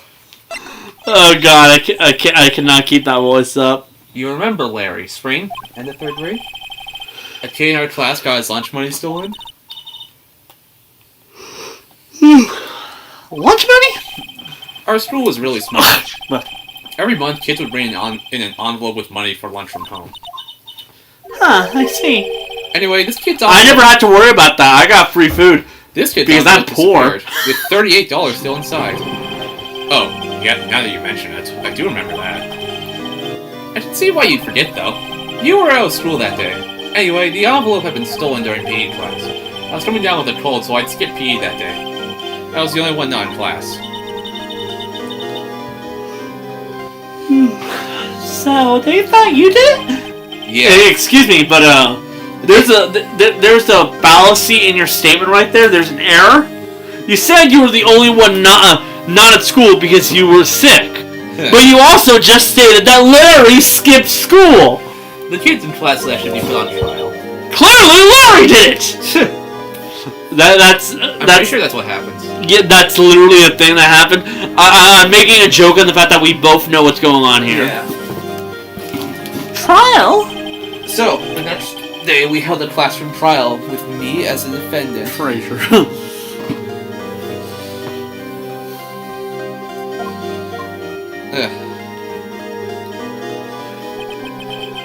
I didn't do it!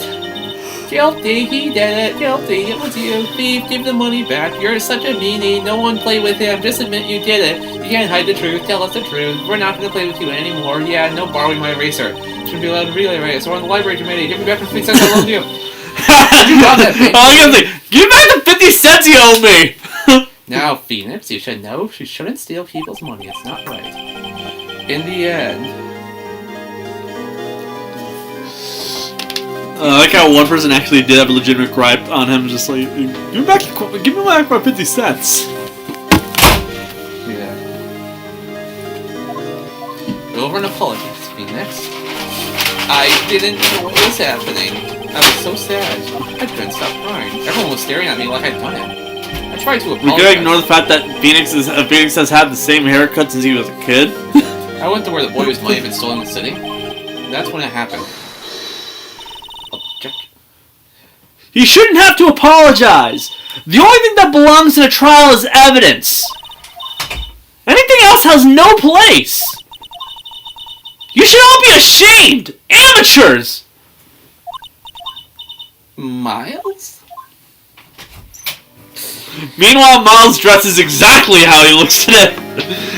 Also has the same haircut, and I'm pretty sure the same gray hair, but that's less of a thing. That's less of like a stress or age thing. That's straight up just his hair color. Yeah. It wasn't you who stole my money, was it? Oh, it was his money too. I forgot about that part. Then you shouldn't apologize. Everyone's been shouting you did it, but no one's any proof. That's why, Your Honor, this boy is innocent. But Miles, it was your money that was stolen. Yeah, he did. He's the one. We don't need proof. Make him say he's sorry. Why don't you all just shut up? Or was that? No, that was Larry. That was you. Why don't you all just shut up? This is how it always is. This is always how it is. Everybody ganging up and putting on one person. Excuse me, but wasn't there once a saying that was? Just think how he feels. He said he didn't do it, so he didn't do it. I'm saying is, why the fuck did they pick on Phoenix when Larry was an option? True. Very well. I will replace the money myself. This class trial is over. And just like in the actual world of Phoenix Wright, the jury are a bunch of a-holes. After that, the three of us would have best of friends. Am I right? Yeah. Wow, I had no idea. Yeah. I really cannot keep up a high-pitched voice. I had no idea either. I mean, I forgot. That's when I learned what it meant to be alone. Totally alone, without a friend in the world. You did a good thing, Larry. Yeah. Well, I was just lucky that I took the day off from school. If I'd been there, they would have thought I'd done it. So I took it kind of personally, see. When something smells, it's usually the Butz. Anyway, Edgeworth and I talked after that class trial. That's when I heard his father was a defense attorney. I remember his eyes would shine when he talked about his father. I'm going to become a defense attorney just like my father! A famous defense attorney! Who says that?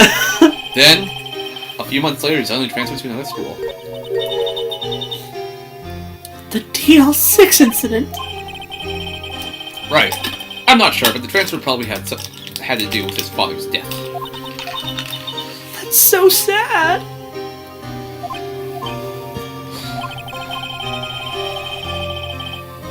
It was several years later when I heard Edgeworth's name again. There was an article about him in the newspaper. The headline was something like, "Dark Suspicions of a Demon Attorney." Fabricating evidence, manipulating testimonies, covering up facts. The article said he'd do anything to get a guilty verdict, anything. But why? What happened? I mean, that's not the Edgy I used to know at all. That's what I thought too. I tried to get in touch with him, I don't know how many times. He never replied. I guess he didn't want to see his old friends. I should have just dropped it, though. I wanted to meet him, learn what he had become, who he became. I like how this backstory gets retconned in third game. Yeah, I don't think you've gone to that, but there's other reason why he wanted to become an attorney. Yeah. That's when I decided. Wait, you don't mean that's why? That's why you became a defense attorney? To meet Edgeworth? If I was a defense attorney, I knew he'd have to meet me whether he wanted to or not. In court. Edgeworth believed in me, and I believe in him. He's in pain, and no one's on his side. I'm the only one who knows the real Edgeworth. I'm the only one who can help him. Whoa, Nick. So, is that why you helped me out for free? Yes. I helped you because I believed in you. Except I don't remember saying that I'd do it for free. The long-standing tradition of Phoenix getting ripped off. I feel bad for him. Nick. I think at some point you'd have to accept the idea that Trucy might actually be making more money than her dad. Yeah. You don't know who that is, but you will. I do know who Trucy is. Okay, good. Maya. That's a sage, Mr. Edgeworth, but the last thing we do, okay? Right. Very well, maybe. Firstly, there's that rental boat shop caretaker.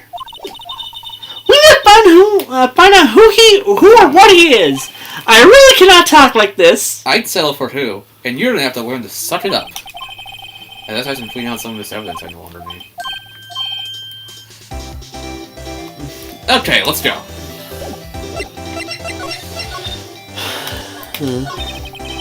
Woohoo! That was hot out there. Hot!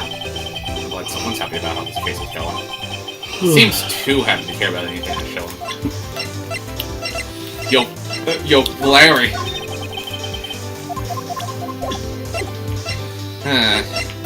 Pretty sure it's just photos of the stuff.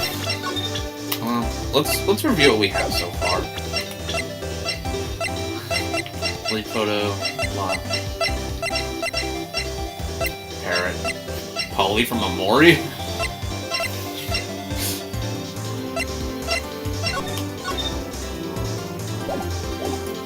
Dead guy. Maya. Miles. Gumshoe. Dead guy. Fish. Larry.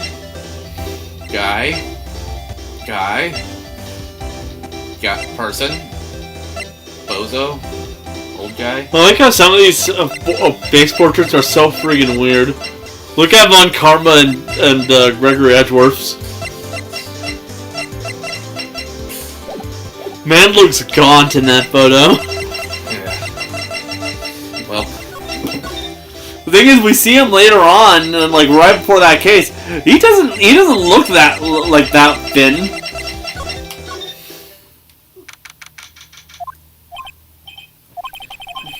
You look as grim as always. Mr. Edgeworth, I heard the story of the class trial. Class trial? What do you mean? You don't remember? No, I don't. Your lunch money was stolen, wasn't it, in 3rd grade? Lunch money? Oh, right. Yeah, I seem to remember something like that. Nick, I think you're the only one who really remembers. Well, it probably only really mattered to me anyway. Mr. Edgeworth, didn't you know? The trial was the reason Nick became a defense attorney. Ridiculous.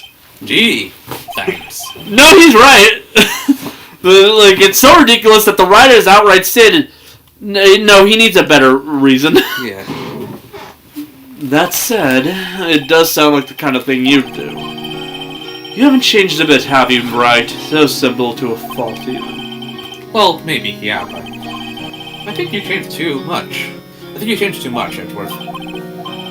Perhaps. Hey, Edgeworth.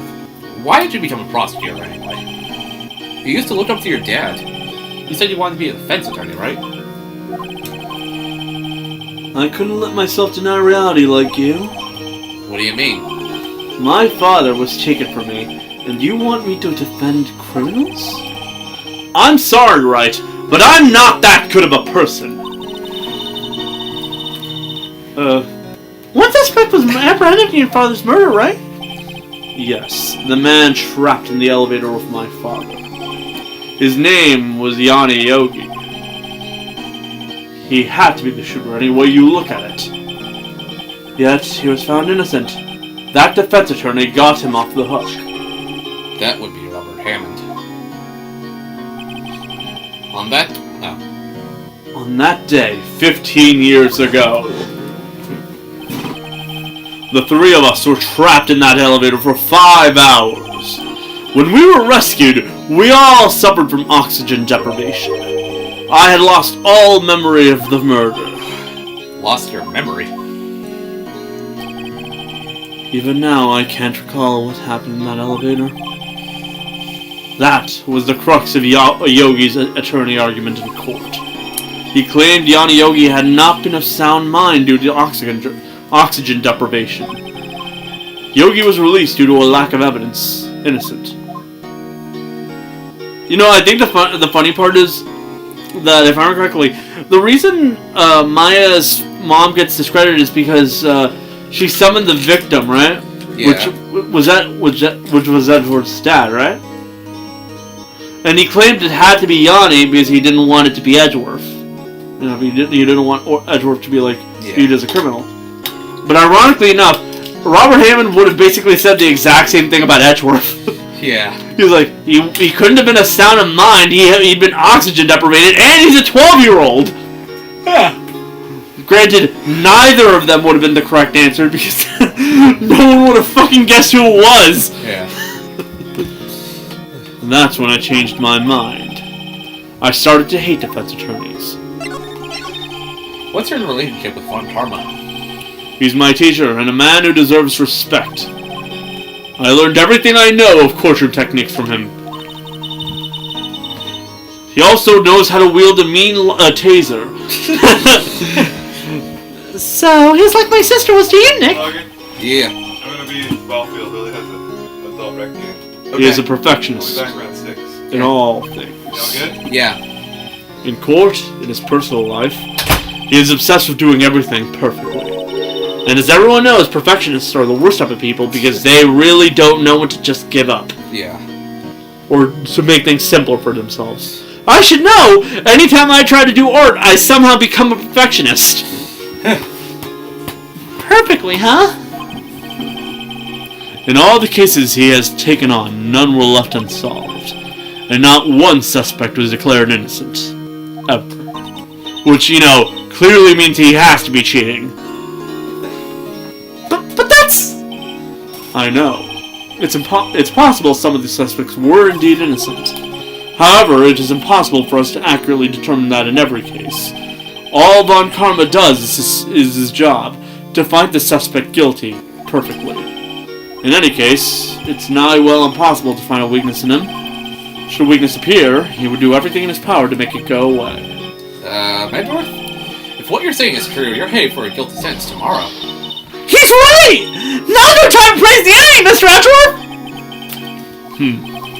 It's a strange situation in which I find myself, I'll admit. No kidding.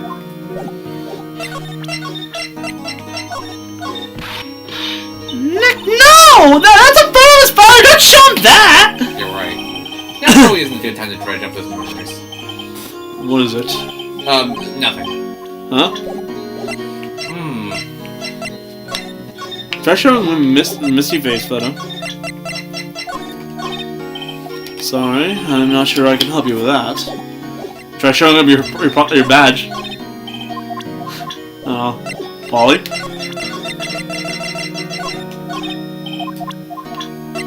Yeah. Oh well. I think we're meant to go up to Gourd Lake now. Oh, the food's almost here. But I mean, it's like 2 minutes away. I'm gonna go out there. Alright. Shall we? Also, bring up that document again. I have no idea who played Gumshoe. You did. Ah, fuck.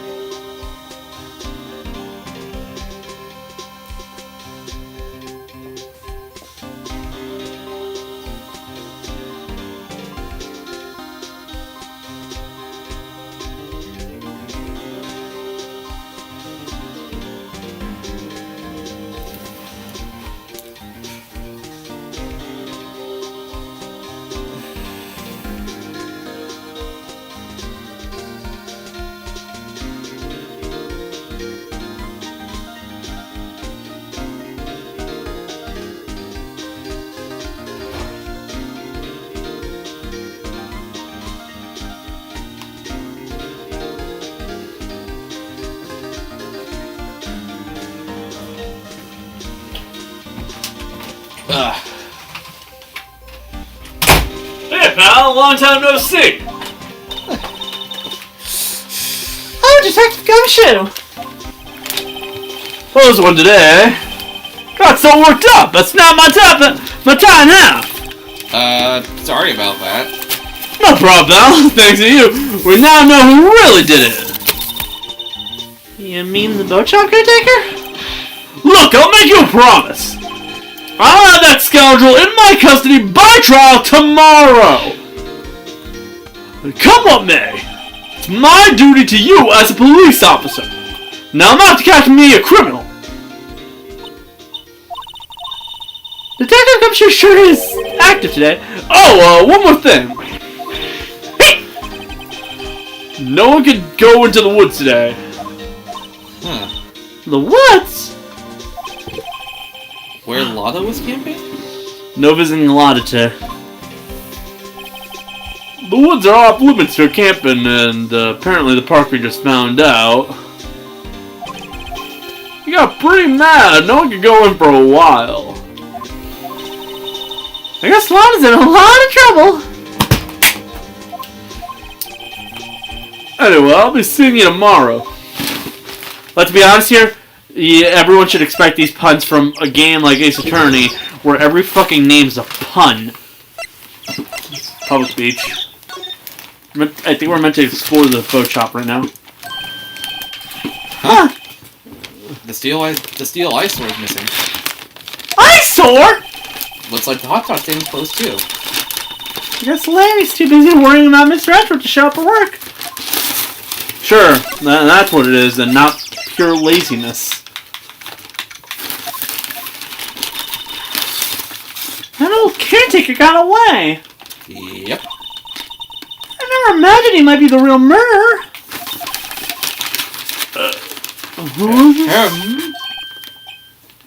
I know that clearing off the throat anywhere. Who played him again? Pretty sure it was me. Yep. Hello. What are you doing here? Oh, for a walk. The days of my youth, like the scent of fresh lemon. Let's see. Mr. Grossberg, you asshole! There's no time for idle reminiscing! Let's start your trials to end tomorrow! That is true, yes. From what I saw of today's trial, Edgeworth should be fine, right? Well, I'm not so sure about that. Ho ho, what do you mean by that? Well, I'm not sure. If you find anything out, come by my office at once. I may be able to offer you some assistance. Presumably he's no longer being blackmailed. Thanks. Bye. What do you think Mr. Grossberg was doing here anyway? Who knows? The rental shop doesn't look like anyone around. The caretaker must have run for the hills, huh? Yeah, looks like it. He didn't seem like a bad person. Can we go? Yeah, we can.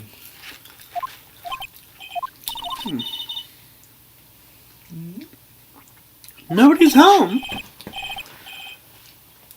I think you're the parrot. Hello! Hello! Aww! Hey, it's Polly! I wonder where your owners gone, Polly. Hello! Hello! Aww! I can't believe he'd run off and leave his poor parrot to fend for himself. Kidnap the parrot. Hello! Hello! Aww! Maybe I should take her Polly, Nick. You probably shouldn't just kidnap her. The police know about her anyway. I'm sure they'll do something. Well, okay. I'm sorry, Polly. He says I can't take you. Great. Now the bird's starting to hate me. Actually, is there a talk? No, there isn't.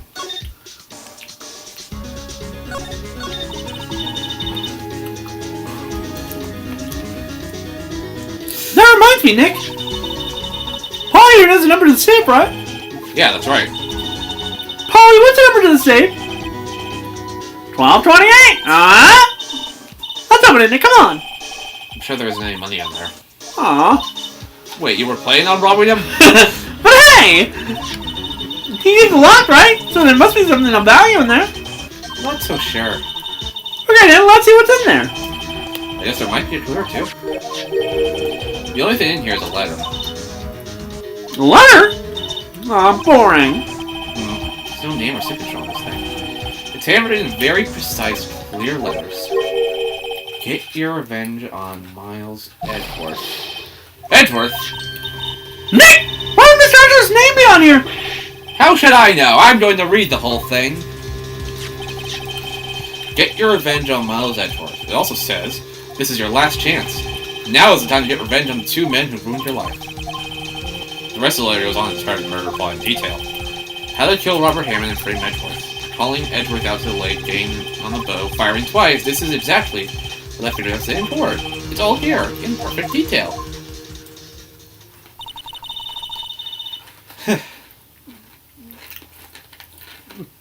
What do you think it means, Nick? It means I should not carry this around with me. I don't know, but it looks like these are instructions for that caretaker. When he killed Robert Hammond and called out Edgeworth, he was following instructions. Who would have written the letter? And what does it mean to get revenge on Miles Edgeworth? Look, I don't know, okay? Who's a noted perfectionist, and why does this letter look so perfect? Well, one thing's for certain. This letter is an amazing clue. How much you want to bet it's going to be stolen when Montgomery shocks us? Probably. What's wrong? Oh, never mind. What? Tell me. This one's how cheap I remembered. They're showing a Pink Princess special this week. Oh. See, that's why I didn't want to tell ya. Hey, you can hover around the safe again, what? I can. Wrong one. There's nothing left in the safe. I wonder why the caretaker didn't take the letter with him. He left in a hurry, right? I don't think he even came back here after the trial. Say, Nick, don't people usually put pictures of fish upon the walls and post about them? Yeah, I guess so. You mean pictures of fish they caught, right? Right, but don't all the fish on the wall here look really puny to you? Well, you know what they say. You should have seen the one that got away. So the one that got away from us is the caretaker, and we didn't see him. Why do I feel like we're having two different conversations here? Everything's cold. Looks like he didn't turn his heater on. I guess he hasn't been on back here since the trial.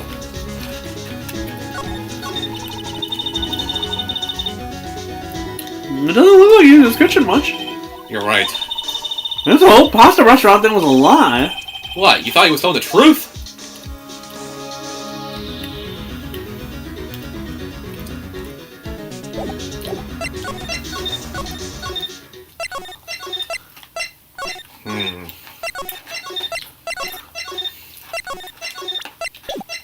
Well, Detention center, right? I was going to go to criminal affairs. Yeah, sure. Because we haven't been there yet. Looks like Detective Gumshoe hasn't gotten back yet. Gumshoe, he won't be coming back today. Oh, really? He said there was some guy he had to arrest by tomorrow. The broke shop caretaker. He shouted something about catching him if it's the last thing I do, pal. Good luck, Gumshoe. Let me move again.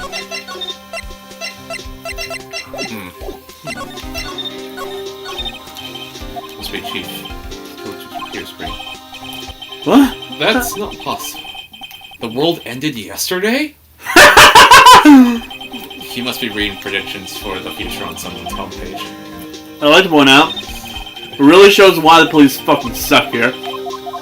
Yeah. You really skipped dialogue on the creation of Blue Badger? Yes. Poster. Wait, no, that's the latest Babes in Uniform calendar. My bad.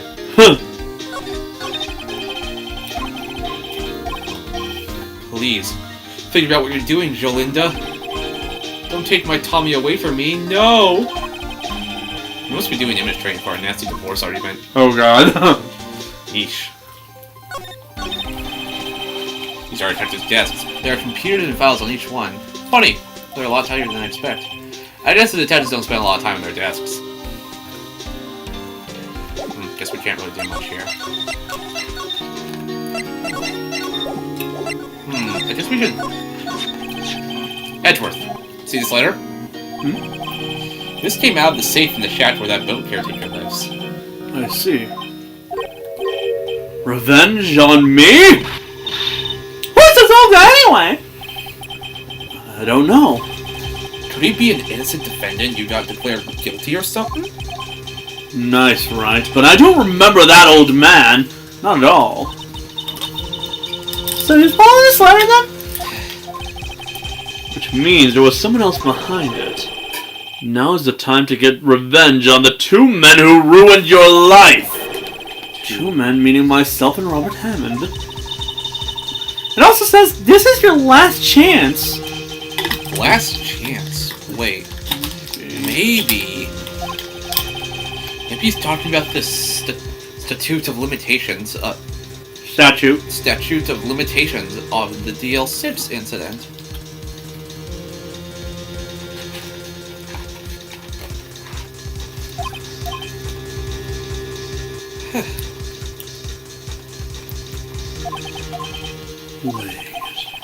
Wait, that old man! Winston, do you know who he is? Yogi! Creepy Yogi! Yogi, the bear? Yogi Bear? The suspect in the DL6 incident. The one who was found innocent. I mean, where's Yellowstone located? It's several states. Damn it. I think California's close, but I don't think it's in there. I know Yosemite's here. Mm. Suspect.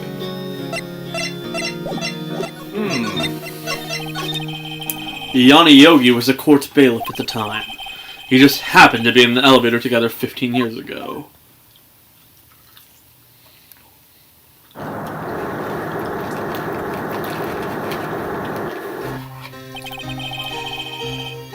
The quake was incredibly strong.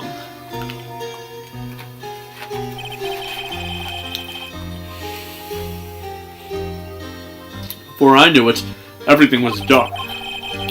We were there for so long it felt like forever. The air thinned and the darkness closed in on us in that little box. We became unsettled.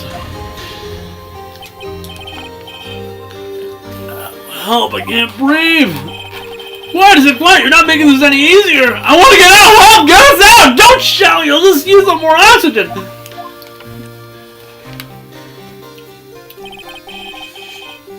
That's all I remember. When I came to, I was in a hospital bed staring up at the ceiling.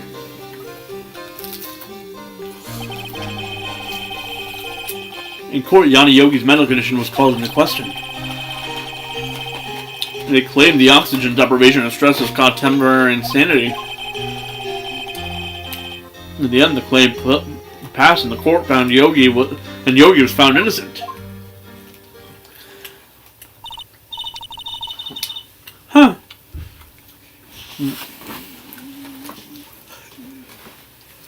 But isn't that strange? The lawyer tells him to get revenge on Edgeworth. Why would he want to take revenge on you? Right. Yeah? There's something that's been troubling me these last few days. I didn't know whether or not I should tell you. You mean the nightmare? It's a nightmare I've had. A memory of a crime that I committed. A crime you committed? A memory of a murder.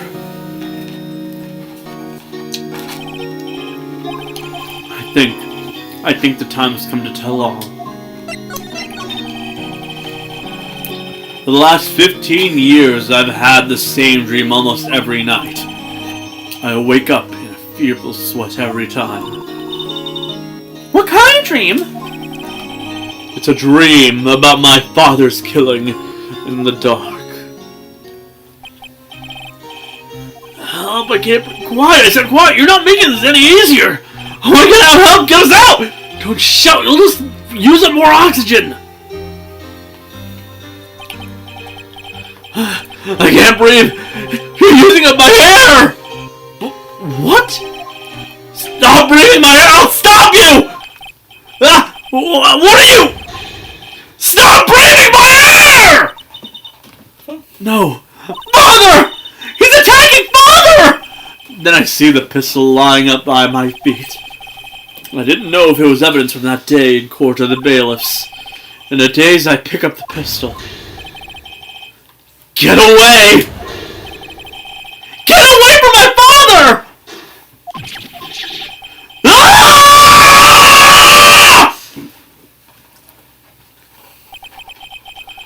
With that scream, I wake. It's a bone-chilling scream. A scream that has rung in my ears for the past 15 years. That's just a dream, right? That thought is the only thing that has kept me sane for the last 15 years. But what if I'm wrong? What if it's real? They say that sometimes people shout out memories in self-defense. Maybe it was I who killed my father. What? If you think about it, that way this letter makes sense. Get your revenge on Miles Edgeworth. Think about it. Yogi was really innocent.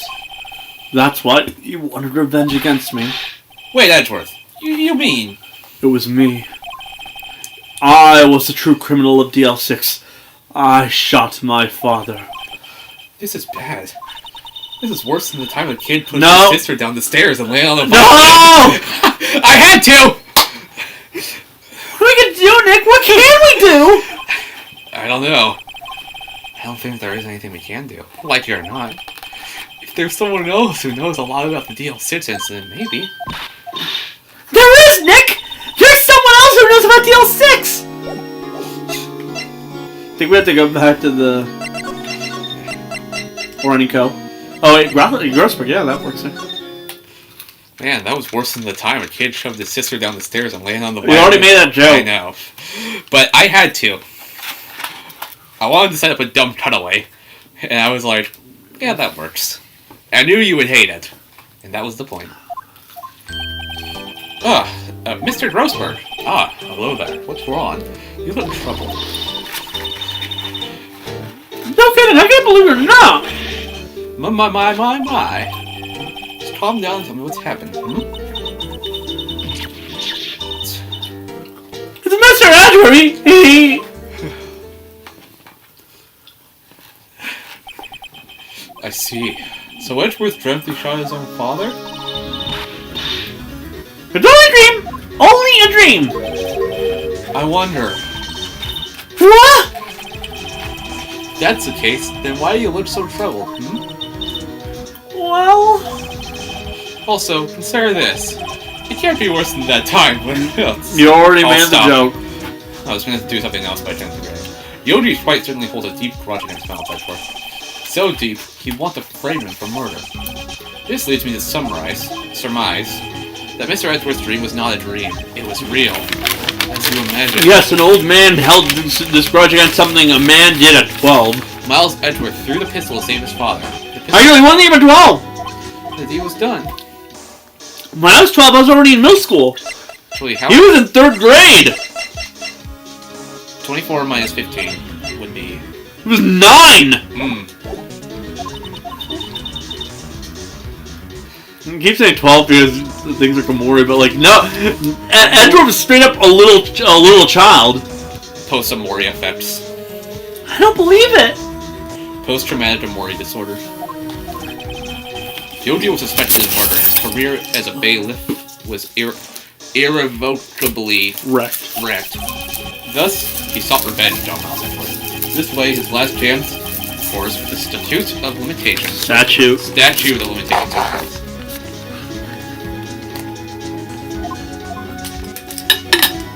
Oh, thank God. Seriously, I kind of killed my voice with that scream. Yeah.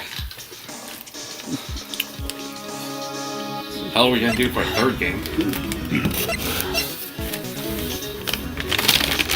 The thing is that the scream was straight up just like the loudest guttural scream I could make because it's meant to be a scream that straight up traumatized Edgeworth. Yeah. To the point where he's still able to remember it 15 years later. Which is why I made it so loud. There's no way we're playing his attorney for the rest of the game, right?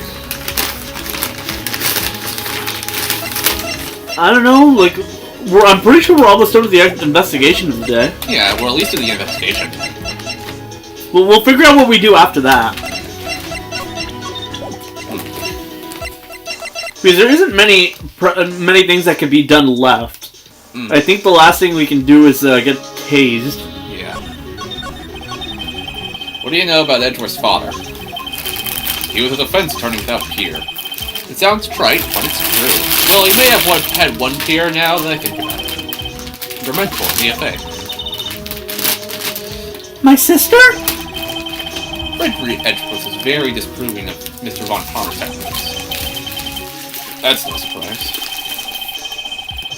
Von Parma is an extreme man. Forged testimonies and evidence are nothing to him. The result, he has a perfect win record in court. To beat him, Gregory Edgeworth tried to call attention to his methods. He lost, and died in despair, as it were. I see. When Gregory Edgeworth was killed, the police called on a spirit medium. That was your mother, Misty Fay. I am Gregory Edgeworth.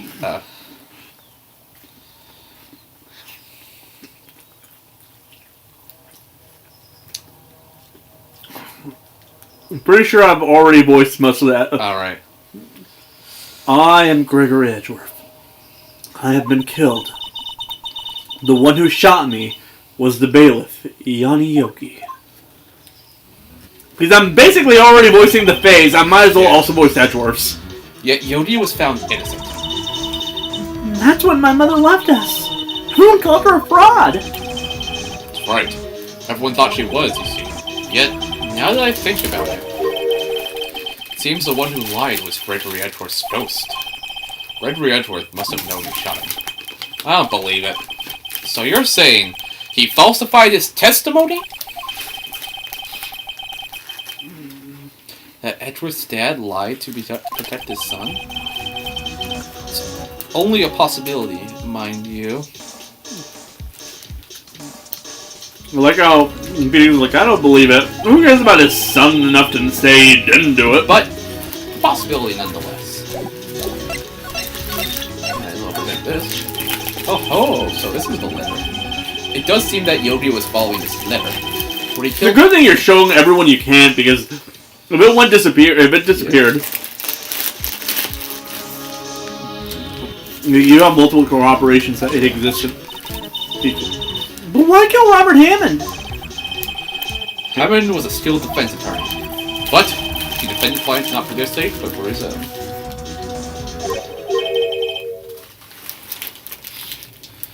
His own sake? He never trusted his clients. That one. The only thing he trusted was his own ability.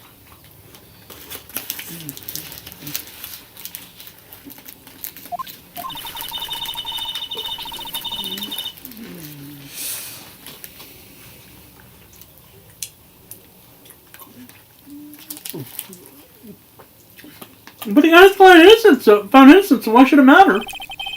Actually, my dear, it's quite different. He won that innocent verdict for no one but himself. Yogi was a free man, but socially he was ruined. Huh? You'll understand soon. Enough. Wait. This letter.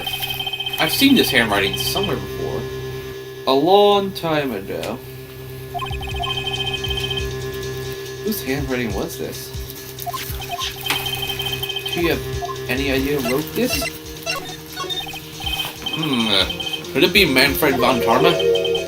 Von Tarma? Why would he have something to do with this? Well, I'm not sure. Von Tarma. Wait! You're right, my boy! This is Von Tarma's handwriting, I'm sure of it. I'm used to see it all the time on court reports. What? But that means... The one who told Mr. Yogi to kill was... Correct. Manfred von Tarma himself. What does this mean then? Why would von Tarma want to frame Edgeworth? If it truly was von Tarma who wrote this letter, then we would know the truth. He would know the truth. He would know that Miles Edgeworth had accidentally killed his own father. He'll say as much tomorrow in court, I should think. He'll press the point until the court finds Miles Edgeworth guilty. Oh no. But how could Mr. Von Karma know about Edgeworth's past like that? Even Mr. Edgeworth thought it was just a nightmare. That I do not know. Yeah, I do know that Von Karma is both persistent and perfectionist. He may be seeking to falsify a grudge against Gregory Edgeworth by hurting his son. What do you mean? satisfied, by the way. Whatever. It was 15 years ago. Von Karma met Red Edgeworth in court, and Von Karma did win, but he didn't make it through the trial unscarred. What happened in the trial between Edgeworth's dad and Von Karma? Von Karma got the guilty verdict he wanted. He won the trial, but Gregory Edgeworth accused Von Karma of faulty evidence, and though he lost the trial, Mr. Edgeworth's accusation stood.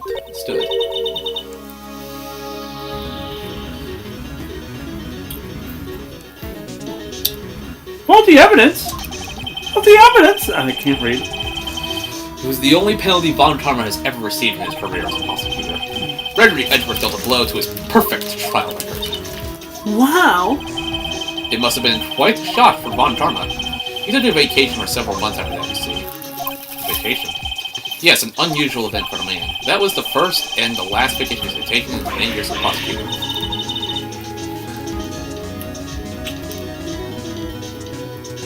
Really? He doesn't take vacation? Like, go to see her in the mountains? You know he's never been to Europe! You have strange ideas about vacations, Maya. Implying that Maya has left her home to go vacation in Europe before. That was the only time he took a vacation from work. I believe the penalty upset him quite a lot. Odd.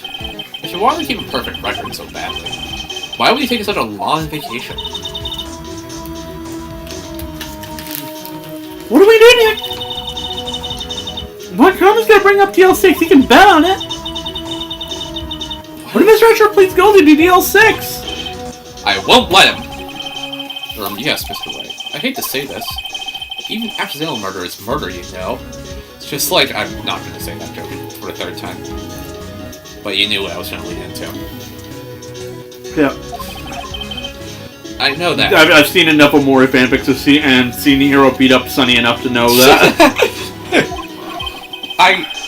I just believe in Edgeworth's innocence. I can't believe he killed someone. Huh. Mr. Edgeworth admits it himself! His father must have left to protect him from beyond the grave. I don't care.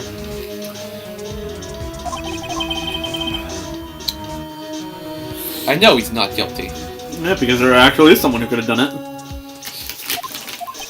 And there was another reason for the vacation. It was to hide something. Mr. Wright, if you say so, I suppose I should go check again. The police files might hold something of interest. Mr. Grossberg, thank you. I can't promise anything. In fact, I think the chances of finding something are slim. I understand. The police materials. Shit.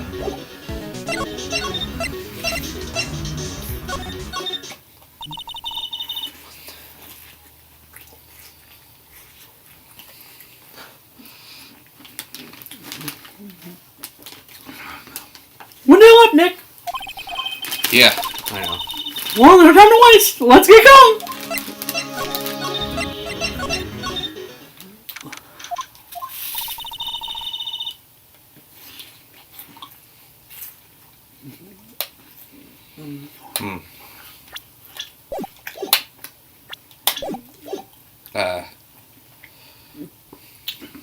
There's hardly anyone here. Everyone must be out looking for the old guy, Yogi. Ah, Dio, I don't think Gumshoe will be coming back today. He's staying out late looking for someone.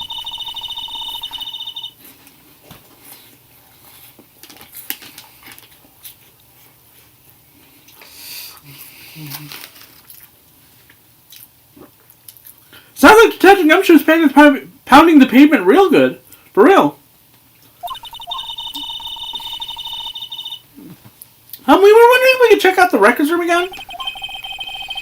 Well, no, I can't just have anyone wandering around there, but I guess Mr. Von Karma is in there now anyway. You can go in as long as he's there. Von Karma? Yes. He just arrived, actually. Von Karma's in the records room.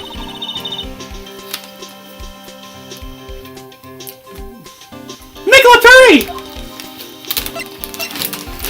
First, I must trap Phoenix to the time loop of Tate's.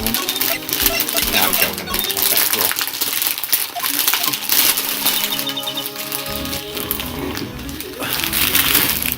Dusty as always. We were only here. We were only here just yesterday. I'm sure they just haven't had time to clean.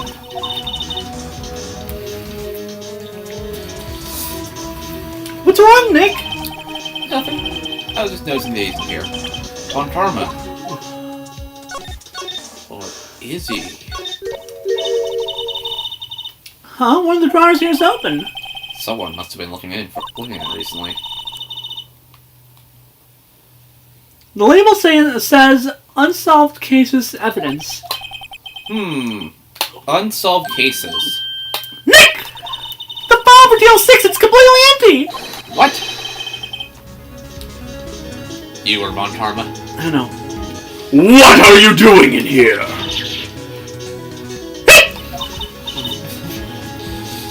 Von Karma! You. How do you know my name?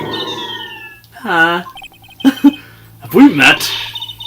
What are you saying? We see each other every day, don't we? We're Miles Edgeworth's defense team! Defense team? I beg your pardon. You see, I rarely remember defense attorneys. They're like bugs to me, needless things to be crushed. I can see how this guy was Edgeworth's mentor. Please look away. Mr. Edgeworth is your student, right?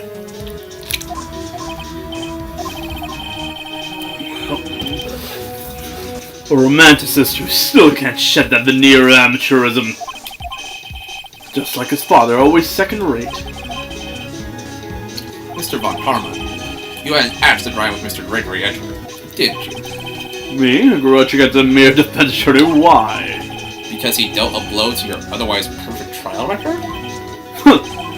So you did.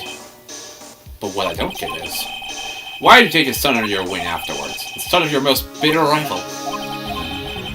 That, my dear attorney, is none of your business!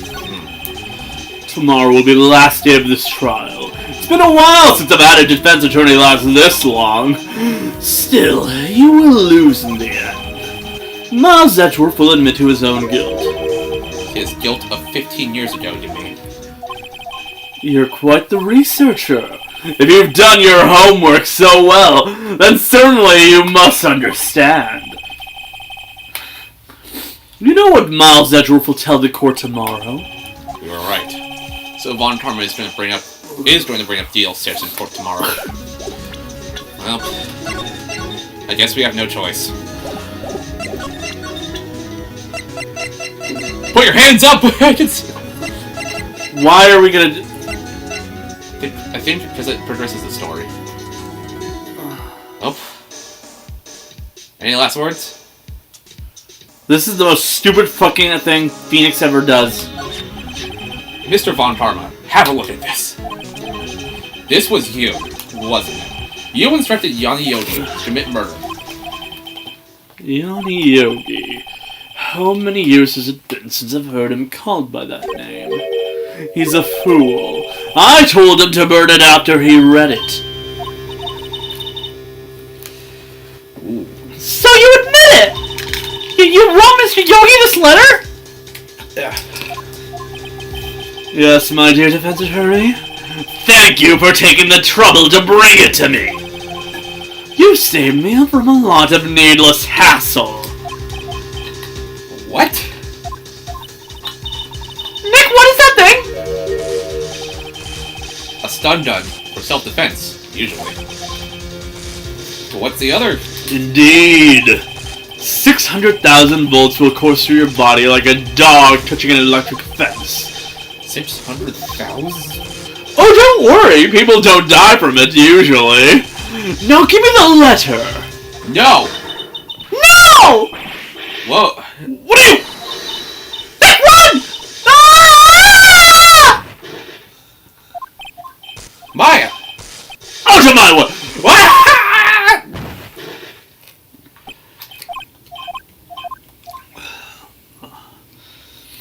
Top 10 Phoenix Wright blunders. Number 1. This. Showing something as important as this to the guy you're trying to get for murder. He got us. The letter's gone, of course. And he took the DL6 things. All of it. Back to having no clues. Wait, Maya jumped first. Maya! Is she okay? Maya! Maya! Open your eyes! Maya! The letter, did he take it? Huh? Oh, yeah. Are you okay? I couldn't stop them! I jumped as fast as I could, but one shot of that thing knocked me out cold! I'm useless. I'm not good as a lawyer or medium. I can't even call my sister. Not even now when we need her the most. How much I haven't woken up at all? That's harsh. Maya! There's gotta be some way I have to help her. I'd better do something about her self-confidence first. Huh? Maya, she's holding something. What is that? A bullet? DL6 incident evidence number 7, taken from the heart of Gregory Edgeworth. I remember. Von Karma was holding this when Maya jumped him. Ah. I'll prove it to you, Maya. You're most definitely not useless. I'll prove it to you in court tomorrow.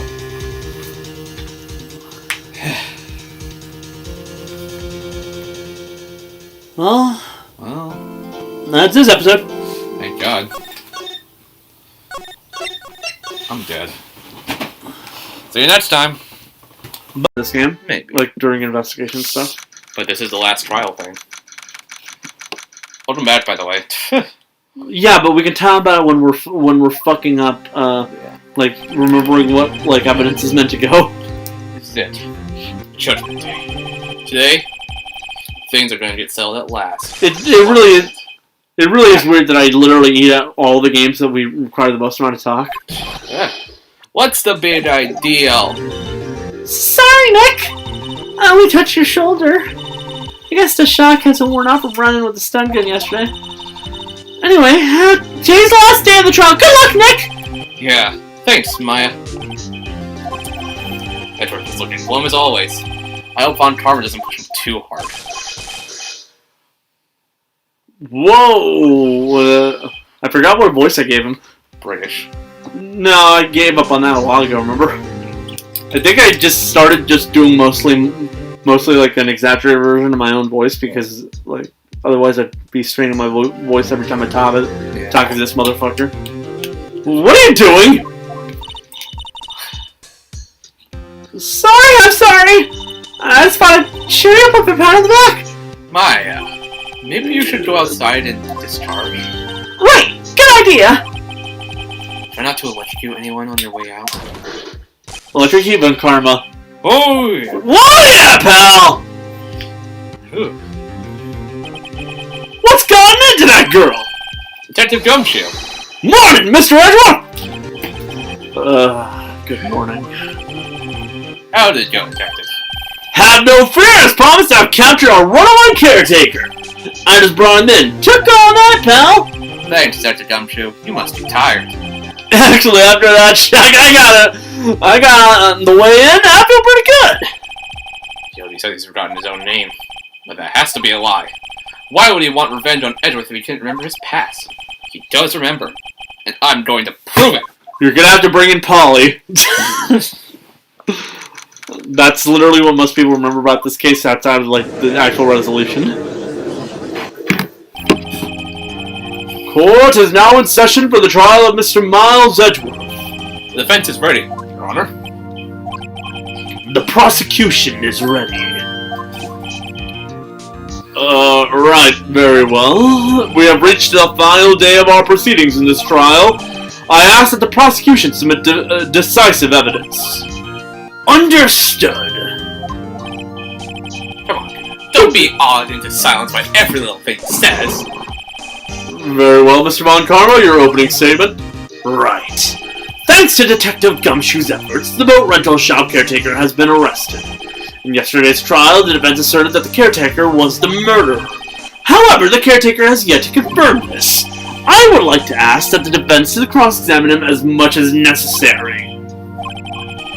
Very well, please bring the witness into the courtroom.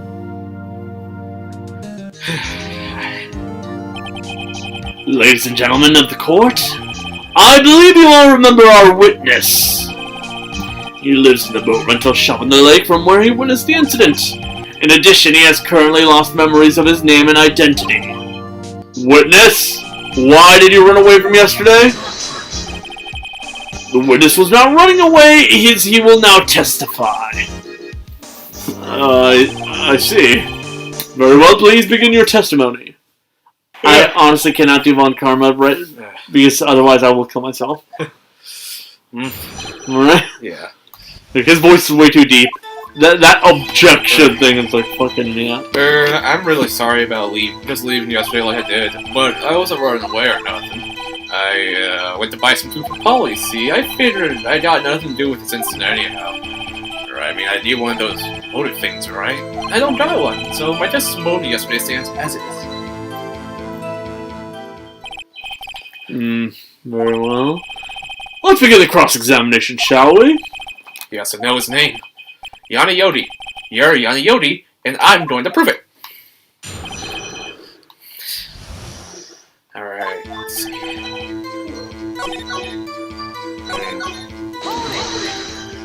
Press.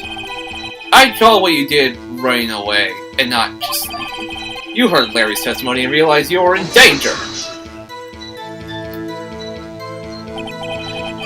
Now, Mr. Wright, there's no need to rush to conclusions. As I said, the witness was not running away. Listen to the testimony. He sure seems relaxed. In fact, they both do. Von Parrot and Yonni. Probably because he burnt the fucking letter, dumbass. And why did you leave? He's just about to say why. Is it so hard for you to just quietly listen when someone's talking? If I sat quietly, Edgeworth would be guilty in 3 minutes. Food? Well, Polly is a bit of a gourmand, you see. She only eats these high-quality bird pellets from France. They only have them in the big pet shop down there. But you weren't arrested until this morning. Why didn't you go back to the caretaker's shack? Well, I kind of got lost, you see. The witness has trouble remembering the exact times. When the police apprehended him, he was on his way back to the shack! Yeah, right. Nice try, Von Parrot. No one's gonna think that. I see. So he was lost. Please, Your Honor, come to your senses!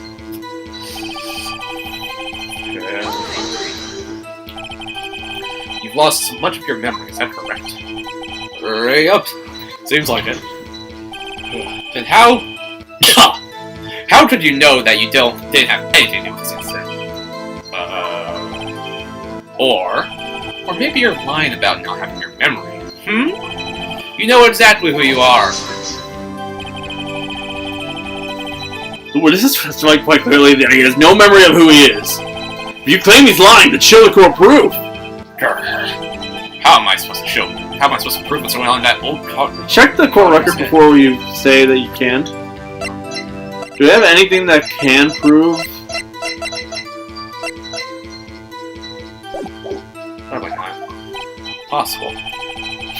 I'm glad you've come to your senses, Mr. Wright. Very well, witness, please continue.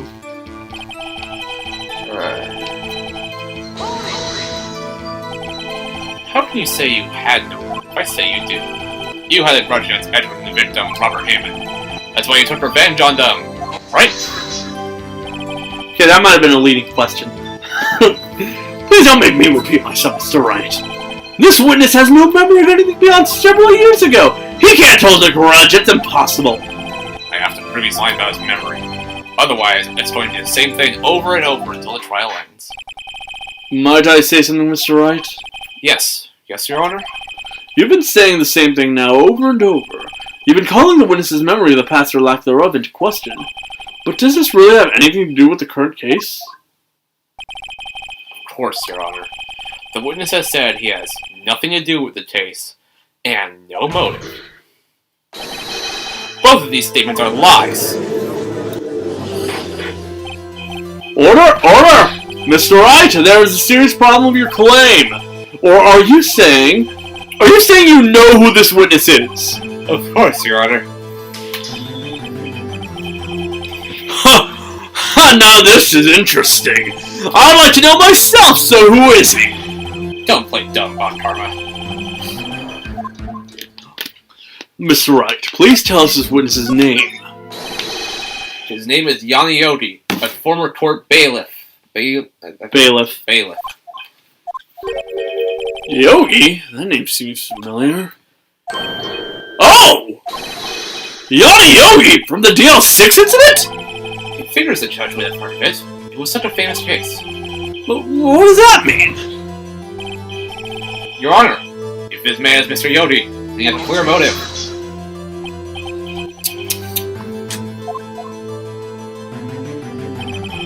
Jumping to conclusions again, Mr. Wright. This witness is Yogi. Fascinating. However, how do you propose to prove this to the court? This is a court of law, as you may recall. You need proof! And allow me to repeat once more what the witness has lost that the witness has lost his memory.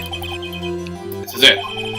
I have to do this now. If I can't prove he's Yogi right here, right now, then I've got nowhere else to go. Nick! How are you gonna prove it? How can you prove that he's Yogi? It's okay. It's actually quite simple. Your Honor! Please take this man's fingerprints. Uh-oh. Yeah. We'll compare them to the fingerprints on file for Yogi. He doesn't have them. I see, that makes sense.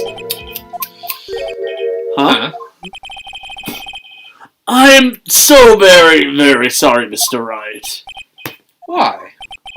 The witness has no fingerprints. What? What? No fingerprints? I think this whole no fingerprints is kind of stupid. Because I'm pretty sure like toe prints are exactly the same as fingerprints. Yeah. You see, before I worked as a caretaker, I worked at a chemical plant. I burned my fingers working with the stuff. Hey, what? Yogi, you sneak. You burned your fingerprints off to hide your past.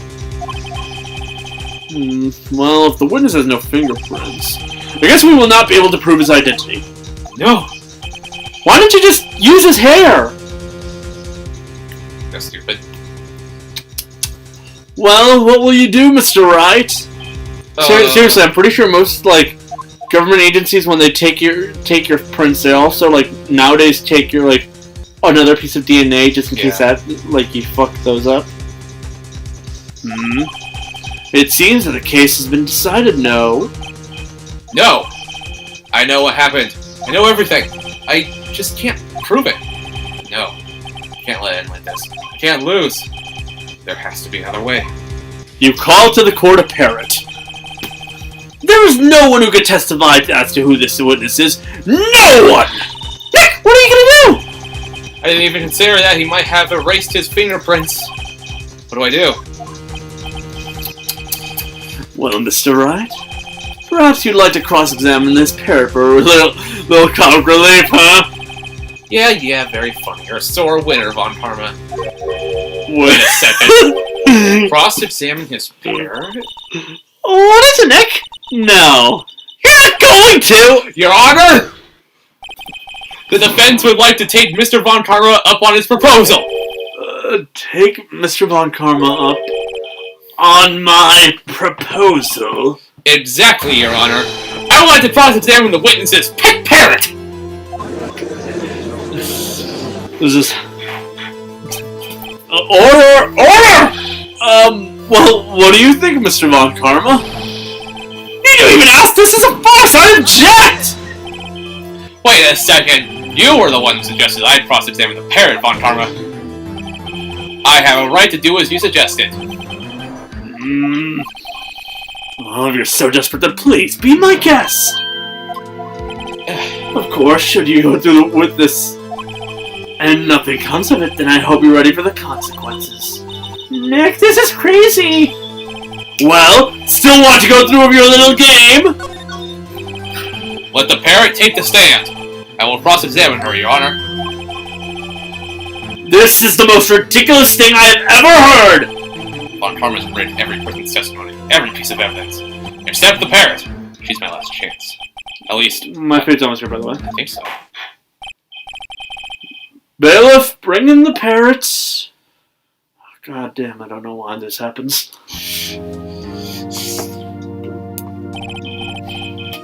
That's quite a bird. Please, tell us your name.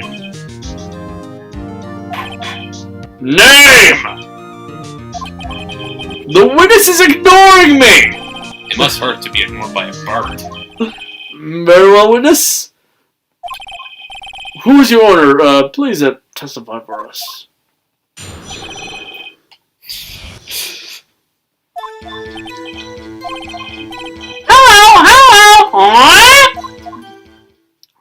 Is that the shortest testimony in Ace Attorney history?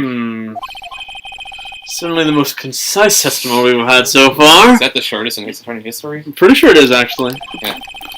Like, I could be wrong. I'll check later. Right. I didn't read what it said. What are you gonna do, Nick? I don't know. What did we do, Maya?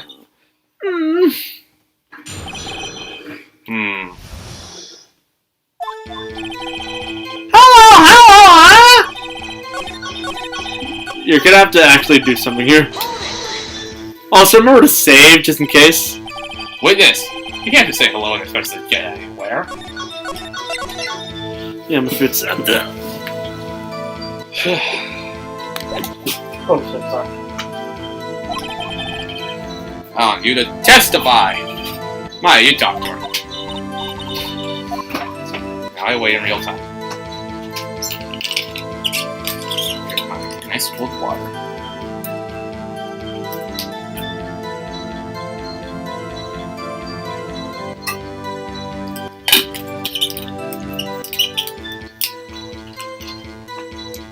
So how are you guys' day going?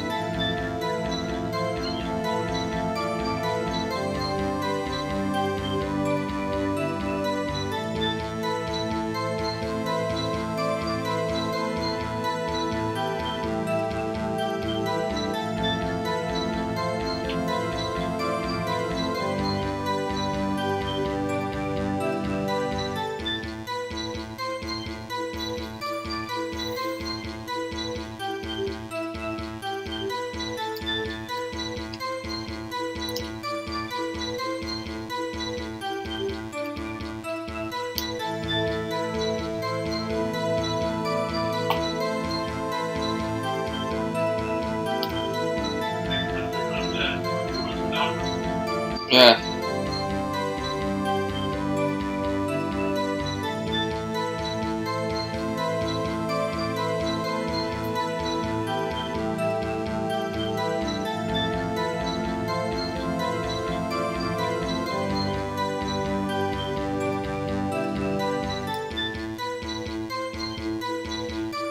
I might cut this part out, but unless I'm lazy.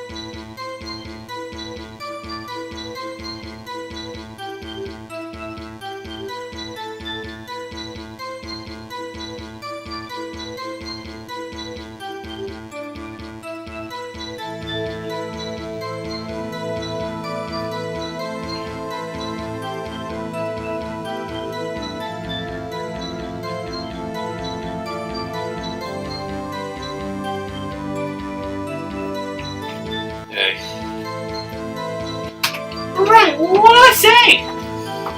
Have we forgotten? As I recall, 2 days ago.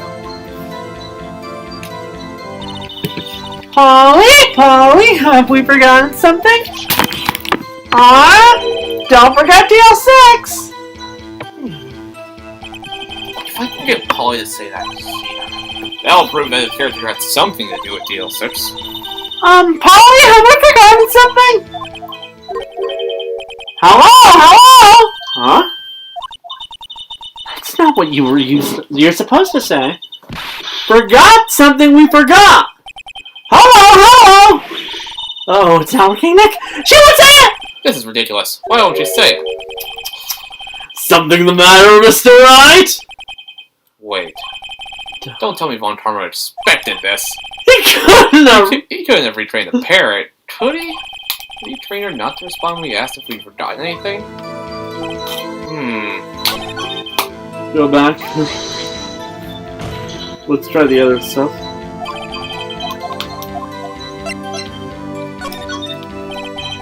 Maybe I should get her to say her name.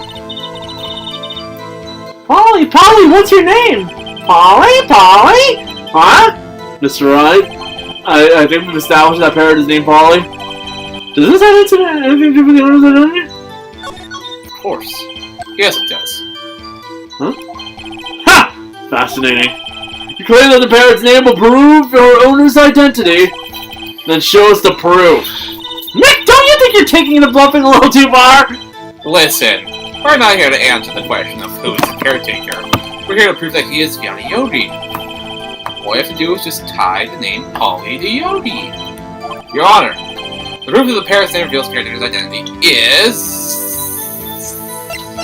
Why did you say it was important? Because I don't think it is.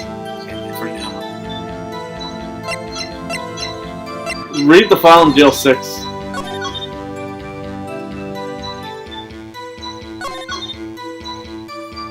There it is! Ha! Shit. Wrong button. The DL6 case file? Well, that's quite a large file you have there. Which page is the proof on then? Show us or stop wasting our time. Very well, Mr. Wright, please show us the page. Where in the file is the information connected to this Parrot's name? I'm pretty sure this is listed in order. Dotted suspect dated page. This page has all the information about Yogi. Right after he was arrested, his fiancée committed suicide. See? Indeed it does say that, yes. What was his fiancée's name? Polly? Exactly, Your Honor. He wanted to remember the name of his fiancée who had committed suicide. That's why he named his parrot after her. I see, I guess that is possible. A mere coincidence, that's all! My granddaughter has a dog she calls Phoenix. Well, Mr. Phoenix Wright, does that make you my granddaughter's fiancé? She's only 7 years old! Alone, it is a little weak for evidence in a murder trial. We would need some other corroborating evidence. Where am I? As for the year... Nick, we're getting closer! One more, if we can just find one more piece of evidence. Right. But what? The safe combo, remember? Very well, witness, you may continue.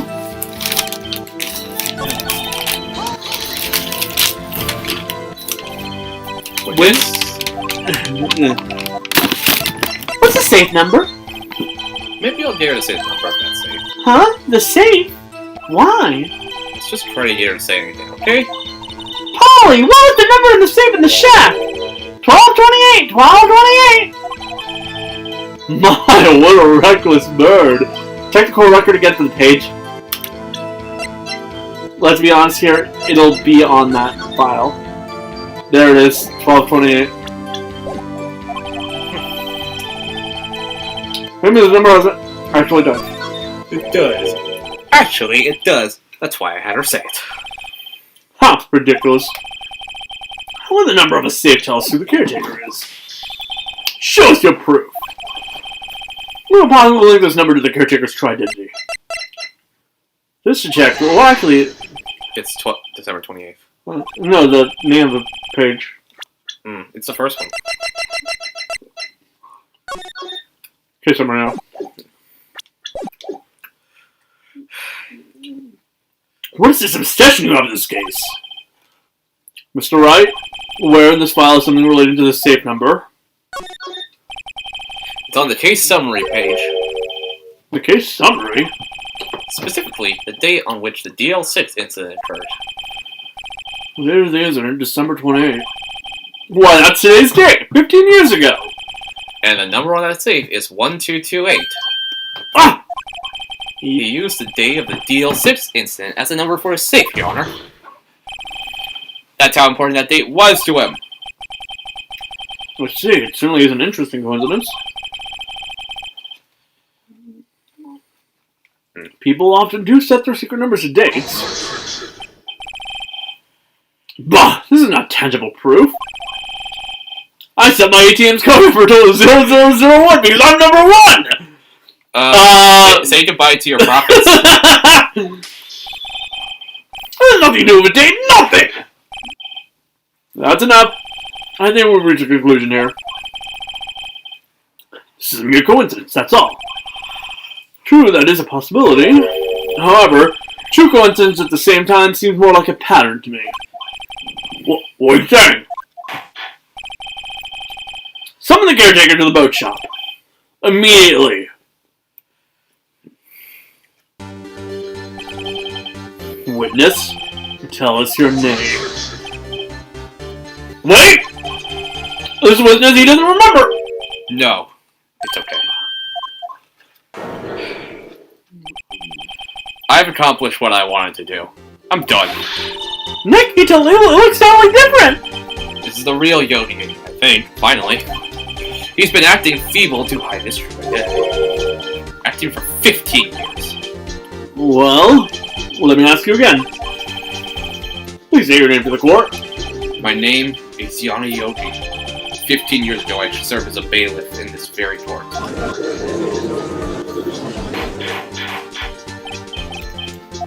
Order! Yonni Yogi. So was it you who killed Mr. Robert Haven?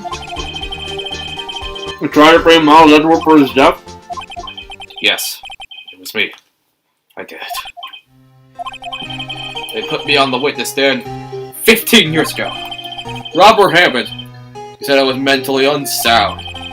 He told me it would make me innocent. Get me off the hook. So, I pretended to have brain damage. I was innocent, really. But he didn't believe me. We won the trial, but I lost everything. Lost my job, my fiancée, my social standing. Then this year, 15 years later, a package arrived. It was a letter and a pistol. The plan was written out in careful detail. It was planned for me to take my revenge on people who ruined my life. I didn't care who had sent it. I thought this was my chance after 15 years. This was it. Finally, a chance to have my revenge on Robert Hammond and Miles Edgeworth. I have no regrets. Wait a moment. Revenge against Miles Edgeworth? What do you mean? I'm not at liberty to speak on that matter.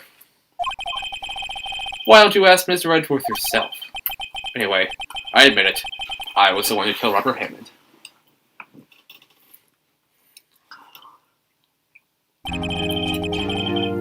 Come on, Karma. Where is Mr. Yogi? Under arrest, Your Honor. I summon him prior to his confession. Then the defendant, Miles Edgeworth, is innocent, in this case at least. Very well. Well, the better please take a stand.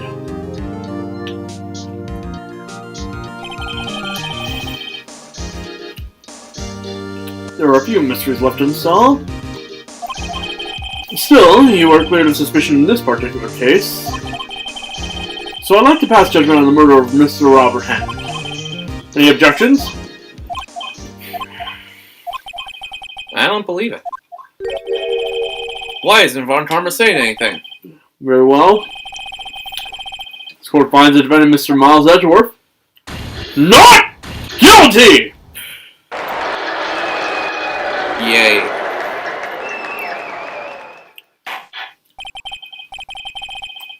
That is all. The court is adjourned. Or is it?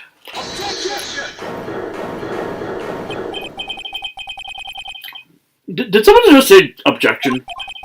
It wasn't Von Karma. Wait, but that means... No. Edgeworth! Your Honor, I object to your judgment.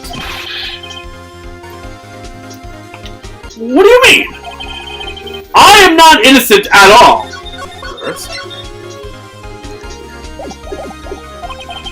As we have heard, Yonni Yogi killed Robert Hammond in revenge. But revenge for what? Nick! Edgeworth is trying to confess! He's going to say he's guilty! He's going to tell him he was the murderer of the 06 incident! He's going to tell him he killed his own dad! Uh-oh, what do I do? The judgment has already been passed. I object to Edgeworth's outburst. Did something like this happen yesterday, too? I believe a certain witness raised an objection after guilty verdict was passed. That would be Larry. We must hear this new statement. We must hear Miles Edgeworth. He's right. We have a duty to hear Mr. Edgeworth out.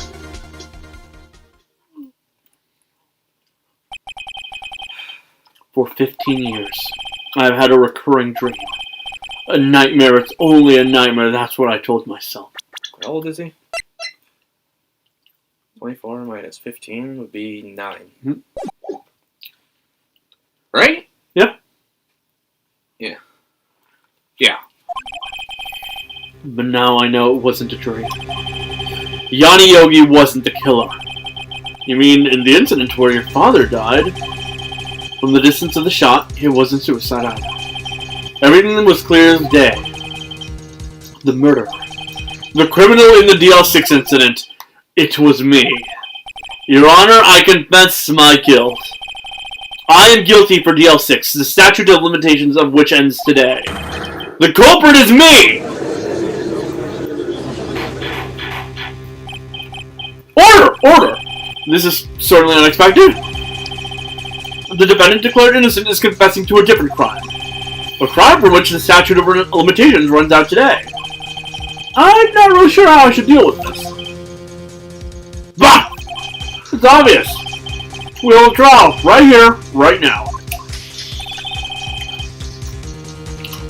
We tried this man for his crime 15 years ago.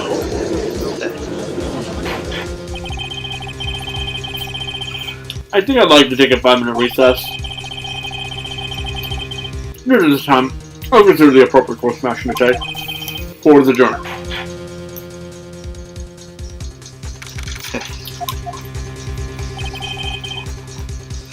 I'm sorry, right? I've just wasted all of your effort. Mr. Edgeworth, I just don't believe it, sir! I mean, you kill your own dad? I didn't want to believe it myself, Detective. But it's the truth. I deserve to be punished. Murder is murder, no matter what the circumstances. This is crazy! Just crazy! Nick, what are you doing? Huh? Oh. I was just reading through the court record once more. I'm getting my case ready. Your case for what? Huh. Isn't it obvious? I'm going to prove that Miles Edgeworth is innocent.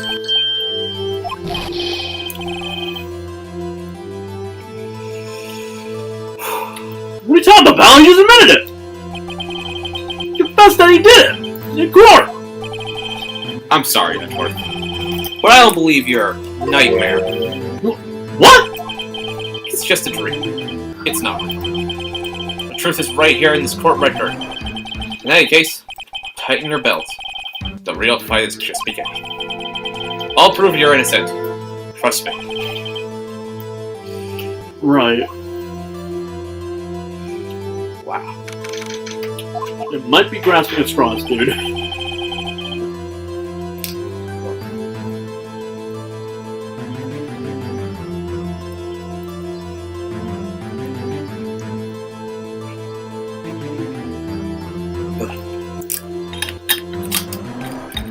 Now I would like to resume our trial.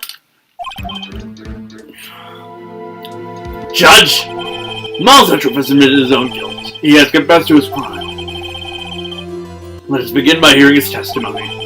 Then, though pointless, let the defense do their cross-examine. The statute of limitations on DL6 runs out today. No such conventional for me. I'd like to run this one by the books. I see. Does the defense have any objection? No, Your Honor. On karma. You knew this was going to happen from the very beginning, didn't you? Very well. Will Miles Edgeworth take the stand?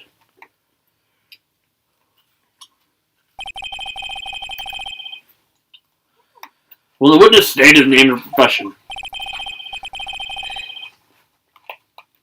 Well, Miles Edgeworth. I am a prosecuting attorney. Mr. Edgeworth. 15 years ago, you mistakenly killed your father, Gregory Edgeworth. Is this correct? I feel like this entire case should be thrown out just purely on the basis that if a kid really did do it, well, he wouldn't exactly get jail time for doing something in a high-stress situation revolving around limited oxygen and a fucking throw of a gun. I mean... I know it didn't involve limited oxygen or a gun, but look at Omori. No, it quite literally did, remember? I was going to make a comparison to Omori, but... which didn't have either of those, but... But yeah, no, fucking Edgeworth, by all forms of law, basically, like, outside of the most draconian laws, which this is Japan's laws, so yeah, we'll almost certainly get, like, damn near nothing for this. Yeah. It's involuntary manslaughter. Involuntary manslaughter is still manslaughter. Yeah, but, like, it's also, like, purely on so much bad situations that it literally happened through accident. You get at max, like, a year. Yeah.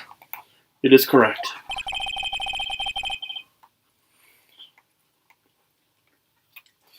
And then testify about this to the matter of the court. When Edgeworth was telling me about his dream yesterday, I noticed something. One detail didn't quite fit. That will be the key. But only if I can get it to work. Please, please?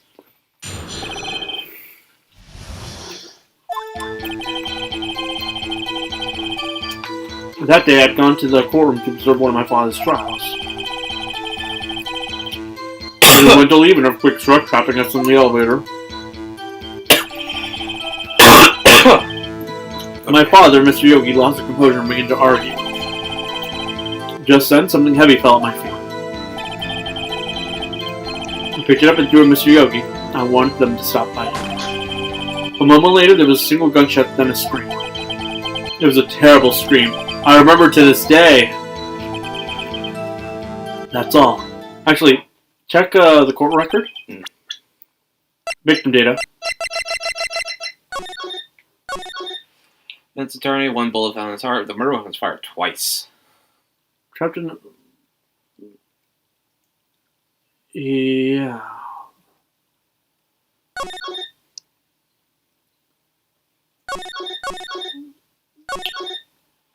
Turning from a lost trial. Till now that you thought this memory was a dream. We were stuck in that elevator for 5 hours. The oxygen in the elevator ran out and I lost my memory of the events. Bah! The same claim Mr. Yogi had made. Very well. Mr. Wright, your cross-examination, please. Yes, Your Honor. That's the literal smoke, like, go to the whole shot thing. First? Because let's be honest here, that's like the clearest contradiction.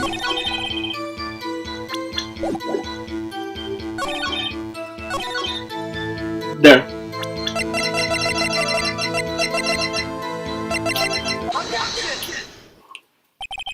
Are you sure you only heard 1 gunshot? Yes, I'm sure of that. Or the shot and the scream. And then everything faded. And I was unconscious until the rescuers came. I see. No, Your Honor. Unfortunately, you don't. Look at this file one more time. This plainly contradicts the witness testimony. He do enjoy drawing that file out that file, don't you? Sir, it is literally what we are discussing at this very moment. I don't accept this evidence unless you can tell us what page it's on. What page contradicts Miss... Yeah.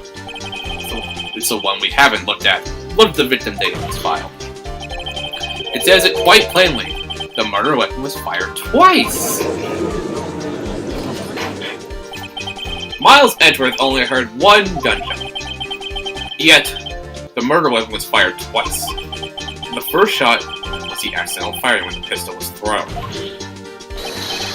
So, who fired the remaining shot?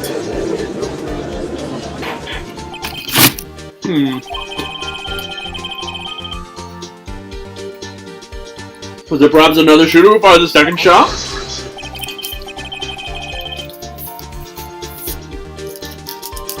Your Honor, as I'm sure you're aware, the incident occurred 15 years ago. The evidence is dated. The pistol did fire twice, however, we do not know when that second shot was fired. It might have been fired the day before the incident. There is no proof that the second shot had anything to do with this incident. Check the, court record again. What's his, bullet from DL6A? Still bears clear ballistic markings. Oh, wait. The photo. There's also a bullet hole in the glass. Yeah. Unless he was conveniently standing right in front of the glass. No, definitely! The bullet! The bullet was in his heart! Ah. Remember? Yeah. The bullet couldn't have gone through the glass! Huh. That's our next piece of evidence. What? I see. You do have a point, Mr. Wright. The murder weapon was fired twice, as we have heard. One of the shots was the defendant, a boy at the time. Do you have any proof that the other shot fired had something to do with the case? Yes. Your Honor, I think I will be able to show you proof. What? Impossible! Now, Mr. Von Karma, save your surprise for after you've seen the evidence. Very well, Mr. Wright, show us your proof. The evidence of the second fire on the pistol is related to the incident. It has to be a photo because you can't use the bullet, yeah. You have to show that there's... Look at this photograph. This is a photograph. Oh, Judge. This is a photograph of the scene of the crime 15 years ago. I can see that the victim lying there is Gregory Edgeworth. This proves a murder weapon was fired twice, at the time of the incident. This photo proves it. So let me get this straight. The photo proves 2 shots were fired where? Your Honor, please get a clue. The window.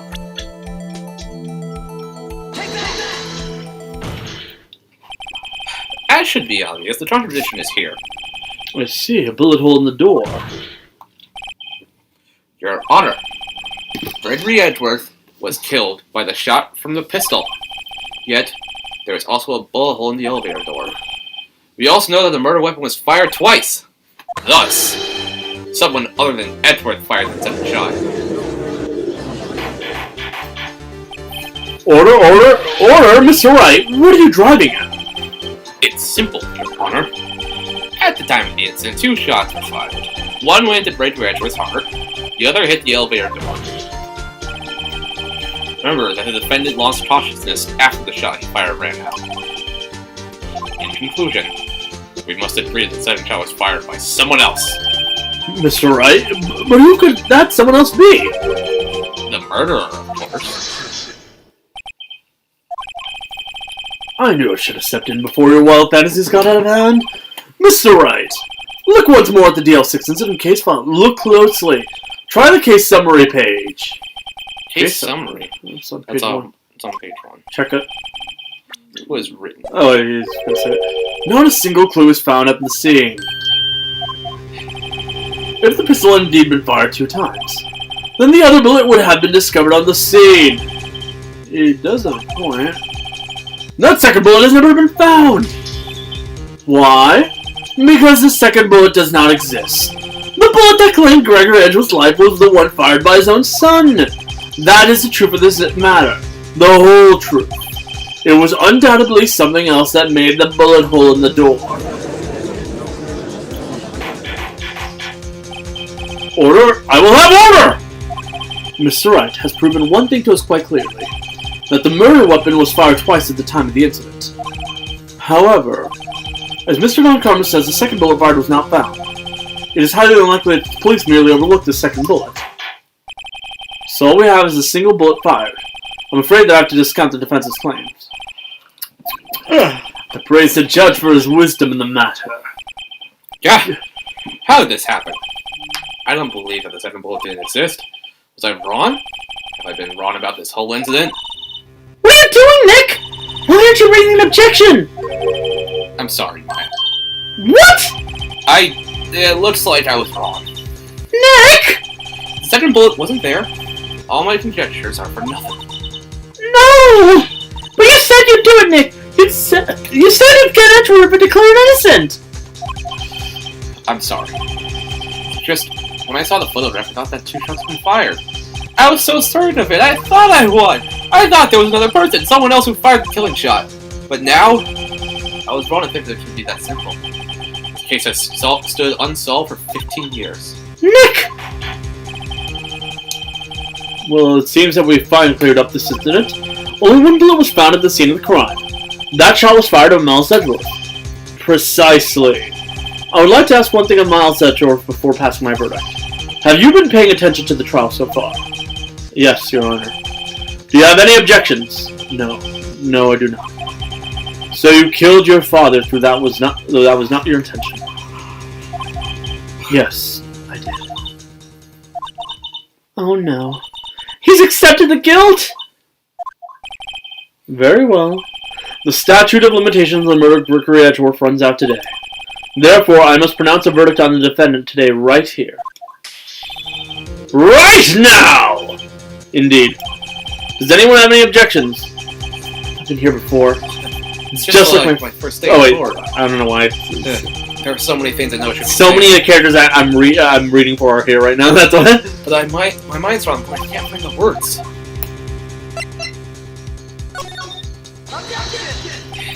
Your Honor, I object.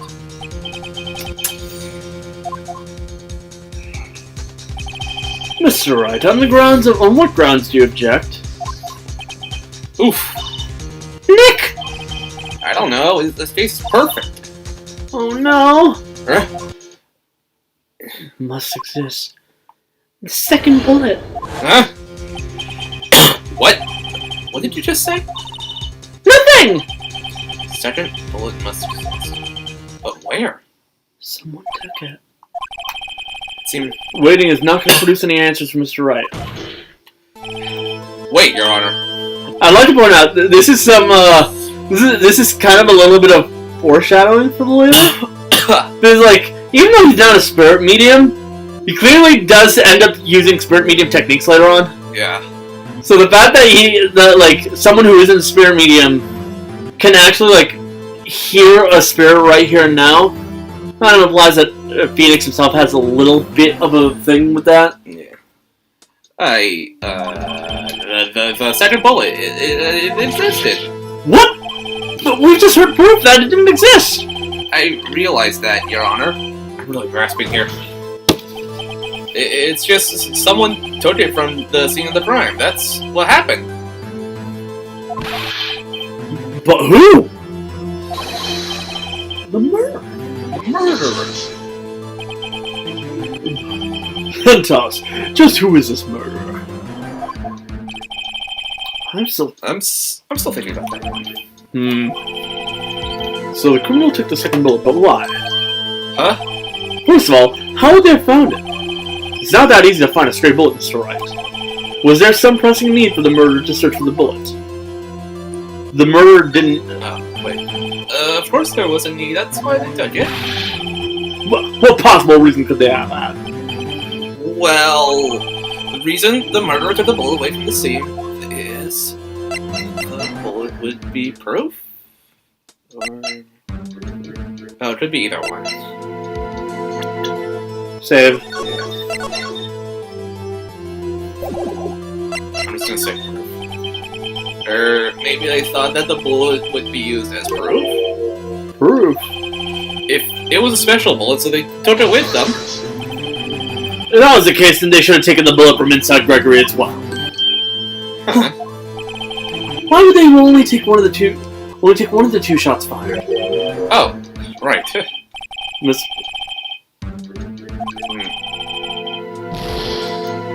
I think the answer was that they didn't need it.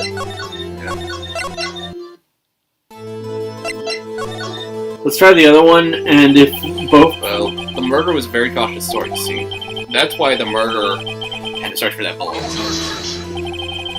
If that was the case, then they should have taken the bullet from inside Gregory as well. Yeah, it was the other one. But you really should have saved on that one. Oh well. One penalization. Murderer didn't need it. Why would the murderer have spent the time to look for that stray bullet? I haven't got a clue. What's wrong, Mr. Wright? Bah! The murderer had no reason to take that bullet. You don't want to admit it, but it's true. Had to take it?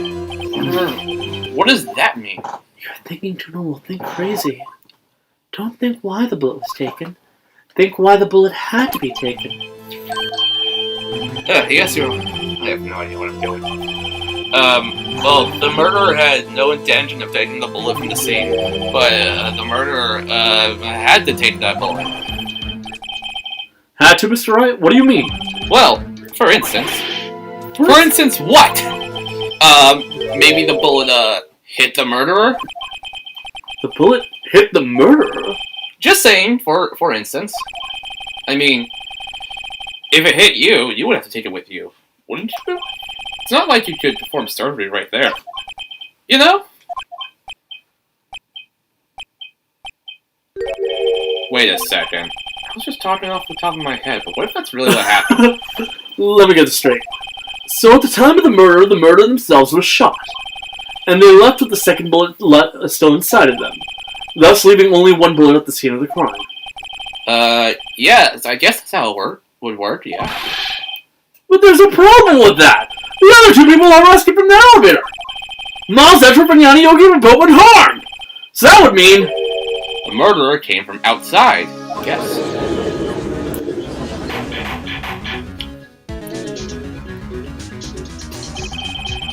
Two men fight inside the elevator. Trying to stop them, the boy picks up the pistol at his feet and throws it. The pistol discharges, and the bullet goes through the elevator door and hits the murderer outside. The boy loses consciousness. Then the murderer opens the elevator door and sees the men inside.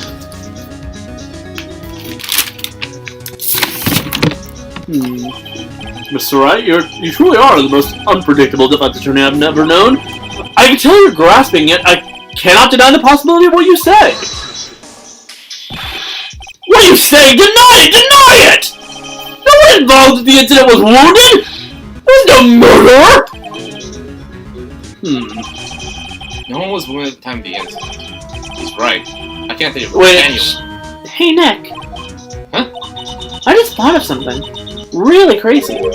Crazy? Remember what Mr. Grossberg said yesterday? Gregory Edgeworth dealt a blow to his perfect trial record. Wow.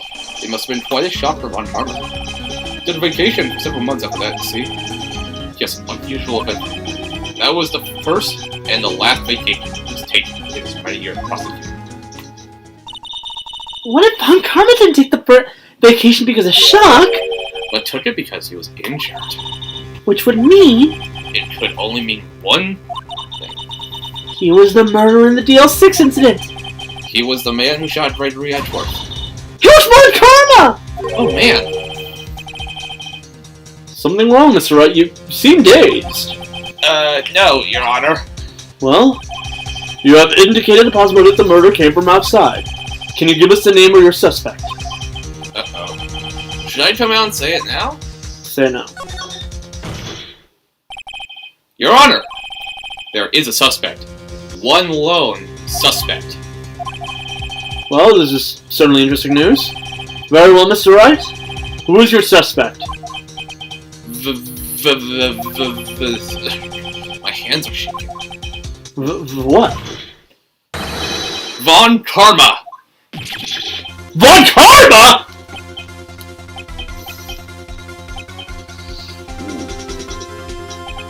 You mean the Von Karma? The prosecutor?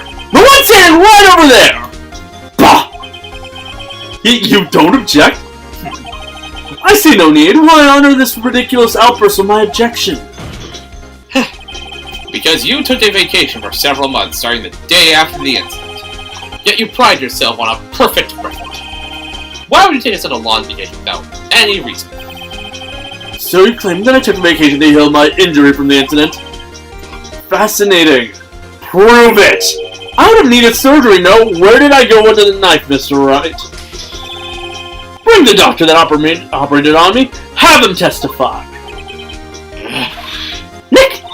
Let's find out who his doctor is. It's no use. Edgeworth! I know Von Karma perhaps too well. He's perfect. He wouldn't leave clues. He probably didn't undergo surgery. That would leave a doctor as a witness. Nobody's that perfect. So what, Nick? Did Von Karma pull the bullet out himself? That's insane! That would hurt. You couldn't have.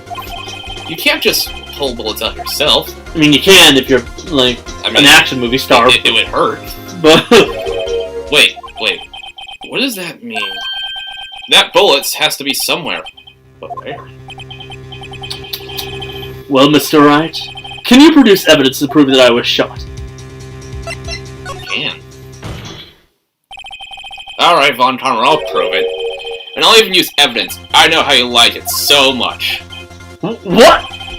The evidence that proves Von Karma was shot. Metal detector. Yeah. Von Karma is perfect. He wouldn't risk surgery, leaving evidence trail. So then I ask, where is that bullet now? I think it's unlikely that Von Karma performed surgery on himself. Is that even possible to do? Yes. Okay. You don't mean... I do. There is a possibility of the bullet. It's still inside Von Karma. Is that even possible for all these years? Well, there's one way to find out. We could use this metal detector. Well, Von Karma, I'm going to run this over you and see what we find. I refuse! You refuse?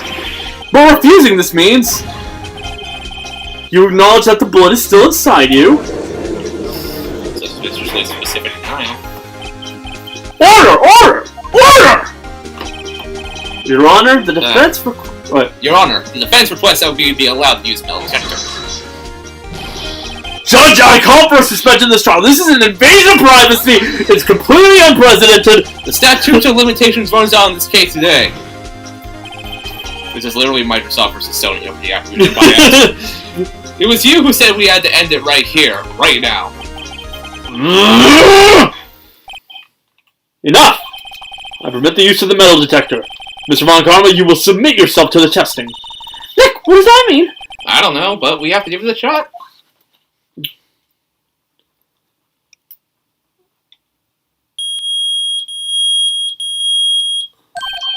It reacted. Something's inside his right shoulder. The bullet. Mr. Von Karma? You.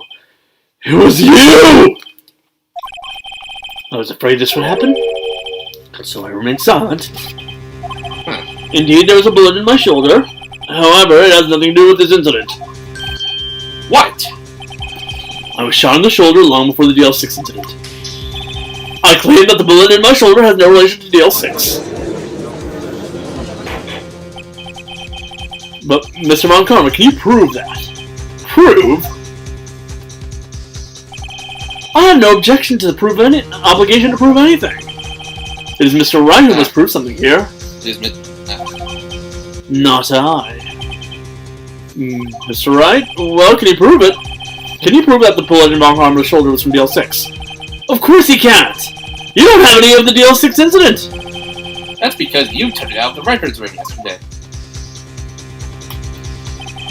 With no proof, you cannot convict me of any crime. So sorry, Mr. Wright. No. I'm the one who's sorry, Mr. Von Karma. What? You were close. One day away from freedom.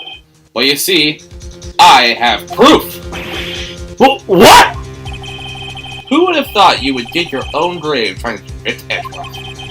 I can link that bullet in your shoulder to the DL6 incident. I can see the bar up there. It's a good sign to... And here's my final proof! My attorney's been... No. Damn it. Dear... The DL6 bullet, yes. It's because of the case marking. Yeah. That's a bullet. Where did you get that? This is the bullet used in the DL6 incident. This is taken from the heart of the victim, Mr. Gregory Edgeworth. The bullet is preserved quite nicely, with all the ballistic markings intact. Ballistic markings? You may recall the term. It came up in the first trial, 2 days ago. Ballistic markings are the fingerprints of a weapon. All bullets fired from a gun are marked with that weapon's unique pattern. By examining the markings, you can tell which weapon fired the bullet. It's quite accurate. I wonder if there's ever been a case of, like, two of the ballistic markings on a gun being the exact same as another's. Who knows? We have two bullets in our possession. Yeah. One, the bullet removed from Gregory Edgeworth's heart. The other, Mr. Von Karma, is the bullet buried in your shoulder. We can analyze both bullets. Then, the markings matched. We would know that both bullets have been fired from the same gun. The very same pistol, in other words. The murder weapon that killed Gregory Edgeworth. Mr. Von Karma, you will let us remove the bullet from your shoulder. We're really performing surgery right here and now. It'll be very painful. Then, we'll prepare the ballistic markings of those on this bullet. And solve this case, once and for all. Well, Mr. Von Karma.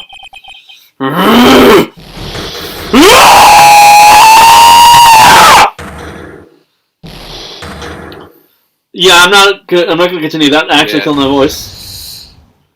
That scream. I've heard that scream before. Wait, I know. Don't do it again. Just go over, copy, and paste that scream through audio. Quiet! I said quiet. You're not making this any easier. Stop breathing my air. We'll stop you. Stop breathing my air! Get away! Get away from my father! Yeah, I'm not doing that. Again, just use the audio from my scream earlier. I'm not Apache's scream. It's that scream I heard in the elevator! 15 years ago! Von Karma! It was you who screamed! Mr. Von Karma. Edgeworth! Only you would dare defy me! So was you. You and your father are my curse! Your father shamed me with a penalty on my record! And you left a scar on my shoulder that would never fade! I'll bury you! I'll bury you with my bare hands! 15 years earlier. Chief Prosecutor, I'm sorry. Von Karma, it's not like you to make this kind of error. I never would have thought that Edgeworth would be the one to catch you. I was careless. I'm sorry, but you'll have to be penalized. I've covered for you in the past, but not this time. Edgeworth!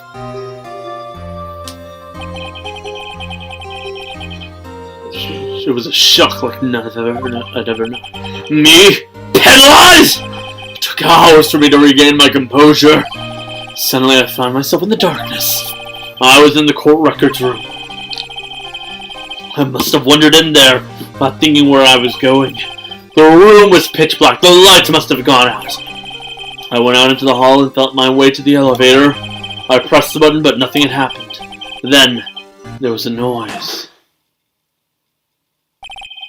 I was in pain, a horrible burning pain on my shoulder! Just then the lights came back on. The elevator door opened before my eyes.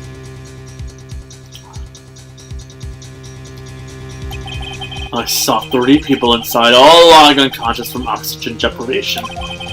Much to my surprise, a pistol lay at my feet. I knew then it was destiny.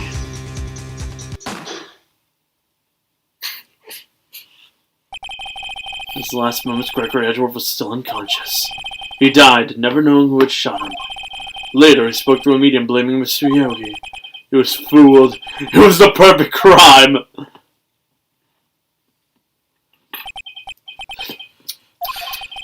Who would have thought that another man would have come to open that elevator door? Judge? What? What are you doing? Do your job! Bring an end to this miserable charade! Now! End it! Very well.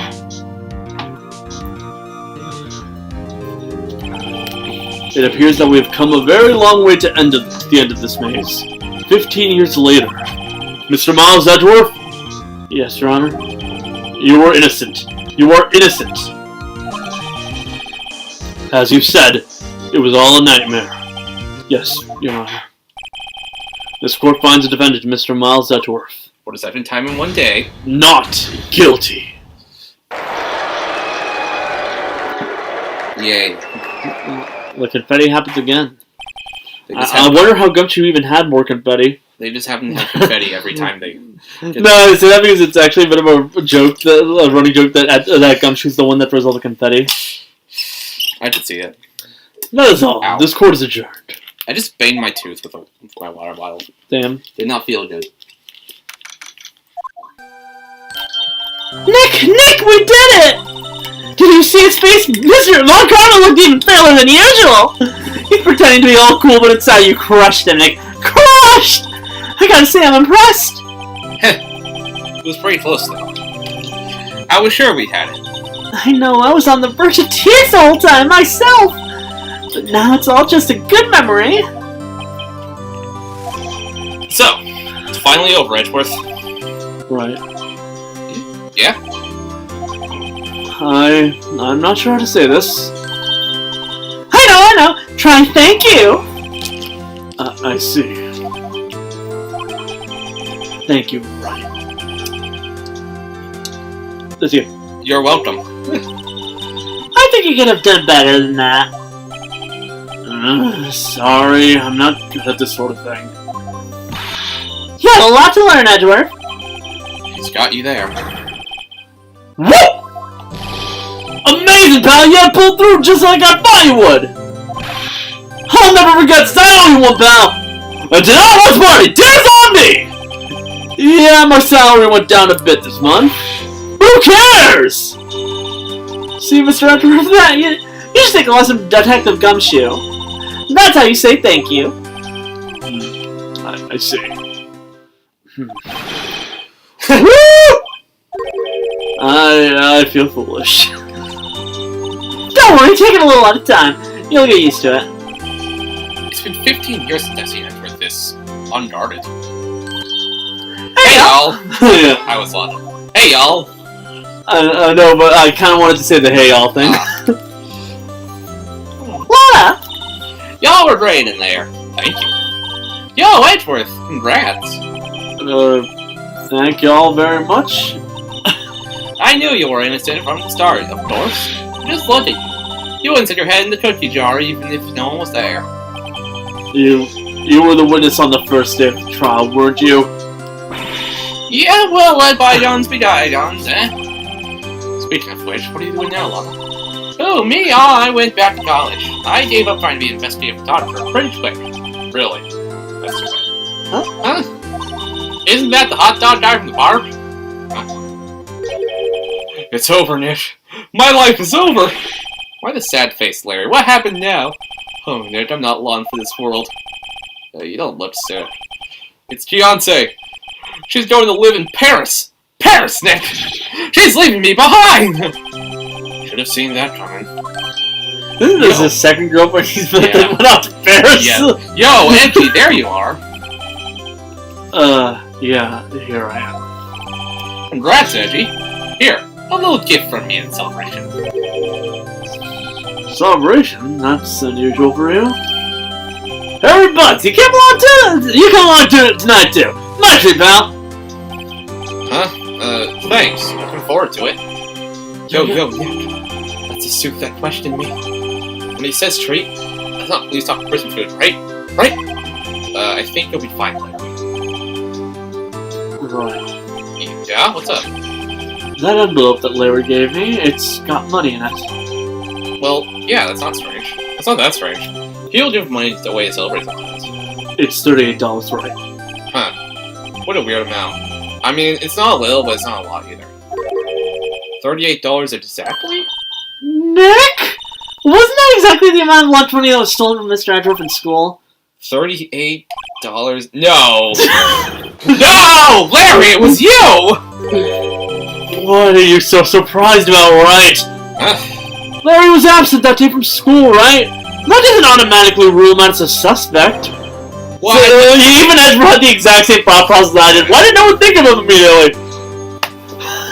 Think back to that day 15 years ago.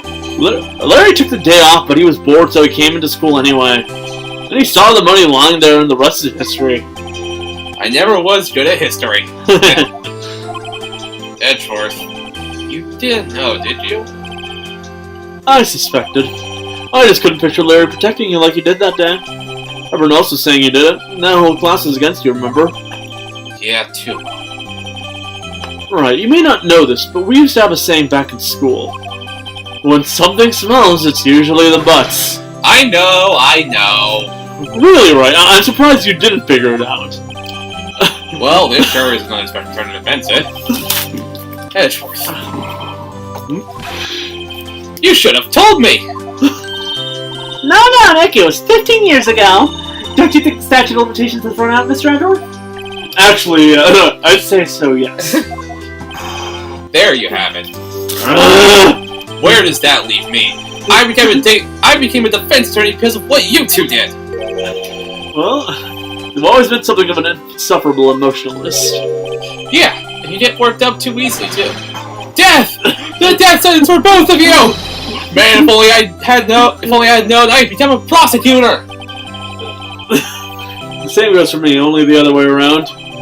For the longest time, I thought that I might have killed my own father. I thought I might be a criminal. I became a prosecutor in part to punish myself. If I had known the truth, I might have become a defense attorney, after all. Chances are, Wright would have still been a defense attorney, really. Yeah.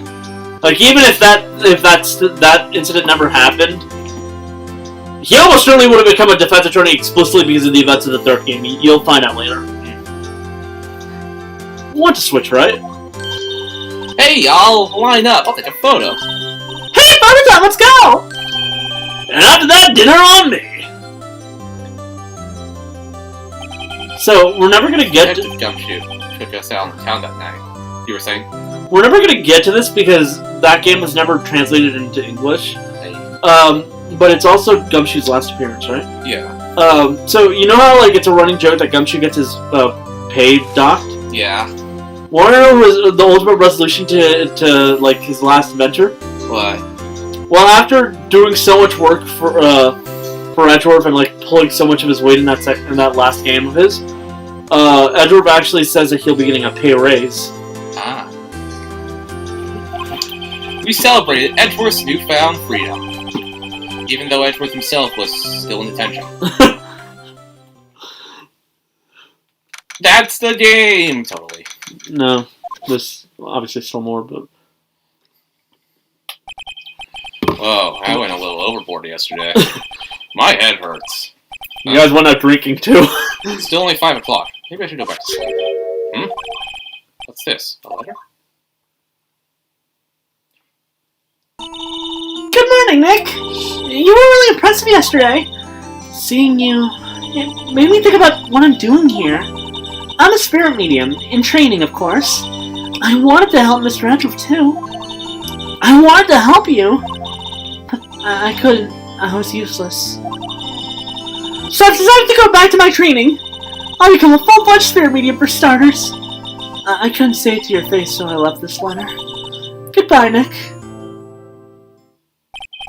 Goodbye? What time is it? Ah! First trains from the mountains have already left. To the station.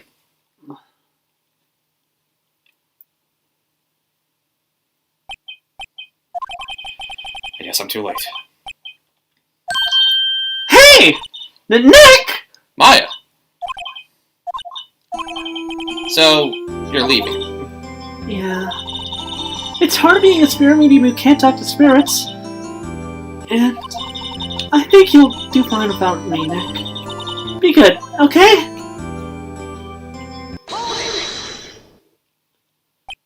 Wait. What? I never could have saved Edgeworth without your help. Huh? On the last day of the trial, I heard her. I heard Mia's voice. You heard my sister? Yes, only her voice. But still. It was at the very end when I thought we'd lost everything. That's my sister for you. Detective Gumshoe helped, and Mr. Grossberg, and even Larry. I feel like who couldn't help. I was useless, Nick. But you were the one who stopped Von Karma, Maya. Huh? I didn't do anything! All I did was wander around in a daze. Sorry, but I have evidence to look out. Evidence? Oh, Maya, some evidence. It's the bullet, the final bullet. A bullet? Von Karma was convinced he had taken all of the evidence pertaining to deal sticks. But you were the one who rescued the last piece of evidence. We need it. How goes it? Good. Pretty good. My voice is shot. This was the bullet that put an end to Von Karma. And you were the one who gave it to me. Nick. Thanks. Thanks, Maya. I shouldn't have done it without you. I'll be back soon. Huh? I'm going to complete my training and come back. Okay, I'll be waiting. Of course you will. You can't run that office by yourself. You're helpless. I don't know about that. So, this is it. See you soon, Maya.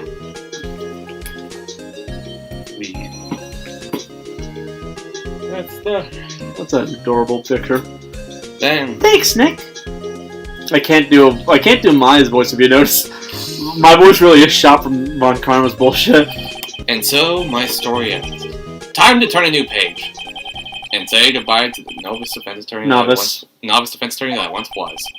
Now a new story begins. With the same old crazy cast of characters.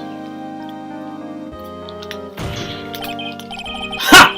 Don't think you've graduated yet, amateur. Mr. Wright, perhaps you'd like to rethink that claim. Yes, Your Honor. I got a bad feeling about this. Wow. That's the game! Pretty sure there's like mid-credit stuff. Yeah, like that. Like, hey pal, Mr. Edgeworth came down to the precinct to wish me a happy new year. Talk about a pleasant surprise.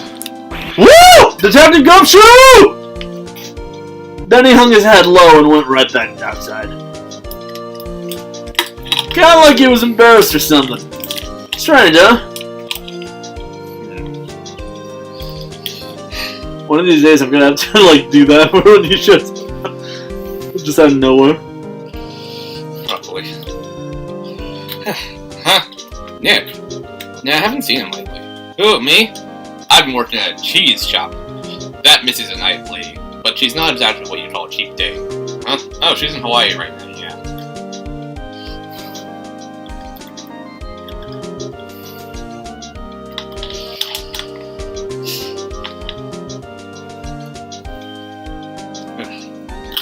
Ooh, right.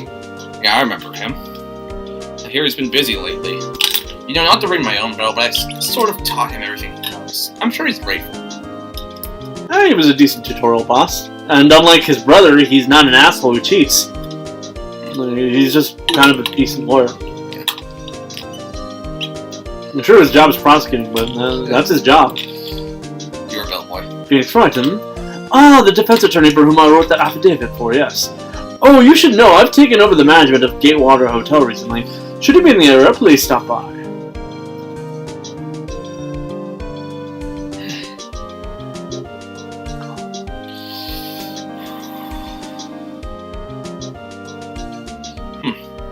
Him!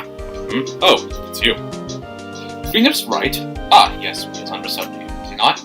I wonder how he's doing. I haven't seen him this late. Days of my youth. Like the scent of fresh lemon, you see. Say. Ugh.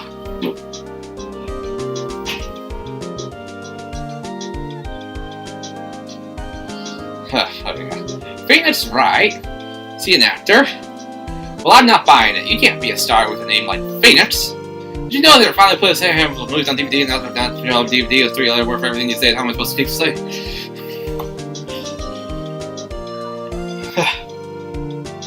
Have to remind ourselves what characters we did. I'm pleased to announce the Pink Princess is a hit. I'm sure owe that Mr. Wright a great deal. Oh, and I'm keeping my face out of public eyes till the show's over. I don't want to ruin any kid's dreams, you know? Kids have dreams? Yeah. Unless your dream is, I want to be a YouTuber, then good luck, I guess. Oh, I got a letter from Maya the other day. It sounded like she got a cold staying under a waterfall. I wanted to visit, but didn't have time. So I sent her some Pink Princess trading cards. She said she can't buy them where she is. What kind of place is she living at anyway? Of Mountain Village. You know, those famous... Actually, California does actually have mountains. Yeah. Maybe she lives near Lake Tahoe. My cabin's at Mountain Village. You're Cody. Right? Who's that? You want to talk? Let's talk Pink Princess, alright? But, you know, I snuck into the studio the other day. I don't remember the voice. And I saw her, the one inside the Pink Princess. So... Oh, what a dog! It was kind of a shock for a boy my tender age. I hope that was the right voice. I honestly don't remember. It gets to this point, it's been too long.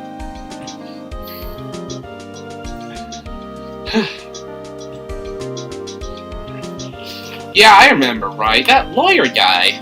Let's just be happy Sal Menalla wasn't one of the people. I've been training from a paranormal photographer. You know that picture I took of everyone? Well, just behind him there's a ghost. For real. Now that's talent. I'm gonna be famous.